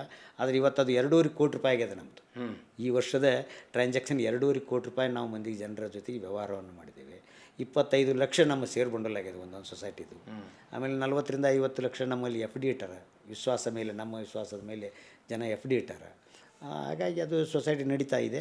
ಅದರ ಜೊತೆಗೆ ಏನು ಅಂತಂದರೆ ನಾವು ಈ ಜಾಗವನ್ನು ಹಿಡಿಯುವಾಗಲೇ ನಾವು ವಿಶ್ವಕರ್ಮ ಭವನವನ್ನು ಕಟ್ಟಬೇಕು, ವಿಶ್ವಕರ್ಮ ಹಾಸ್ಟೆಲ್ ಕಟ್ಟಬೇಕು, ನಾವು ಮಕ್ಕಳಿಗಾಗಿ ಶಿಕ್ಷಣವನ್ನು ಕೊಡಬೇಕು. ನಮ್ಮ ದೇಹದ ಧೋರಣೆ ಒಳಗೆ ಏನು ಅಂತಂದರೆ ನಾವು ಮೊದಲನೇದಾಗಿ ಸಮಾಜದ ಮಕ್ಕಳನ್ನು ವಿದ್ಯಾವಂತರನ್ನಾಗಿ ಮಾಡಬೇಕು. ವಿದ್ಯಾವಂತರನ್ನಾಗಿ ಮಾಡಿದರೆ ಸಮಾಜ ಸುಧಾರಿಸ್ತದೆ ಅಂತಕ್ಕಂಥ ಒಂದು ಲೋಗೋದೊಳಗೆ ನಾವು ಹೊಂಟಂಥವ್ರು. ನಾವು ಏನು ಸಾಧ್ಯದ ಹಾಗೆ ಈ ಮಕ್ಕಳಿಗೆ ಪ್ರತಿ ವರ್ಷ ಪ್ರತಿಭಾ ಪುರಸ್ಕಾರ ಅಂತ ಮಾಡ್ತೀವಿ. ಆಮೇಲೆ ಜನವರಿ ತಿಂಗಳಲ್ಲಿ ಪ್ರಶ್ನೆ ಪತ್ರಿಕೆ ಕಾರ್ಯಾಗಾರ ಅಂತ ಮಾಡ್ತೀವಿ. SSLC PUC ವಿದ್ಯಾರ್ಥಿಗಳನ್ನು ಕರೆದು ಒಂದು ದಿನ ಪ್ರಶ್ನೆ ಪತ್ರಿಕೆ ಮಾಡಲ್ನ ಕ್ವಶನ್ ಆನ್ಸರ್ಗಳನ್ನು ಹೇಳೋದು. ಹಾಗೆ ವಿದ್ಯಾರ್ಥಿಗಳಿಗೆ ಪರೀಕ್ಷೆಯನ್ನು ಎದುರಿಸೋದು ಹೇಗೆ ಅನ್ನೋದನ್ನು ತಿಳಿಸೋದು ಕಾರ್ಯ ಮಾಡ್ತೀವಿ. ಆಮೇಲೆ ಮೇ ಜೂನ್ದೊಳಗೆ ಪರೀಕ್ಷೆ ರಿಸಲ್ಟ್ ಆದ ನಂತರ ಆ ವಿದ್ಯಾರ್ಥಿಗಳನ್ನು ಯಾರಿಗೆ 70% ಮೇಲೆ ಇರ್ತದೆ ಇಡೀ ಜಿಲ್ಲೆಯಲ್ಲಿರ್ತಕ್ಕಂಥ ನಮ್ಮ ವಿದ್ಯಾರ್ಥಿಗಳನ್ನು ಕರೆಸಿಸಿ ಅವರಿಗೆಲ್ಲ ಪ್ರತಿಭಾ ಪುರಸ್ಕಾರ ದೊಡ್ಡ ವೇದಿಕೆಯಲ್ಲಿ ಅವ್ರಿಗೊಂದು ಸನ್ಮಾನ ಮಾಡೋದು. ನಾವು ಕೊಡ್ತಕ್ಕಂತಹ ಮಟೀರಿಯಲ್ ಮುಖ್ಯ ಅಲ್ಲ, ನಾವು ಕೊಡ್ತಕ್ಕಂಥ ಸಾಮಾನುಗಳು ಮುಖ್ಯ ಅಲ್ಲ. ಆದರೆ ಅಷ್ಟು ಸಾವಿರಾರು ಜನರ ಮುಂದೆ ಒಂದು ಸನ್ಮಾನ ಮಾಡಿದರೆ ಆ ಮಕ್ಕಳಿಗೆ ಪ್ರಚೋದನೆ ಆಗ್ತದೆ. ನಾನು ಓದಬೇಕು, ನಾನು ಕಲಿಬೇಕು, ಹೀಗೆ ನಾಳೆ ಮುಂದಿನ ವರ್ಷ ವೇದಿಕೆಯೊಳಗೆ ಬಂದು ನಾನು ಬಹುಮಾನ ತೊಗೋಬೇಕು ಅಂತಕ್ಕಂಥ ಮನೋಭಾವನ ಬೆಳೀಲಿ ಅನ್ನುವಂಥ ಒಂದು ಉದ್ದೇಶದಿಂದ ಏನಂತಂದರೆ ಆ ವಿದ್ಯಾರ್ಥಿಗಳಿಗೆ ಪ್ರತಿಭಾ ಪುರಸ್ಕಾರವನ್ನು ಮಾಡ್ತಾ ಬಂದ್ವಿ. ಆ ಪ್ರತಿಭಾ ಪುರಸ್ಕಾರದಲ್ಲಿ ವಿದ್ಯಾರ್ಥಿಗಳಿಗೆ ಉಪಯೋಗ ಆಗ್ತಕ್ಕಂಥ ಮಾಲಿ ಶಾಲು ನಾವು ಇವತ್ತಿಗೂ ಹಾಕೋಂಗಿಲ್ಲ. 6 ವರ್ಷ ಆದ್ರೂ ಆ ಹುಡುಗರಿಗೆ ಒಂದು 5-10 ನೋಟ್ಬುಕ್ಗಳನ್ನು, ಡಿಕ್ಷನರಿಗಳನ್ನು ಮತ್ತು ಬ್ಯಾಗ್ಗಳನ್ನು, ಅವ್ರಿಗೊಂದು ಮೆಡ್ಲನ್ನು, ಹೀಗೆ ಆಮೇಲೆ ಒಂದು ಸರ್ಟಿಫಿಕೇಟನ್ನು ಕೊಡ್ತಕ್ಕಂಥ ರೂಢಿಯನ್ನು ಹಾಕಿಕೊಂಡಿದ್ದೇವೆ. ನಾವು ಹೇಗೆ ಅಂತಂದ್ರೆ ನಮ್ಮ ಪ್ರತಿಭಾ ಪುರಸ್ಕಾರ ನೋಡಲು ಸಲುವಾಗಿನ ಸಾಕಷ್ಟು ಜನ ಬರ್ತಾರೆ. ನಾನು ವರ್ಷ ಮಾಡಿದಾಗಂಥದ್ರಲ್ಲಿ 1400-1500 ಜನ ಕೊಡ್ತಾರೆ. ಈಗ ಎಲ್ಲ ಸಮಾಜದವರು ನಮ್ಮ ಸಂಖ್ಯೆ ಜಾಸ್ತಿ ಐತೆ ಅಂತ ಹೇಳ್ತಾರೆ. ರಿಯಲ್ ಗಣತಿ ಮಾಡಂಗಿಲ್ಲ. ಎಷ್ಟು ಇದಾರಂತ ಈಗ ನಿಮ್ಮ ಲೆಕ್ಕಾಚಾರದ ಪ್ರಕಾರ ಗದಗ ಜಿಲ್ಲೆಯಲ್ಲಿ ಎಷ್ಟು ವಿಶ್ವಕರ್ಮ ಸಮಾಜ? ಇದೇನು ಗಣತಿ ಅಂದರೆ ನಿಮ್ಗೊಂದು ಅದ್ಭುತ ಏನು ಅಂತಂದರೆ ನಮ್ಮ ಸಂಘಟನೆ ಭಾಳಷ್ಟು ಜಿಲ್ಲಾ ಮಟ್ಟದೊಳಗೆ ಇರೋದ್ರಿಂದ ನಾನು ಗಣತಿ ಮಾಡಿಬಿಟ್ಟಿದ್ದೀನಿ. ಯಾವ ಸಮಾಜದವರು ಮಾಡಿಲ್ಲ. ನಾನು ಇಡೀ ಗದಗ ಜಿಲ್ಲೆಯಲ್ಲಿ ಪ್ರತಿಯೊಂದು ಮನೆಯನ್ನು ಅಡ್ಡಾಡಿದ್ದೀನಿ. ನನಗೇನದು ಯಾಕಂದ್ರೆ ಸಣ್ಣ ಸಮುದಾಯದಿಂದ ಕರೆಕ್ಟ್ ಮಾಡ್ಬೋದು. ಅಲ್ಲ, ಈಗೇನೆಂದರೆ ನಾವು ನಮ್ಮ ಎಲ್ಲ ಇಷ್ಟೆಲ್ಲ ನಾವು ಅದ್ರ ಜೊತೆಗೆ ಜಿಲ್ಲಾ ಮಟ್ಟದ ಮಹಿಳಾ ಸಂಘ ಮಾಡಿದ್ದೇನೆ, ಸಂಸ್ಕೃತಿ ಸಂಘ ಮಾಡಿದ್ದೇವೆ, ಆಮೇಲೆ ಇದೇನು ವಿದ್ಯಾಸಂಸ್ಥೆ ಮಾಡಿದ್ದೇನೆ, ಆಮೇಲೆ ಅದರ ಜೊತೆಗೆ ಇನ್ನೊಂದು ಬಹುದೊಡ್ಡ ಆಶಯ ಇದೆ ನಮ್ಮದು. ಒಂದೇ ಕಡೆ ವಿಶ್ವಕರ್ಮ ನಿವೇಶನದಾರ ಸಂಘ ಮಾಡಿದ್ದೇನೆ ನಾನು. ಒಂದೇ ಕಡೆ ಒಂದು 100ರಿಂದ 120 ಮನೆಯನ್ನು ಕಟ್ತೇನೆ. ಲೇಔಟ್. ಹೌದು, ಲೇಔಟಿಗೆ ನೋಡ್ತಾ ಇದ್ದೇನೆ. ಇನ್ನು 2-3 ತಿಂಗಳಲ್ಲಿ ಗದಗದಲ್ಲಿ ಒಂದು ಬೋರ್ಡ್ ಹಾಕಿಸ್ತೇನೆ, ಗದಗ ವಿಶ್ವಕರ್ಮ ನಗರ ಅಂತ ಬೋರ್ಡ್ ಹಾಕಿಸ್ತೇನೆ. ಅಂದರೆ ಒಂದು ಜಾಗನ ನೋಡ್ತಾ ಇದ್ದೇವೆ. ಅಂದರೆ ಒಂದೇ ಜಿಲ್ಲೆಯಲ್ಲಿ ಪಾಪ್ಯುಲೇಷನ್ ಏನಂತಂದರೆ ಎಲ್ಲ ಸರ್ವೆ ಮಾಡಿದಾಗ ನಮ್ಮ ಜನ ಭಾಳಿಲ್ಲ. ಹೌದು, 15,885 ಜನ ಇದೆ ನಾವು. 15,000. ಹೌದು, 15,000 ಇದ್ದೀವಿ. ಆಮೇಲೆ ಮನಿಗಳು 3,650 ಮನಿಗಳದಾವೆ. ಆಮೇಲೆ ರಾಜ್ಯದ ಜನಸಂಖ್ಯೆ ಎಷ್ಟಿದೆ ಅಂತ ಲೆಕ್ಕಾಚಾರ ಇದೆ? ಅವರು ಇದನ್ನೆಲ್ಲ ನೋಡಕತ್ತಿರಲ್ಲ 40 ಲಕ್ಷ ಅಂತಾರೆ. ನನಗೆ ಸುಳ್ಳು. ಯಾಕಂದ್ರೆ ನೀವು ಒಂದಿಷ್ಟು ದೊಡ್ಡ ಜಿಲ್ಲೆಗೆ ಎಷ್ಟು ಜಿಲ್ಲೆಗೆ 20,000. ನಾನು ಒಂದು 20% ಬಿಟ್ಟೆ ನಿಂತಿಕೋರಿ. 80% ಅಂಗಾರೆ ಮಾಡಿದ್ದೇನೆ ನಾನು. ಎಲ್ಲರೂ ಒಂದು ಊರಾಗ ಒಂದು 4-5 ಮನೆ ಉಳಿದಿರ್ತಾವೆ. ಹೀಗೆಲ್ಲ 80% ಮಾಡಿದ್ರೆ 20,000 ಹಿಡ್ಕೋರಿ. ನಮ್ಮ ಗದಗ ಜಿಲ್ಲಾದ 20,000 ಹಿಡಿದ್ರೆ ನಮ್ಮ ಗದಗ ಜಿಲ್ಲಾನ 20,000 ಅಂತಂದ್ರೆ ಇಂತೆ ಎವರೇಜ್ ಹುಬ್ಳಿ, ಧಾರವಾಡ, ಬೆಳಗಾವಿ ಒಂದು 5-6 ಸಿಟಿ ಬಿಟ್ಟರೆ ಉಳಿದೆಲ್ಲ ಕಡೆ ಎವರೇಜ್ ಇಷ್ಟೇ ಎಲ್ಲ ಜಿಲ್ಲೆ ಒಳಗೆ. ಈಗೇನು ಹುಬ್ಳಿ ಧಾರವಾಡ ದೊಡ್ಡ ಜಿಲ್ಲಾ ಅದ, ಬೆಳಗಾವಿ ದೊಡ್ಡ ಜಿಲ್ಲಾ ಅದ, ದಾವಣಗೆರೆ ದೊಡ್ಡ ಜಿಲ್ಲಾ ಅದ. ಇವೇನು ದೊಡ್ಡ ಜಿಲ್ಲೆಗಳ ಒಂದು 7-8 ಅದಾವಲ್ಲ, ಆ ಜಿಲ್ಲೆ ಒಳಗೆ ಅಷ್ಟೇ ಜನಸಂಖ್ಯೆ ಭಾಳ ಅಂದ್ರೆ 75,000 ಇರ್ಬೋದು. ಈಗ ನಮ್ದು 25 ಅಂದ್ರೆ ಅಲ್ಲಿ 75 ಇರ್ಬೋದು ಅಂತೀವಿ. ಒಟ್ಟು ಅಂದಾಜು ಎಷ್ಟು? ಒಟ್ಟು ಅಂದಾಜು ನನ್ನ ಅಂದಾಜು ಒಂದು 20ರಿಂದ 25 ಲಕ್ಷ ಇದೆ. ಇದಕ್ಕೆ ಹೆಚ್ಚಿಗೆ ಇರಾಕಿಲ್ಲ. ಯಾಕಂದ್ರೆ ಎಲ್ಲ ಜಿಲ್ಲೆ ಒಳಗೆ ಮಾಡಿದರೆ ಅದು ಸರಾಸರಿ ಗೊತ್ತಾಗ್ತದೆ. ಇವರೆಲ್ಲ ಹೇಳ್ತಾರೆ 40 ಲಕ್ಷ 50 ಲಕ್ಷ ಅಂತೇಳಿ ಸರ್ಕಾರ ಇದ್ರೊಳಗೆ ಹೇಳ್ತಾರೆ. ಆದರೆ ಎಲ್ಲಿ ದಾಖಲೆ ಇಲ್ಲ. ಸರ್ಕಾರ ನಿಮ್ಗೆ ವಿಶ್ವಕರ್ಮ ಸಮಾಜಕ್ಕಾಗಿ ಒಂದು ಸಪ್ರೇಟು ಇದನ್ನು ಬೋರ್ಡ್ ಮಾಡಿದೆ. ಅಭಿವೃದ್ಧಿ ಮಂಡಳಿ ಮಾಡಿದೆ. ಅದರಿಂದ ಈಗೇನದ ಜನರಿಗೆ ಇವು ಚಿಕ್ಕ ಹಿಡಿಯೋಳದಾರ ಅಂತ ರೈತರು ಬರ್ತಾರಲ್ಲ, ಅವರಿಗೆಲ್ಲ ಬೋರ್ ಹಾಕಲಿಕ್ಕೆ ಅನುಕೂಲ ಮಾಡಿಕೊಟ್ಟಾರ. ಆಮೇಲೆ ಈ ಕಸುಬುಗಳನ್ನು ಮಾಡ್ತಕ್ಕಂಥ ಬಡೀತನ, ಕಮ್ಮಾರಿಕೆ, ಪತ್ತಾರಿಕೆ ಮಾಡೋವಂಥವ್ರಿಗೆ ಸಾಮಾನುಗಳ ಕಿಟ್ಗಳನ್ನು ಕೊಡ್ತಾರೆ. ಆಮೇಲೆ ವಿದ್ಯಾರ್ಥಿಗಳಿಗೆ ವಿದ್ಯಾರ್ಥಿ ವೇತನ ಅಂತ ಕೊಡ್ತಾರೆ. ಹೀಗೆಲ್ಲ ಅವರಂದ್ರೆ ವಿದ್ಯಾರ್ಥಿಗಳಿಗೆ ಈಗ ರಾಜ್ಯದಲ್ಲಿ ರಾಜಕೀಯ ಸಂಘಟನೆ, ರಾಜಕೀಯ ಶಕ್ತಿ ಬಂದ್ರೆ ನಮಗೆ ಸ್ಟ್ರೆಂತ್ ಬರ್ತದೆ ಅನ್ನೋ ಕಾರಣಕ್ಕೆ ಹೌದು ಎಲ್ಲ ಸಮಾಜದವ್ರನ್ನೂ ಎಲ್ಲ ರಾಜಕೀಯ ಪಕ್ಷಗಳು ಓಲೈಸ್ತಾವೆ. ಹೌದು. ಹಂಗೆ ನಿಮ್ಮ ಸಮಾಜದ 2 ರಾಜಕಾರಣಿಗಳಾದರು, 2 MLCಗಳಾದರು. ನಾನು ಸರಿ ಇದ್ರೆ ಚಿತ್ರದುರ್ಗದ ಇವರು ರಘು ಆಚಾರ್. ಹೌದು. ಆಮೇಲೆ ಭಾಳ ದೊಡ್ಡ ವ್ಯಾಪಾರಿ ನಂಜುಂಡಿ KP ನಂಜುಂಡಿ. ಇಬ್ಬರು ಈ ಸಮಾಜದಿಂದ ಹೌದು ಅವರು ವಿಧಾನ ಪರಿಷತ್ ಸದಸ್ಯರಾದರು. ಒಮ್ಮೆ MLA ಆಗಿರಬೇಕು. MLC ಆಗಿದ್ರು. ಇದರಿಂದ ಏನು ಸಮಾಜಕ್ಕೆ ಕೊಡುಗೆ ಆಯ್ತು ಅನಿಸ್ತೈತಿ? ಸಂಘಟನೆ ಅಲ್ಲಿ ರಾಜ್ಯ ಮಟ್ಟದಲ್ಲಿ ಹೆಂಗಿದೆ? ನೀವು ಜಿಲ್ಲೆಯಲ್ಲಿ ಸಂಘಟನೆ ಮಾಡಿರಿ, ಜಿಲ್ಲೆಯೊಳಗೆ ನಿಮ್ಮ ಬೆಂಬಲ ಐತಿ. ಹೌದು. ರಾಜ್ಯದಲ್ಲಿ ನಿಮ್ಮ ವಿಶ್ವಕರ್ಮ ಸಮಾಜ ಒಂದೇನು ಅಂತಂದರೆ ನಾವು ನಂಜುಂಡಿಯವ್ರು ನೆನೆಸ್ಬೇಕು. ಯಾಕಂದರೆ ಈಗೇನು ವಿಶ್ವಕರ್ಮರು ಯಾರು ಅನ್ನೋದಾಗ ಬರ್ತಿರಲಿಲ್ಲ ಆದಂತಹ ಒಂದು ಪರಿಸ್ಥಿತಿ 20 ವರ್ಷಗಳ ಹಿಂದೆ 1998ಕ್ಕೆ ಏನು ಪ್ರಾರಂಭ ಆಯಿತು ನಮ್ಮ ಸಂಘಟನೆ. ಆ ಸಂಘಟನೆ ಒಳಗೆ ಭಾಳಷ್ಟು 2-3 ವರ್ಷದೊಳಗೆ ವಿಶ್ವಕರ್ಮರು ಜಾಗೃತ ಮಾಡಿದಂತಹ ಕೆಲಸವನ್ನು ನಂಜುಂಡಿಯವ್ರು ಮಾಡಿದ್ದಾರೆ. ಪಾಪ್ಯುಲರ್ ಇರೋಕ್ಕಿಂತಲೂ ಏನಾಯಿತು, ಅವ್ರಿಗೆ ವ್ಯಾಪಾರಕ್ಕಿಂತಲೂ ಅವರು ಒಂದು ಬೆಳೆಸಬೇಕು ಮಾಡಬೇಕಂತಕ್ಕಂಥ ಮನೋವೃತ್ತಿಯಿಂದ ನಮ್ಮವ್ರನ್ನ ಮೇಲೆ ತಂದರು. ಅದರೊಳಗೆ ಈಗೇನು ಬಡಿಗೇರ್, ನಮ್ಮ ಹೊಳೆ ಆಲೂರು ಬಡಿಗೇರ್ ಫ್ಯಾಮಿಲಿ ಅದಲ್ಲ, ಬಸವರಾಜ ಮತ್ತು ಈರಣ್ಣ ಮತ್ತು ಇವರು ಏನದಲ್ಲ, ಅವ್ರು 3 ಜನ ಅಣ್ತಂಬರು ಇಲ್ಲಿ ಬೆಂಗಳೂರಲ್ಲಿ ಹೋಗಿದ್ದರು. ಬೆಂಗಳೂರಲ್ಲಿ ಇಬ್ಬರಿದ್ದಾರೆ. ಅವ್ರು ಏನದಲ್ಲ ಈ ನಂಜುಂಡಿಯವ್ರನ್ನ ಸಮಾಜಕ್ಕೆ ಪರಿಚಯಿಸಿದರು. ಆ ಕೆಲಸವನ್ನು ಮಾಡಿದಂಥದ್ದು ಆ ರಥಶಿಲ್ಪಿಗಳು. ತದನಂತರ ಅವ್ರು ಎಲ್ಲರನ್ನ, ಯಾಕಂದರೆ ಬೆಂಗಳೂರಲ್ಲಿ ಈ ನಮ್ಮ ಉತ್ತರ ಕರ್ನಾಟಕದ ವಿಶ್ವಕರ್ಮರು ಭಾಳಷ್ಟು ಜನ ಇದ್ದಾರೆ ರೀ. ಅವರೆಲ್ಲರನ್ನ ಜಾಗೃತ ಮಾಡಿದರು. ತದನಂತರ ಆ ಜನ ಎಲ್ಲ ಇಲ್ಲಿ ಉಳಿದ ಎಲ್ಲ ಕಡೆ ನಂಜುಂಡಿಯವರನ್ನು ಮುಂದಾಳತ್ವದಲ್ಲಿ ಎಲ್ಲ ತಾಲೂಕಾ ಮಟ್ಟದಲ್ಲಿ, ಹೋಬಳಿ ಮಟ್ಟದಲ್ಲಿ ಸಂಘಟನೆಯನ್ನು ಮಾಡ್ತಕ್ಕಂಥ ಶಕ್ತಿ ಬಂದಾಗ ಏನದಲ್ಲ, ಏನು ಇದು ಒಂದು ವಿಶ್ವಕರ್ಮ ಮಹಾಸಭಾ ಅಂತೇಳಿ ಅವರೊಂದು ಟೈಟಲ್ನೊಳಗೆ ಭಾಳಷ್ಟು ಒಳ್ಳೆಯ ಕೆಲಸವನ್ನು ಮಾಡಿದರು. ಅದಕ್ಕೆ ಒಂದು ಸಲ ಕುಡಿಸಿದಾಗ ಲಕ್ಷ ಗಂಟ್ಲೆ 3-4 ಲಕ್ಷ ಜನ ಕೂಡಿ ಒಂದು ಬಹುದೊಡ್ಡ ಸಮಾವೇಶನ ಬೆಂಗಳೂರಲ್ಲಿ ಮಾಡಿದಾಗ ಆವಾಗ ಎಂತ ರಾಜಕೀಯವರು ಸ್ವಲ್ಪ ಬೆನ್ನು ಹತ್ತಿದ್ರು ನಮಗೆ. ಇಲ್ಲಿ ಮಟ್ಟ ಯಾರೂ ನಮ್ಮನ್ನು ನೋಡ್ತಿರಲಿಲ್ಲ, ಅದು ಭಾಳ ಅಲಕ್ಷಿತ ಭಾಳ ಅಲಕ್ಷಿತ ಇದು. ಅವಾಗೇನದಲ್ಲ KP ನಂಜುಂಡಿಯವರ ಸಾರಥ್ಯದಲ್ಲಿ ಒಳ್ಳೆಯ ಬೆಳವಣಿಗೆ ಅಂತ ಏನು ಇಡೀ ಕರ್ನಾಟಕನ ವಿಶ್ವಕರ್ಮರನ್ನ ಅದಾರ ಅನ್ನತಕ್ಕಂಥ ಜಾಗೃತಿಯನ್ನು ಮೂಡಿಸಿದಂಥ ಒಂದು ಸಂಘಟನೆಯನ್ನು ಮಾಡಿದರು. ಮಾಡಿ ತಾವು ಏನು ವೈಯಕ್ತಿಕ ಬೆಳೆದರು. ಈಗ ತಾವು ಆದರೇನು ಮುಂದೆ ಕ್ರಮೇಣ ಸಮಾಜಮುಖಿ ಕೆಲಸವನ್ನು ಕಡಿಮೆ ಮಾಡಿದ್ದಕ್ಕೆ ಅವರ ಒಂದು ಇದು ಕಡಿಮೆ ಆಗಿದೆ ಅಷ್ಟೇ. ಈಗ ಉದಾಹರಣೆಗೆ ನಿಮ್ಮಲ್ಲಿ ಎಲ್ಲ ಸಮಾಜಕ್ಕೆ ಮಠಾಧೀಶರು ಇರ್ತಾರೆ. ಹೌದು. ನಿಮ್ಮಲ್ಲಿ ಮಠಗಳ ಪರಂಪರೆ ಇದೆ. ಹೌದು. ಮುಖ್ಯವಾಗಿ ಯಾವ ಮಠಾಧೀಶರು ನಿಮ್ಮ ಸಮಾಜದ ಸಾಹಿತ್ಯ, ಇತಿಹಾಸ ಮತ್ತು ಧರ್ಮ ಪ್ರಚಾರಕ್ಕೆ ಕೆಲಸ ಮಾಡ್ತಾ ಇದ್ದಾರೆ? ಹೀಗೆ ಹಾಗೆ ಅಂತಂದರೆ ಎಲ್ಲ ಒಂದೇನು ಅಂತಂದರೆ ನಮ್ಮ ಮಠಮಾನ್ಯಗಳು ಎಲ್ಲ ಸಂಸಾರಸ್ಥ ಮಠಗಳು. ಹೌದು. ಅದರಲ್ಲಿ ಹೊರಹೊಮ್ಮಿದವರು ಬ್ರಹ್ಮಚಾರಿಯಾಗಿ ಹೊಮ್ಮಿದವರು ಅಂತಂದರೆ ಇದರವರು ಏನು ಅಂತಂದರೆ ನಮ್ಮ ಸುಜ್ಞಾನಂದ ಸ್ವಾಮಿಗಳು, ಅರಕಲಗೂಡು, ಹಾಸನ ಜಿಲ್ಲೆ ಅರಕಲಗೂಡಿನ ಸುಜ್ಞಾನಂದ ಸ್ವಾಮಿಗಳು 1983ನೇ ಇಸ್ವಿಯೊಳಗೆ ಪಟ್ಟಕ್ಕಾದರು. ಅವರು ಪಟ್ಟಕ್ಕಾದಾಗ ಅವರು ಅದು ಮಠ ಅವ್ರದ್ದು ಸಂಸಾರಸ್ಥ ಮಠನೇ. ಅವ್ರ ತಂದೆಯವರು ಸ್ವಾಮೀಜಿಯವರಾಗಿದ್ದರು. ಇವರು 4 ಜನ ಅಣ್ಣತಮ್ಮರು. ಅದರೊಳಗೆ ಇವರು 2ನೇದವರು 3ನೇದವರು ಇದ್ದಾರೆ. ಇವರು ವಿದ್ಯಾರ್ಥಿ ಆದಾಗ ಅವರು ಚಿತ್ರಕಲಾ ಕಲೀಲಿಕ್ಕೆ ನಮ್ಮ ಹಾಸನ ಕಲಾಶಾಲೆಯಲ್ಲಿ ಇದ್ದಂಥ ವಿದ್ಯಾರ್ಥಿಯವರು 83ನೇ ಇಸ್ವಿಯೊಳಗೆ ಅವರು ಪಟ್ಟಕ್ಕಾದರು. ಪಟ್ಟಕ್ಕಾದ್ಮೇಲೆ ಅವ್ರು ಏನಂತಾರೆ ಅವರೇ ಫಸ್ಟ್ ಬ್ರಹ್ಮಚಾರಿ ಮಠ ಆದಂಥ, ಅಂದರೆ ಅದು ಸಂಸಾರಸ್ಥ ಮಠನ, ಆದರೆ ಇವರು ಬ್ರಹ್ಮಚಾರಿತ್ವವನ್ನು ವಹಿಸಿ ಅವ್ರ ಧರ್ಮ ಪ್ರಚಾರವನ್ನು ಮಾಡಲಿಕ್ಕೆ ಪ್ರಾರಂಭ ಮಾಡಿದರು. ಅದರ ಜೊತೆಗೇನು ಅಂತಂದರೆ ಈ ಒಂದು 10-15 ವರ್ಷದೊಳಗೆ ನಮ್ಮ ಈ ಸರಸ್ವತಿ ಆನೆಗುಂದಿ ಮಠ ಅಂತದೆ ಇಲ್ಲೇ ಅದಲ್ರಿ, ಯಾದಗಿರಿ ಅದಲ್ಲ, ಇಲ್ಲೇ ಹಂಪಿ ಅಂತೇಕಿದೆ. ಆ ಮಠದ ಒಂದು ವಂಶಸ್ಥರು ಒಬ್ಬರು ಈಗ ಬಹಳಷ್ಟು ದೊಡ್ಡ ಪ್ರಮಾಣದಲ್ಲಿ ಮಕ್ಕಳನ್ನು ಕಲಿಸೋದು ಇದನ್ನು ಮಾಡೋದು ಅಂತಂದರೆ ಅವರೊಬ್ಬರೇ ಸದ್ಯಕ್ಕೆ ಸ್ವಾಮಿಗಳು. ಏನಂತಂದರೆ ಅದು ನಮ್ಮ ಅವರು ಮೊದಲೊಂದು 20 ವರ್ಷಗಳಿಂದ ಈ ಉಡುಪಿಯಲ್ಲಿ ಒಂದು ಪಾಠಶಾಲೆಯನ್ನು ಮಾಡಿ, ಸಾಂಸ್ಕೃತಿಕ ಪಾಠಶಾಲೆಯನ್ನು ಮಾಡಿ ಮಕ್ಕಳನ್ನು ಇಟ್ಕೊಂಡು ಅಭ್ಯಾಸ ಮಾಡಿಸ್ತಕ್ಕಂಥದ್ದು ರೂಢಿಯನ್ನು ಕೆಡವಿ ಈಗ ಅವರು ಬಹಳ ದೊಡ್ಡ ಮಠವನ್ನು ಮಾಡಿದ್ದಾರೆ. ಎಲ್ಲಿ ಅಂತಂದರೆ ನಮ್ಮ ತುಮಕೂರು ಇದು ಹಂಪಿ ಅಲ್ರಿ ಹಂಪಿಯಲ್ಲೆಲ್ಲ ಅವರು ಈ ಸದ್ಯಕ್ಕೆ ಪಡಕುತ್ತಾರು ಅಂತದೆ.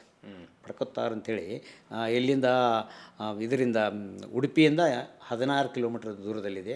ಅಲ್ಲೊಂದು ಜಮೀನನ್ನು ತೆಗೆದುಕೊಂಡು ಅವರು ಬಹಳ ದೊಡ್ಡ ಪ್ರಮಾಣದಲ್ಲಿ ಸಮಾಜಮುಖಿಯಾಗಿ ಕೆಲಸವನ್ನು ಮಾಡ್ತಕ್ಕಂಥ ಏಕೈಕ ಬ್ರಹ್ಮಚಾರಿ ಮಠ ನಮ್ಮದು. ಮೊದಲು 70-80 ದಶಕದಲ್ಲಿ ಯಾದಗಿರಿ ಶಹಾಪುರದ ಏಕದಂಡಿ ಮಠ ಸ್ವಾಮಿಗಳು ಮೌನೇಶ್ವರ ದೇವೇಂದ್ರ ಮಹಾಸ್ವಾಮಿಗಳು, ಹೌದು, ಅವರು ಮೌನೇಶ್ವರ ಪುರಾಣ ಬರ್ದಾರ. ಆಮೇಲೆ ದೇವಿ ಪುರಾಣವನ್ನು ಬರ್ದಾರ. ಬರೆದು ಅವ್ರು ಸಾಹಿತ್ಯದಲ್ಲಿ ಕೆಲಸ ಮಾಡಿದ್ದಾರೆ ಆ ಭಾಗದಲ್ಲಿ. ಆಮೇಲೆ ಯಾದಗಿರಿ ಇತ್ತು, ಆನೆಗುಂದಿ, ಇಲ್ಲಿ ಗಿಣಿಗೇರ ಇತ್ತು, ಹೀಗೆ ಬೇರೆ ಬೇರೆ ಅವರು ಕೌಟುಂಬ ಫ್ಯಾಮಿಲಿಗಳಾದರೂ ಕೂಡ ಹೌದು ಅವರು ಸಮಾಜದ ಗುರುಗಳಂತೇಳಿ ಎಲ್ಲ ಇದನ್ನು ಮಾಡ್ತಾಯಿದ್ರು. ಎಲ್ಲ ಮಠಮಾನ್ಯಗಳಲ್ಲಿ ಸಂಸಾರಸ್ಥರ ಇದ್ದರು. ಅದು ಇವ್ರು ಏನದಲ್ಲ, ಸದ್ಯಕ್ಕೆ ಇವರಿಬ್ಬರು ಹೊರಹೊಮ್ಮಿದ್ದಾರೆ ಈಗ ಬ್ರಹ್ಮಚಾರಿಗಳಾಗಿ. ಅದರ ಜೊತೆಗೆ ಮೊನ್ನೆ ನಮ್ಮ ಈ ಸುಜ್ಞಾನಂದ ಸ್ವಾಮಿಗಳಿಗೆ ಬಹುದೊಡ್ಡ ಕೊಡುಗೆ ಅಂತಂದರೆ ಈ ಉಡುಪಿ ಜಿಲ್ಲೆಯಲ್ಲಿ ಒಂದು ಕಾಪ ಅಂತ ಒಂದು ಊರಿದೆ. ಅಲ್ಲಿ ಕಾಪು ಅಂತ ಒಂದು ಊರಿದೆ. ಅಲ್ಲಿ ಒಬ್ಬ ಇವರು ಶೆಟ್ಟಿ ಜನಾಂಗದವರು, ಅವ್ರಿಗೇನು ಒಂದು ದೇವಿ ಮಹಿಮೆ ಆಗಿ ಅವರು ಆ ಭೂಮಿಯಲ್ಲಿ ದೇವಿ ಇದ್ಲಂತೆ. ಅವರು ವಿಶ್ವಕರ್ಮರನ್ನೇ ಹುಡುಕಾಡ್ಬೇಕಂತೇಳಿ ಬೆನ್ನು ಹತ್ತಿ ಭಾಳಷ್ಟು ಸ್ವಾಮಿಗಳಂತೆ ಹೋದಾಗ, ಉಡುಪಿ ಸ್ವಾಮಿಗಳಂತೆ ಹೋದಾಗ ಅವರು ಇವರಂತೆ ಹೋಗ್ರಿ ನೀವು ಅಂತ ಹೇಳಿ ಕಳಿಸಿದ್ದಾರೆ.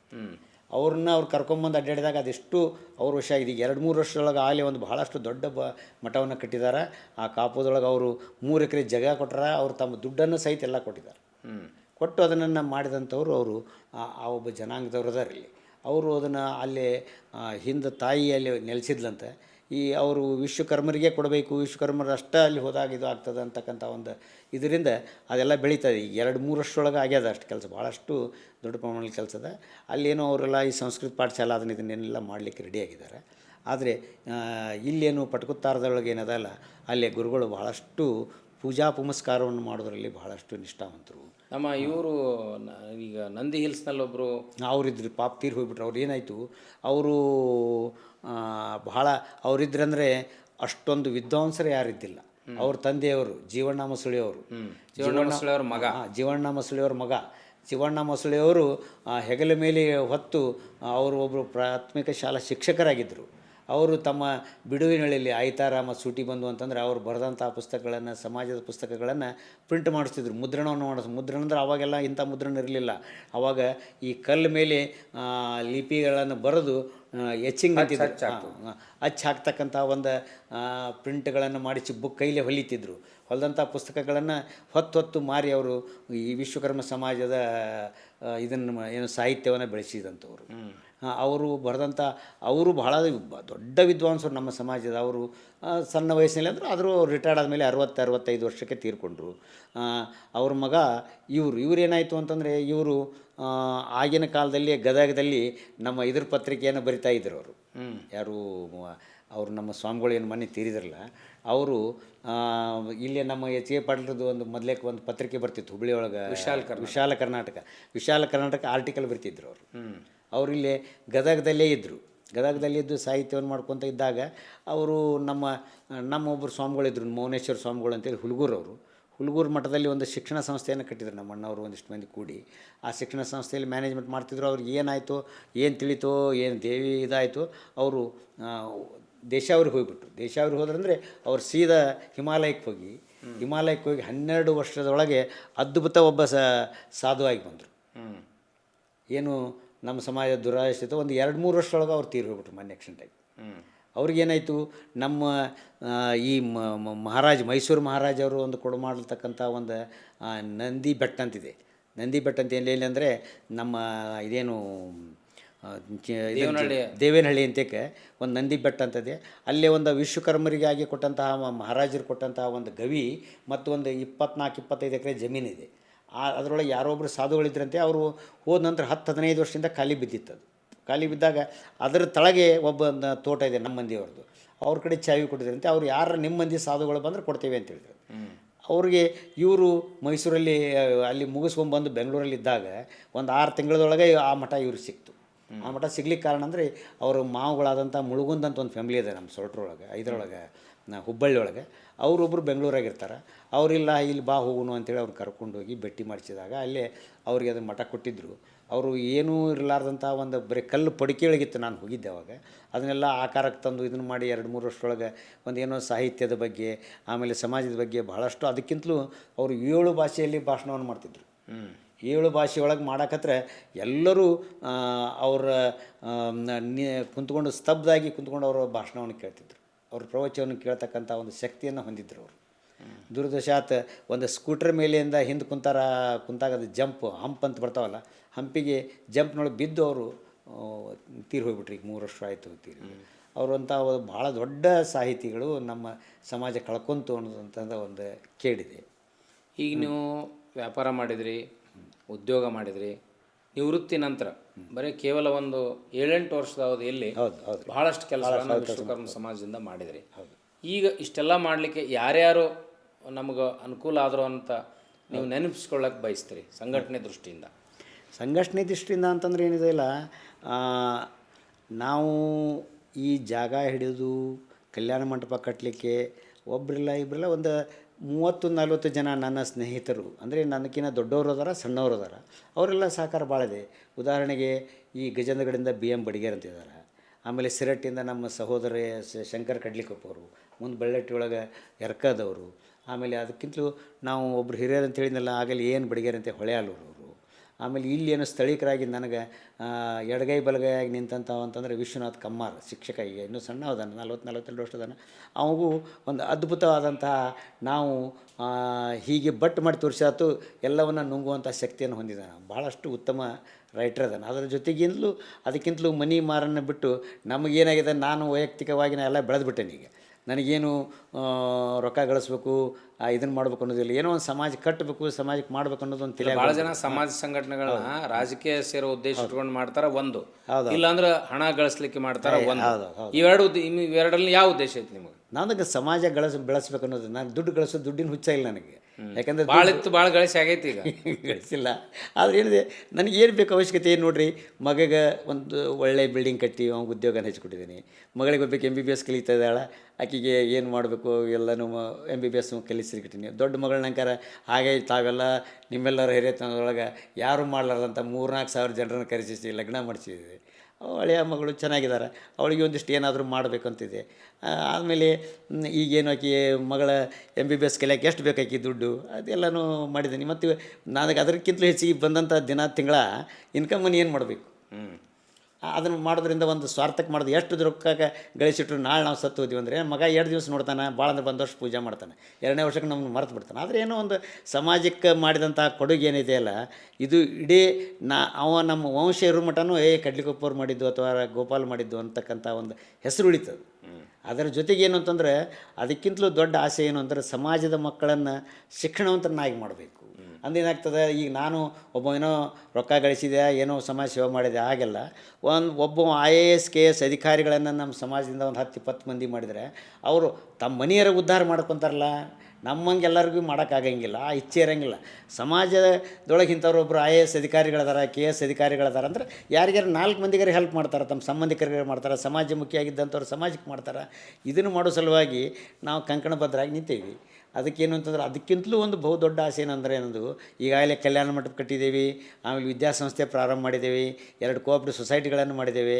ಅದರ ಜೊತೆಗೆ ಇನ್ನೊಂದು ಏನಂದ್ರೆ, ನಮ್ಮ ಪಂಚಕಸುಬುಗಳನ್ನು ಕಲಿಸಕ್ಕಂಥ ಟ್ರೈನಿಂಗ್ ಇನ್ಸ್ಟಿಟ್ಯೂಷನ್ ಮಾಡಬೇಕು. ಅಂದ್ರೆ ಈಗ ವೃತ್ತಿ ಕೌಶಲ್ಯ ಯಾಕಂದ್ರೆ ನಮ್ಮದೇ ಭಾಳ ಕುಶಲಾಧಾರಿತ ಜಾತಿ, ಭಾಳ ಹುಡುಗರು ಅದ್ರಾಗ ಇಂಟ್ರೆಸ್ಟ್ ಕಳ್ಕೊಂಡು ಟ್ರೈನಿಂಗ್ ಸ್ಕೂಲ್. ಅದೇ ಟ್ರೈನಿಂಗ್ ಸ್ಕೂಲು ಇಡೀ ಕರ್ನಾಟಕದಲ್ಲಿ ಎಲ್ಲಿಯೂ ವಿಶ್ವಕರ್ಮಿಯರಿಗಾಗಿಲ್ಲ. ಅಂದರೆ ಬೇರೆ ಬೇರೆ ಕೌಶಲ್ಯಗಳದಾವು, ಆದ್ರೆ ಒಂದೊಂದೇ ಅದಾವೆ ಟೆಕ್ನಿಕ್. ಆದರೆ ನಂದೇನು ವಿಚಾರ ಇದೆ ಅಂತಂದರೆ, 5 ಕಸುಬುಗಳನ್ನು ಬಡಗಿತನ, ಕಮ್ಮಾರಿಕೆ, ಪತ್ತಾರಿಕೆ, ಲೋಹದ ಕೆಲಸ, ಶಿಲ್ಪಿ, ಈ 5 ಕೆಲಸವನ್ನು ಈ ತಾಂತ್ರಿಕವಾಗಿ ಈಗೇನು ಬಡಿಗೆ ಯೂಸ್ ಮಾಡಿ, ಈಗೇನಂದರೆ ಮಷಿನರಿ ಒಳಗೆ ಕಂಪ್ಯೂಟರೈಸ್ನೊಳಗೆ ಎಲ್ಲ ಸೆಟ್ ಮಾಡಿ ಅದನ್ನು ಆ ಮಷಿನ್ ಒಳಗೆ ಇಟ್ಟರೆ ಅದು ಮೂರ್ತಿಯಾಗಿ ಹೊರಗೆ ಬರಬೇಕು. ಅಂಥ ಕೌಶಲ್ಯವನ್ನು ಕಲಿಸ್ಬೇಕು. ಅದನ್ನು ನಾವು ಕಲಿಸಿ ಬಿಟ್ಟಿವಿ ಅಂದರೆ, ಇವತ್ತೊಂದು ಹುಡುಗನ್ನ ಅದನ್ನು ಪೂರ್ಣ ತಯಾರು ಮಾಡಿದರೆ ಅವ ಹೋಗಿ ಒಂದು ಇಂಡಸ್ಟ್ರಿ ಹಾಕ್ಕೊಂಡ ಅಂದ್ರೆ ದಿನಕ್ಕೆ 100 ಪೀಸ್ಗಳನ್ನು, 100 ಬಂಗಾರದ ಒಡವೆಗಳನ್ನು, ಸಾವಿರಾರು ಜನರಿಗೆ ಕೆಲಸವನ್ನು ಕೊಡ್ತಕ್ಕಂಥದ್ದು, ಅವ ಆರ್ಥಿಕವಾಗಿ ಬಲಾಢ್ಯರಾಗ್ತಕ್ಕಂಥದ್ದನ್ನು ಮಾಡಿದಂಗಾಗ್ತದೆ. ಅದರ ಜೊತೆಗೆ ಏನು ಅಂತಂದ್ರೆ, ನಮ್ಮ ಕಸುಬುಗಳು ಉಳಿತಾವೆ, ಇಲ್ಲಗ ನಶಿಸಿ ಹೋಗ್ಬಿಡ್ತಾವೆ. ಇವತ್ತೇನಾಗಿದೆ ಹೇಳ್ತೀನಿ, ನಿಮ್ಮ ಬಡಿತನ ಭಾಳಷ್ಟು ಜನ ಬಿಹಾರಿಗಳು ಬಂದಿದ್ದಾರೆ, ಆಮೇಲೆ ಮುಸಲ್ಮಾನರು ಬಂದಿದ್ದಾರೆ. ಇವತ್ತು ಈ ಬೆಳ್ಳಿ ಚೈನನ್ನು ಮಾಡಲಿಕ್ಕೆ ಈ ಮುಸಲ್ಮಾನರು ಬೇರೆ ರಾಜ್ಯದಿಂದ ಬಂದಿದ್ದಾರೆ. ನಿಮ್ಮವ್ರು ಮಾಡ್ತಾ ಇಲ್ಲ, ಅದಕ್ಕೆ ನಮ್ಮಲ್ಲಿ ಮಾಡ್ತಾ ಇಲ್ಲ. ಅದೇ ಹಾಗಾಗಿ ಏನಾಗಿದೆ, ಬೇರೆದವ್ರು ಸ್ವತ್ತಾಗ್ತಾ ಇದೆ.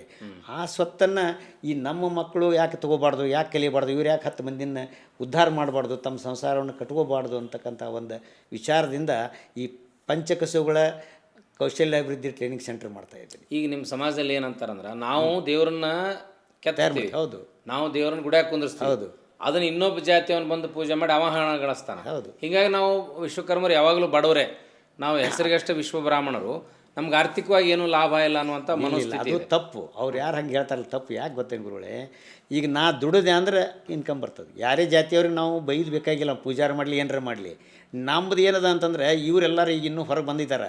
ಹಿಂದಿನ ಕಾಲದೊಳಗೆ ಅವ್ರಿಗೆ ಊಟಕ್ಕೆ, ಈಗ ಸಾವುಕಾರ ನೀವು ಒಬ್ಬ ರೈತ ಒಂದು ಚೀಲ ಜೋಳ ಗೋಧಿ ಕೊಟ್ಬಿಟ್ಟ ಅಂದರೆ ಇವರು ಊಟ ಮಾಡಿ ಮಲ್ಕೊಂಡ್ಬಿಡ್ತೀರಿ, ಕೆಲಸ ಮಾಡೇ ಒಂದು ಮುಂದಿನ ಬೆಳೆಸ್ತಕ್ಕಂಥ ಇದು ಇದ್ದಿಲ್ಲ. ಆದರೆ ಈಗಿನ ಕಾಲದಲ್ಲಿ ಹಾಗಿಲ್ಲ.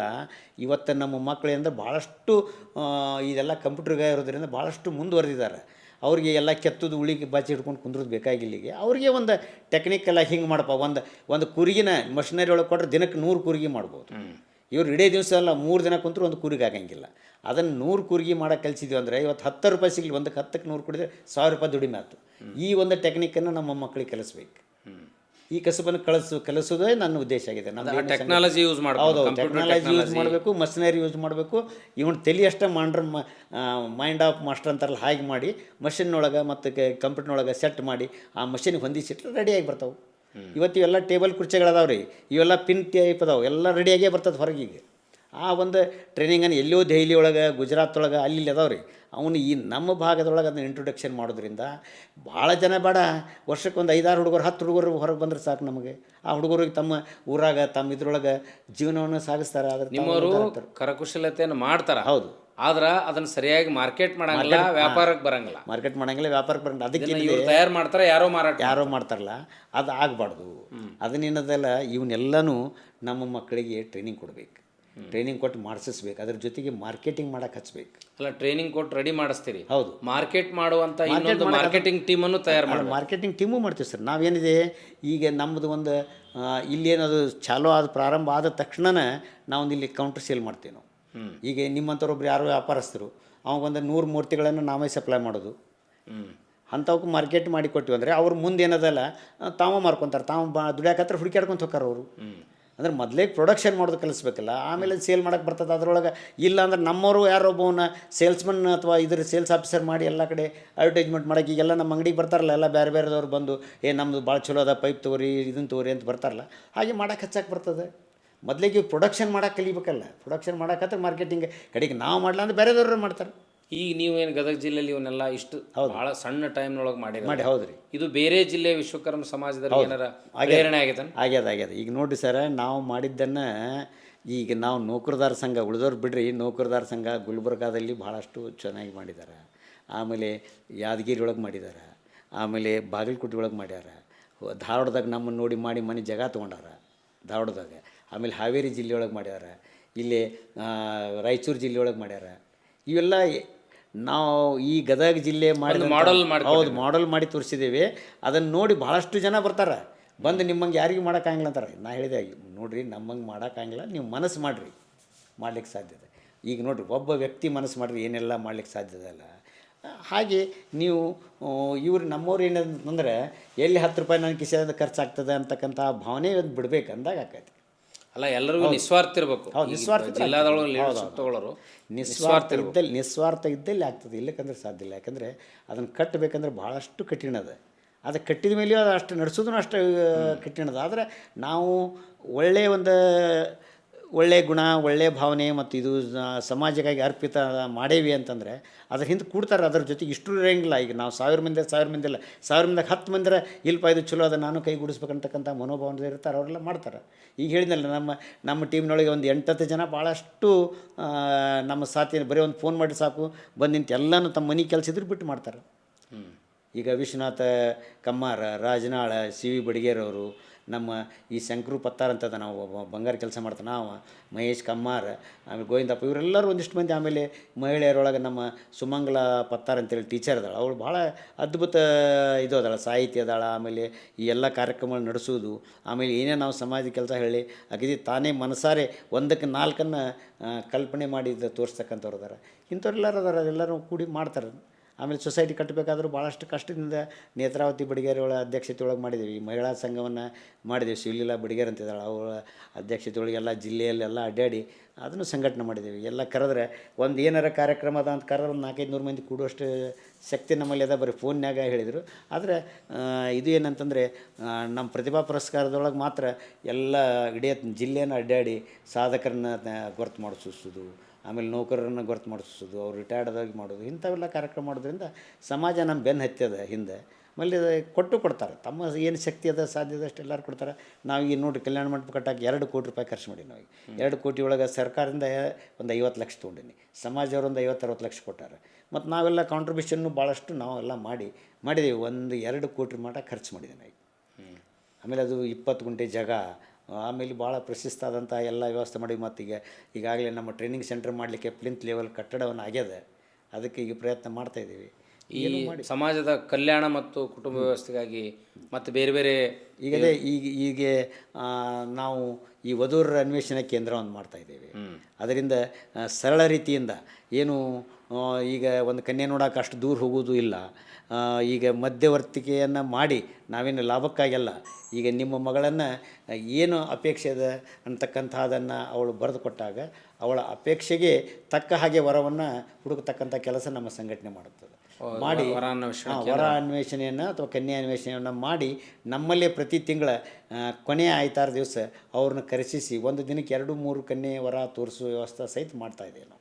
ಅಂದರೆ ಈಗ ನಿಮ್ಮ ಮನೆಗೆ ಬಂದರೆ 1,000 ರೂಪಾಯಿ ಖರ್ಚು ಮಾಡ್ಬೇಕಾಗ್ತದೆ. ಆಮೇಲೆ ಈಗ ಅಷ್ಟು ದೂರ ಹೋಗ್ಬೇಕಾಗ್ತದೆ. ಅದು ಎಲ್ಲ ಸೆಟಲ್ಮೆಂಟ್ ಆದರೆ ಅವ್ರ ಮನೆಗೆ ಹೋಗಿ ಅವ್ರ ಮುಂದಿನ ವ್ಯವಹಾರ ಮಾಡೋ ಸಲುವಾಗಿ ಒಂದು ವಧುವರ ಅನ್ವೇಷಣೆ ಕೇಂದ್ರವನ್ನು ಮಾಡ್ತಾಯಿದ್ದೇವೆ. ಆಮೇಲೆ ಒಂದು ವಿಶ್ವಕರ್ಮ ನಗರವನ್ನು ಮಾಡ್ತಾಯಿದ್ದೇವೆ. ವಿಶ್ವಕರ್ಮ ನಗರ ಅಂತಂದ್ರೆ ಅದರಲ್ಲಿ ಬಹುದೊಡ್ಡ ಆಸೆ ಏನು ಅಂತಂದರೆ ಈ ಬಡವರಿಗಾಗಿ ಮನೆಯನ್ನು ಕಟ್ಟಿಕೊಡ್ಬೇಕು. ಈಗ ಈ ಗ್ರೂಪ್ ಹೌಸಸ್ ಅಂತ ಬರ್ತಾವೆ, ಅಂದ್ರೆ ಈಗೇನು ಈ ಸರ್ಕಾರದವ್ರು ಕಟ್ಟಿಕೊಟ್ಟಾರ, ಇಲ್ಲಿ 2-3 ಲಕ್ಷದೊಳಗೆ ಕೊಡ್ತಾರೆ. ಆ ಟೈಪ್ನೊಳಗೆ 600 ಸ್ಕ್ವೇರ್ ಫೀಟ್ನೊಳಗೆ 3 ಅಂತಸ್ತು ಫ್ಲೋರನ್ನು ಕಟ್ಟಿ ಆ ಬಡವರಿಗೆ ಕೇವಲ ಒಂದು 7-8 ಲಕ್ಷ ರೂಪಾಯಿದೊಳಗೆ ಒಂದು ಮನೆಯನ್ನು ತಯಾರು ಮಾಡಿಕೊಡ್ಬೇಕು. ಇದು ಏನಂತಂದರೆ ನಮ್ಮ ಕಸುಬುಗಳನ್ನು ಮಾಡ್ತಕ್ಕಂಥವ್ರು ನಮಗೆ ಬೇಕಲ್ಲ, ನಾನು ದೊಡ್ಡ ಇಂಡಸ್ಟ್ರಿ ಹಾಕೊಂಡು ಕುಂತೇನೆ ಕೆಲಸ ಮಾಡೋರು ಬೇಕಲ್ಲ ನನಗೆ. ಆ ಕಸುಬುಗಳನ್ನು ಮಾಡಲಿಕ್ಕೆ ಈ ಮತ್ತು ನಮ್ಮ ಕೆಲಸವನ್ನು ಮಾಡಲಿಕ್ಕೆ ಲೇಬರ್ ಹೌಸಸ್ ಅಂತಕ್ಕಂಥ ಡಿ ವರ್ಗದ ಮನೆಗಳು ಅಂತ ಮಾಡ್ಬೇಕಂತ ಒಂದು ಭಾಳ ದೊಡ್ಡ ಆಸೆ ಅದ. ಉಳಿದವರೆಲ್ಲರೂ ಮನೆ ಕಟ್ಕೊಳ್ಳಿ, ಎಲ್ಲರಿಗೆ ಯಾರಿಗೆ ಅನುಕೂಲ ಅದವರೆಲ್ಲರೂ ಮನೆ ಕಟ್ಕೊಳ್ಳಿ. ಇವನ್ನ ಒಂದು 10-12 ವಿಂಗ್ ಮಾಡಿದರೆ ಒಂದು 100-200 ಮನೆಗಳನ್ನು ಕಟ್ಟಿ ಈ ಕೆಲಸಗಾರರಿಗೆ ಕಾಮಗಿರಿ ಮಾಡ್ತಕ್ಕಂಥವ್ರಿಗೆ ಮನೆಗಳನ್ನು ಕೊಟ್ಟರೆ ನಮ್ಮ ಸಮಾಜದವ್ರಿಗೆ ಅನುಕೂಲ ಆಗ್ತದೆ. ನಮ್ಮ ವೈಯಕ್ತಿಕ ಏನಿರೋಂಗಿಲ್ಲ, ಎಲ್ಲ ಸಮಾಜದವ್ರಿಗೆ ಅನುಕೂಲ ಆಗ್ತದೆ. ಒಬ್ಬ ಈ ಬಡಿತನ ಮಾಡೋರಿಗೆ ದಿನ 8-10 ಮಂದಿ ಬೇಕು, ಅಂಥವ್ರಿಗೆ ಅನುಕೂಲ ಆಗ್ತದೆ. ಮತ್ತು ಬಂಗಾರ ಕೆಲಸ ಮಾಡೋರಿಗೆ ಇವರೆಲ್ಲರಿಗೆ ಅನುಕೂಲ ಆಗಲಿ ಒಂದು ಉದ್ದೇಶದಿಂದ ಇವೆಲ್ಲ ನಮ್ಮ ವಿಚಾರಗಳದಾವೆ. ಈ ವಿಚಾರಗಳಿಗೆ ಸ್ಪಂದನೆ ಒಂದಿಷ್ಟು ಜನ ಕೊಡ್ತಾರೆ, ಕೊಡಲಿಲ್ಲ ಅಂದರೂ ಏನದ ಒಂದು ನಾವು ಭಾಳಷ್ಟು ಜನರ ಬಗ್ಗೆ ಯಾವ ಹೆಂಗಂತಾನೆ ಹಿಂಗಂತಾನೆ ಅನ್ನಂಗಿಲ್ಲ. ನಾವು ಇಟ್ಟ ಹೆಜ್ಜೆ ಆನೆ ಹೆಜ್ಜೆ, ನಾವು ಮಾಡ್ತಕ್ಕಂಥ ನಿರ್ಧಾರ ಗಟ್ಟಿಮುಟ್ಟಿಯಾಗಿ ಮಾಡ್ತಾಯಿದ್ದೇವೆ. ಹಾಗಾಗಿ ನಮ್ಮ ಜನ ನಮ್ಮ ಹಿಂದೆ ಬೆನ್ನು ಹತ್ತಾರೆ. ನೀವು ಶಿಕ್ಷಕರಾದ್ರಿ, ವ್ಯಾಪಾರಿಗಳಾದ್ರಿ, ಶಿರಟ್ಟಿಯಲ್ಲಿ ಎಸ್ಟಾಬ್ಲಿಷ್ಮೆಂಟ್ ಮಾಡಿದ್ರಿ, ಹೂವಿನಡಗಲಾಯಿತು, ಗದಗ ಆಯಿತು, ಈ ಗದಗ ಜಿಲ್ಲೆಯಾದ್ಯಂತ ಎಲ್ಲ ಸಂಘಟನೆಯನ್ನು ಮಾಡ್ಕೊಂಡು ಬಂದ್ರಿ. ಈ ಎಲ್ಲ ಚಟುವಟಿಕೆಗಳಿಗೆ ನೀವು ಸಮಯವನ್ನು ಹೆಂಗೆ ಹೊಂದಾಣಿಕೆ ಮಾಡ್ತೀರಿ, ಹಣ ಹೆಂಗೆ ಮೊಬಿಲೈಸ್ ಮಾಡ್ತೀರಿ, ಹೆಲ್ತ್ ಹೆಂಗೆ ಮ್ಯಾನೇಜ್ ಮಾಡ್ತೀರಿ, ಫ್ಯಾಮಿಲಿ ಹೆಂಗೆ ಮ್ಯಾನೇಜ್ ಮಾಡ್ತೀರಿ? ಏನಂದರೆ ಇದರೊಳಗೆ ಒಂದೇನು ಅಂತಂದರೆ, ನಾನು ನಿತ್ಯ 5:30 ಹೇಳ್ತೀನಿ ಸರ್. 5:30 ಎದ್ದು ನಾನು ಮನೆಯೊಳಗೆ ಯಾರು ನೆಪ್ಸಂಗಿಲ್ಲ, ನಂದೆಲ್ಲ ಬಾತ್ರೂಮ್ ಹೋಗಿ ಬಂದು ಒಂದು ಗ್ಲಾಸ್ ಬಿಸಿನೀರನ್ನು ಕುಡಿದು ಚಹಾ ಮಾಡಿಕೊಂಡು ವಾಕಿಂಗ್ ಹೋಗ್ತೀನಿ. ನಾನು ಪ್ರತಿನಿತ್ಯ 6:15 ವಾಕಿಂಗ್ ಮಾಡ್ತೀನಿ. 4-5 ಕಿಲೋಮೀಟ್ರು ವಾಕಿಂಗ್ ಮಾಡೋದ್ರಿಂದ ಹೆಲ್ತನ್ನು ಸರಿಯಾಗಿ ಕಾಲು ಕೈ ಎಲ್ಲ ಗಟ್ಟಿ ಅದಾವು. ಆಮೇಲೆ ಟೈಮಿಗೆ ಭಾಳ ಮಹತ್ವ ಕೊಡ್ತೇನೆ. ನಾನು ಅಗ್ರಿಕಲ್ಚರ್ ಮಾಡುವಾಗ ನಂದು ಕಾರ್ 6:30 ಅಡಿಸೊಬ್ರಕ್ಕೆ ನನ್ನ ತೋಟ ಮೊದಲೆದ್ದು. ಆವಾಗ 6:30 ನನ್ನ ಆ ಊರಿನ ಮಂದಿ ಎದ್ದಿರ್ತಿದ್ದಿಲ್ಲ, ಆವಾಗೇ ನನ್ನ ಕಾರ್ ಹೋಗಿ ನಿಲ್ತಿತ್ತು. ಅಲ್ಲೆಲ್ಲ ನಾನು ಹೋಗಿ ಕಾಯಿಪಲ್ಯ ಹರ್ಕೊಂಬರೋದು, ಹಾಲು ಹಿಂಡಿಸ್ಕೊಂಬರೋದು, ಡೇರಿ ಮಾಡಿದ್ದೆ. ಇವೆಲ್ಲ ಏನದಾವಲ್ಲ ಟೈಮಿಂಗ್ ಸೆನ್ಸ್ ಭಾಳ ನನಗೆ. ಆಮೇಲೆ ನಾನು ನೌಕರಿ ಮಾಡೋಕೆ ಮುಂಜಾನೆ ಅಗ್ರಿಕಲ್ಚರ್ ಮಾಡುವಾಗ ಅಲ್ಲಿ ಹೋಗಿ 9 ಗಂಟೆಗೆ ನಾನು ಇಂಡಸ್ಟ್ರಿಗೆ ಬಂದು, ಅವಾಗೆಲ್ಲ 7-8 ಗಂಟೆಗೆ ಇಂಡಸ್ಟ್ರಿ ಸ್ಟಾರ್ಟ್ ಆಕಿತ್ತು ಕೆಲಸ. ಅವಾಗ ಬಂದು ಅಲ್ಲೆಲ್ಲ ಇಂಡಸ್ಟ್ರಿ ಒಳಗೆ ಏನು ಕೆಲಸ ಹೇಳಬೇಕು ಸಂಜೆನಾಗೆಲ್ಲ ಹೇಳ್ತಿದ್ದೆ. ಆದರೂ ಮುಂಜಾನೆ ಅದಕ್ಕೆಲ್ಲ ಸ್ಟಾರ್ಟ್ ಆದಮೇಲೆ 1 ತಾಸು ಕುಂತು ಮನೆಗೆ ಹೋಗಿ ನಾಷ್ಟ ಊಟ ಮಾಡಿ ನಾನು ಕಾಲೇಜ್ ಹೋಗಿದ್ದೆ. ಟೈಮ್ ಸೆನ್ಸ್ ಭಾಳ ನನಗೆ. ಬೆಳಗ್ಗೆ ಕೃಷಿ, ಹೌದು ಕೃಷಿ, ಆಮೇಲೆ ಕಾಲೇಜು, ಆಮೇಲೆ ಇಂಡಸ್ಟ್ರಿ, ಈಗ ಇತ್ತೀಚೆಗೆ ಮಗನ ವ್ಯಾಪಾರ. So change of work is rest ಅಂತ ಹೇಳಿ ರೆಸ್ಟ್ ಅಂತಾರೆ. ಹೌದು. ಯಾರಿಗೆ ಕಾಸಿನ ಬೆಲೆ, ಕಾಲದ ಬೆಲೆ ಗೊತ್ತಿಲ್ಲ, ಕಾಲದ ಬೆಲೆ ಕಾಸಿನ ಬೆಲೆಗಿಂತಲೂ ಕಾಲದ ಬೆಲೆ ಗೊತ್ತಿದ್ರೆ ಭಾಳ ದೊಡ್ಡ ಹೇಳ್ತೇನೆ. ಆಮೇಲೆ ಕೆಲವೊಬ್ಬರು ದುಡ್ಡನ್ನು ಭಾಳ ಮಹತ್ವ ಕೊಡ್ತಾರೆ. ನೀವು ಭಾಳ ಮಹತ್ವ ಕೊಟ್ಟಲ್ಲಿ ಇಷ್ಟು ಗಳಿಸೋಕೆ ಸಾಧ್ಯ ಇಲ್ಲ ಗುರುಗಳೇ, ನಾನು ಎಷ್ಟು ದುಡ್ದೇನಿ ಅಷ್ಟು ಖರ್ಚು ಮಾಡೀನಿ. ನಾನು ಪ್ರವಾಸ ಮಾಡೀನಿ, ನಿಮಗೆಲ್ಲ ಗೊತ್ತಿದ್ದಾಗೆ ಸಾಕಷ್ಟು ಅಡ್ಡಾಡಿದ್ದೇನೆ, ಸಾಕಷ್ಟು ದಾನ ಧರ್ಮಗಳನ್ನು ಮಾಡಿದ್ದೇನೆ. ಆಮೇಲೆ ಯಾರು ಆಪತ್ತು ಕಾಲದಲ್ಲಿ ಬಂದವ್ರು ಎಲ್ಲರಿಗೂ ಸಹಾಯ ಮಾಡಿದ್ದೇನೆ. ನಮ್ಮ ಮನೆಯೊಳಗಿಂದ ಹಿಡ್ಕೊಂಡು ನಮ್ಮ ಅಣ್ಣ ತಮ್ಮರು, ಅಕ್ಕ ತಂಗಿಯರ ಮಕ್ಕಳಿಗೆ, ಅಕ್ಕ ತಂಗಿಯರಿಗೆ ಎಲ್ಲರಿಗೂ ನಾನು ಸಹಾಯ ಮಾಡ್ಕೊತ ಬಂದೇನೆ. ಹಾಗಾಗಿ ನನಗೆ ಹೇಗೆ ಬರ್ತದೆ ದುಡ್ಡು, ನಾನು ಆ ದುಡ್ಡಿನ ಬೆನ್ನು ಹತ್ತಿಲ್ಲ. ಆರು ಕೊಡೋದು ಏನದಲ್ಲ, ಈ ಕೈ ಹೀಗೆ ಥರ ಹಿಂಗೆ ತಾನೇ ಬರ್ತದೆ ಅನ್ನತಕ್ಕಂಥ ಒಂದು ಇದನ್ನು ಹೊಂದಿದ್ದು ನಾವು. ಇಷ್ಟೆಲ್ಲ ಸಮಾಜ ಕಟ್ಟಬೇಕಾದ್ರೆ ಈಗ ಪ್ರತಿನಿತ್ಯ ಹೇಳಿದೆ, ಇವೆಲ್ಲ ದುಡ್ಡು ಬರಬೇಕಾದ್ರೆ ಇವತ್ತು ನಿಮ್ಮ ಕಡೆಯಿಂದ 1,000 ರೂಪಾಯಿ ಕೊಡ್ತೀನಿ ಅಂತ ಹೇಳಿರಿ, 1,00,000 ರೂಪಾಯಿ ಕೊಡ್ತೀನಿ ಅಂತ ಹೇಳಿರಿ, ನೀವು ಎಷ್ಟು ದಿವ್ಸಕ್ಕೆ ಕೊಡ್ತೀರಿ ಅನ್ನೋದು ಗೊತ್ತಿಲ್ಲ. ಕೆಲಸ ಮಾಡಬೇಕು, ನನ್ನ ಪ್ರತಿದಿನ ನನ್ನ ಕಿಸೆದಾಗಿಂದ ರೊಕ್ಕ ಹಾಕಿ ನಾನು ಕಟ್ಟಿದ್ದೀನಿ. ಅದು ಬರಲಿ ಬಿಡಲಿ, ಇದು ಒಂದು ನಿಸ್ವಾರ್ಥ ಸೇವೆ ಏನದಲ್ಲ ನಂದು. ನಾನು ಇವತ್ತು ಭಾಳಷ್ಟು ದುಡ್ಡು ಹಾಕಿದ್ದೀನಿ. ಆ ದುಡ್ಡು ಹಾಕಬೇಕಾದ್ರೆ ಅದು ಬರೋದಿದ್ದರೆ ನನಗೆ ಬರ್ತದೆ, ಇಲ್ಲಾಂದ್ರೆ ನಾನು ಸಮಾಜ ಋಣ ಆಯಿತು ತೀರ್ಸೇನೆ ಅಂತಕ್ಕಂಥ ಒಂದು ಭಾವನೆಯನ್ನು ಇಟ್ಕೊಂಡು ನಾನು ಕಟ್ಟಿದೆ. ಅದು ಯಾವಾಗ ಸಾಧ್ಯ ಆಯ್ತು ನಿಮ್ಗೆ? ಆರಂಭದಲ್ಲಿ ದುಡ್ಡು ಗಳಿಸೋ ಮುಂದೆ ಸಾಧ್ಯ ಆಯ್ತು? ಈ ದುಡ್ಡು ಗಳಿಸೋ ಸ್ಯಾಚುರೇಷನ್ ಸ್ಟೇಜಿಗೆ ಬಂದಮೇಲೆ ಈಗೇನಾಯಿತು, ದುಡ್ಡು ಗಳಿಸುವಾಗ ಏನದಲ್ಲ ಸಾಕಷ್ಟು ಜಾಗಗಳನ್ನು ಹಿಡ್ಕೊಂಡಿವಿ ನಾವು. ಆಮೇಲೆ ದುಡ್ಡು ಗಳಿಸೋಕ್ಕೂ ನನಗೆ ವ್ಯಾಪಾರಕ್ಕೂ ಒಂದು 3-4 ಮಂದಿ ನನಗೆ ಭಾಳಷ್ಟು ಹೆಲ್ಪ್ ಮಾಡಿದರು. ಒಂದನೇದವರು ನಮ್ಮ ವಸಂತ ಅಕ್ಕಿಯವರು. ಅವಾಗೇನು ಅಗ್ರಿ ಸಣ್ಣ ಕಾಲದಲ್ಲಿ 5 ರೂಪಾಯಿಯಿಂದ ಹಿಡ್ಕೊಂಡು 500 ರೂಪಾಯಿ ಅಂದರೆ ದೊಡ್ಡ ರೊಕ್ಕ. ಅವಾಗ ಆ ದುಡ್ಡನ್ನು ಕೊಡ್ತಿದ್ದರು. ತದನಂತರ 85ನೇ ಇಸ್ವಿಯೊಳಗೆ ಆಯುರ್ವೇದ ಕಾಲೇಜಿನ ಕೆಲಸವನ್ನು ಮಾಡಿದಾಗ ನನಗೆ ಸೌಡಿ ಸರು ನಮ್ಮ ಮನೆ ಅಂತ್ಯಕ್ಕೆ ಬರ್ತಿದ್ರು ನಾ ಸಣ್ಣವಿದ್ದಾಗ. ಹಾಗಾಗಿ ಆವಾಗಿಂದ ಪರಿಚಯ. ಅವರು ನಾನು ಸಿರಟ್ಟಿ ಬಸ್ ಸ್ಟ್ಯಾಂಡ್ ನಿಂತ್ಕೊಂಡು ಬಸ್ಸಿಗೆ ಬರುವಾಗ ಅವ್ರು ಕಾರ್ ತೊಗೊಂಬರ್ತಿದ್ರು. ಅವಾಗ ನಾನು ಹತ್ತಿಸ್ಕೊಂಬಂದು ಭಾಳಷ್ಟು ಪ್ರೀತಿಯಿಂದ ಗಳಿಸಿಸಿ ಮುಂದೆ ನಾ ಇಂಡಸ್ಟ್ರಿಯಲ್ಲಿ ಚಾಲೂ ಮಾಡಿದ ಮ್ಯಾಗ ನಾ ಹೀಗೆ ಮಾಡೀನಿ ಅಣ್ಣ ಅಂದ್ಕೊಳ್ಳಿ ನನ್ನ ಕರ್ಕೊಂಬಂದು ಈ ಎಲ್ಲ ಆಯುರ್ವೇದ ಕಾಲೇಜಿನ ಸಿಬ್ಬಂದಿಗೆ, ಅದರೊಳಗೆ ಮುಖ್ಯವಾಗಿ ಈ ಬಿಲ್ಡಿಂಗನ್ನು ಕಟ್ಟುವವರು, ಅದರ ಮಟೀರಿಯಲ್ ಇನ್ನೂ ಬಿಲ್ಡಿಂಗ್ ಕಟ್ಟಿದ್ದಿಲ್ಲ ಅವರು ನಮ್ಮ ಗೆಳೆತನದಾಗ, ಅಲ್ಲಿ ಹಳೆ ಕಾಲೇಜಿನೊಳಗೆ ಬೇಕಾಗ್ತಕ್ಕಂಥ ಕಪಾಟು, ಈ ಟೇಬಲ್ಲು ಕುರ್ಚಿಗಳನ್ನು ಎಲ್ಲ ಹಿರಿತನ ಆಗಿನ ಕಾಲದಲ್ಲಿ ಜಿ ಬಿ ಪಾಟೀಲ್ ಮಾಡ್ತಿದ್ರು. ಜಿ ಬಿ ಪಾಟೀಲ್ಗೆ ನನಗೆ ಅವರಿಗೆ ಸರಿಯಾದ ಗೆಳೆತನವನ್ನು ಮಾಡಿಸಿಕೊಟ್ರು. ಈ ಭೂಮಿಯ ಪೂಜೆಯನ್ನು ನಾವೇ ಮಾಡಿ, ನಾನು ಜಿ ಬಿ ಪಾಟೀಲ್ರು ಆವಾಗಿನ ಕಾಲದೊಳಗೆ ಲಕ್ಷ್ಮೇಶ್ವರ ಬೇರೆ ಬೇರೆ ಊರಿಗೆ ಅಡ್ಡಾಡಿ ಮೇಸ್ತ್ರಿಗಳನ್ನು ಹಿಡ್ಕೊಂಬಂದು ಕಲ್ಲು ಹಾಕಿಸಿ ಒಡಿಸಿ, ನಾವು ಸ್ವತಃ ಕಲ್ಲನ್ನು ಅಲ್ಲೇ ಒಡಿಸಿಸಿ ಕಡಿಗಳನ್ನು ಮಾಡಿಸಿ ಕಟ್ಟಿಸಿದಂಥವ್ರು ಜಿ ಬಿ ಪಾಟೀಲ್ ಜೊತೆಗೆ ಸಾಥನ್ನು ಕೊಟ್ಟಿದ್ದೀನಿ. ಅದೇ ರೀತಿಯಾಗಿ ಜಿ ಬಿ ಪಾಟೀಲ್ರು ನನಗೆ ಸಾಕಷ್ಟು ಅಂದರೆ ಕೆಲಸವನ್ನು ಕೊಟ್ಟು ನನಗೊಂದು ಭಾಳಷ್ಟು ದೊಡ್ಡ ಅನುಕೂಲವನ್ನು ಮಾಡಿದ್ದಾರೆ. ನನ್ನ ಬಿಸ್ನೆಸ್ ಬೆಳೆಯೋಕ್ಕೆ ಕಾರಣ ಅವರು ಒಬ್ಬರು. ನಾನು ಅವ್ರನ್ನ ನೆನೆಸಲೇಬೇಕು. ಆಮೇಲೆ ಅಕ್ಕಿ ಅವರು ವಸಂತ್ ಅವರು ಆವಾಗ ಹಾಲಿನ ಡೈರಿ ಮಾಡ್ತಾರೆ. ನಮಗೆಲ್ಲ 70% ಪಗಾರ ಇಲ್ಲದಾಗ ನನಗೆ ಎಷ್ಟು ಬೇಕಾದರೂ ದುಡ್ಡು ಅವ್ರು ಕೊಡ್ತಿದ್ರು. ಕೊಟ್ಟು ಹೀಗೆಲ್ಲ ನಾನೇನು ಹಾಕ್ಕೊಂಡ್ರ ಮೇಲೆ ಗಂಡ ಹೆಂಡತಿ ಬಂದೇವು ನಮ್ಮ ಮನೆಗೆ. ಇನ್ನೂ ಸಣ್ಣ ಮನೆ ಮಾಡ್ಕೊಂಡು ಏನೋ ಒಂದು ಫ್ಯಾಕ್ಟ್ರಿ ಸಿಕ್ಕಿತ್ತು, ಮಾಡ್ಕೊಂಡು ಇಷ್ಟೆಲ್ಲನೂ ಮಾಡಿದೆ. ಅದರ ಜೊತೆಗೆ ಪರೋಪಕಾರ ಭಾಳಷ್ಟು ಮಾಡ್ಕೊತ ಬಂದದ್ದಕ್ಕೆ ಇದೆಲ್ಲ ಸಾಧ್ಯ ಆಯಿತು ಅಂತಕ್ಕಂಥ ನನ್ನ ಒಂದು ವಿಚಾರ. ಆಮೇಲೆ ಅಣ್ಣನ ಮಕ್ಕಳ ಲಗ್ನನ ನಾನು ಮಾಡಿದ್ದೀನಿ. ಆಮೇಲೆ ಎಲ್ಲ ಮಾಡಿದ್ದನ್ನಕ್ಕೇನು ಒಟ್ಟೇನೋ ನಾವು ಮಾಡಬೇಕು ಕರ್ತವ್ಯ.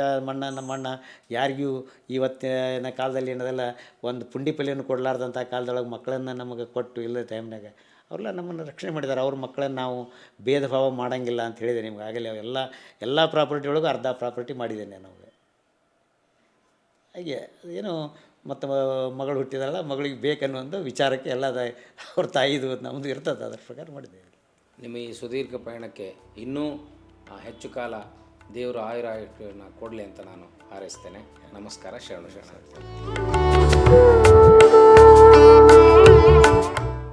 ಒಬ್ಬ ವ್ಯಕ್ತಿ ವೃತ್ತಿಯಿಂದ ಶಿಕ್ಷಕನಾಗಿ, ಪ್ರವೃತ್ತಿಯಿಂದ ಉದ್ಯಮಿಯಾಗಿ, ಕೌಟುಂಬಿಕ ನಿರ್ವಹಣೆಯನ್ನು ವಹಿಸಿದಂಥ ನಿಸ್ವಾರ್ಥ ಕುಟುಂಬ ಜೀವಿಯಾಗಿ, ಹಾಗೆ ತಾನು ಹುಟ್ಟಿದಂಥ ಸಮಾಜಮುಖಿಯಾಗಿ ವಿಶ್ವಕರ್ಮ ಸಮಾಜ, ಹಿಂದುಳಿದ ಸಮಾಜಕ್ಕೆ ಪೂರಕವಾಗಿ ಹೇಗೆ ಕೆಲಸವನ್ನು ಮಾಡಬಹುದು, ಆ ಕೆಲಸ ಮಾಡುವಾಗ ಹೇಗೆ ತನು ಮನ ಧನ ತ್ರಿಕರಣ ಅಂತ ಕರಿತೇವೆ, ಹಾಗೆ ಆ ತ್ರಿಕರಣದ ಶುದ್ಧಿಯಾಗಿ ಸಮಾಜಕ್ಕೆ ಸೇವೆ ಸಲ್ಲಿಸಿದಂಥ ರಾಜಗೋಪಾಲ್ ಕಡ್ಲಿಕೊಪ್ಪ ಅವರು ನಮ್ಮೊಂದಿಗೆ ತಮ್ಮ ಸುದೀರ್ಘ ಪಯಣದ ಅನೇಕ ಘಟನೆಗಳನ್ನು, ವ್ಯಕ್ತಿಗಳನ್ನು ಸ್ಮರಿಸಿಕೊಂಡಿದ್ದಾರೆ.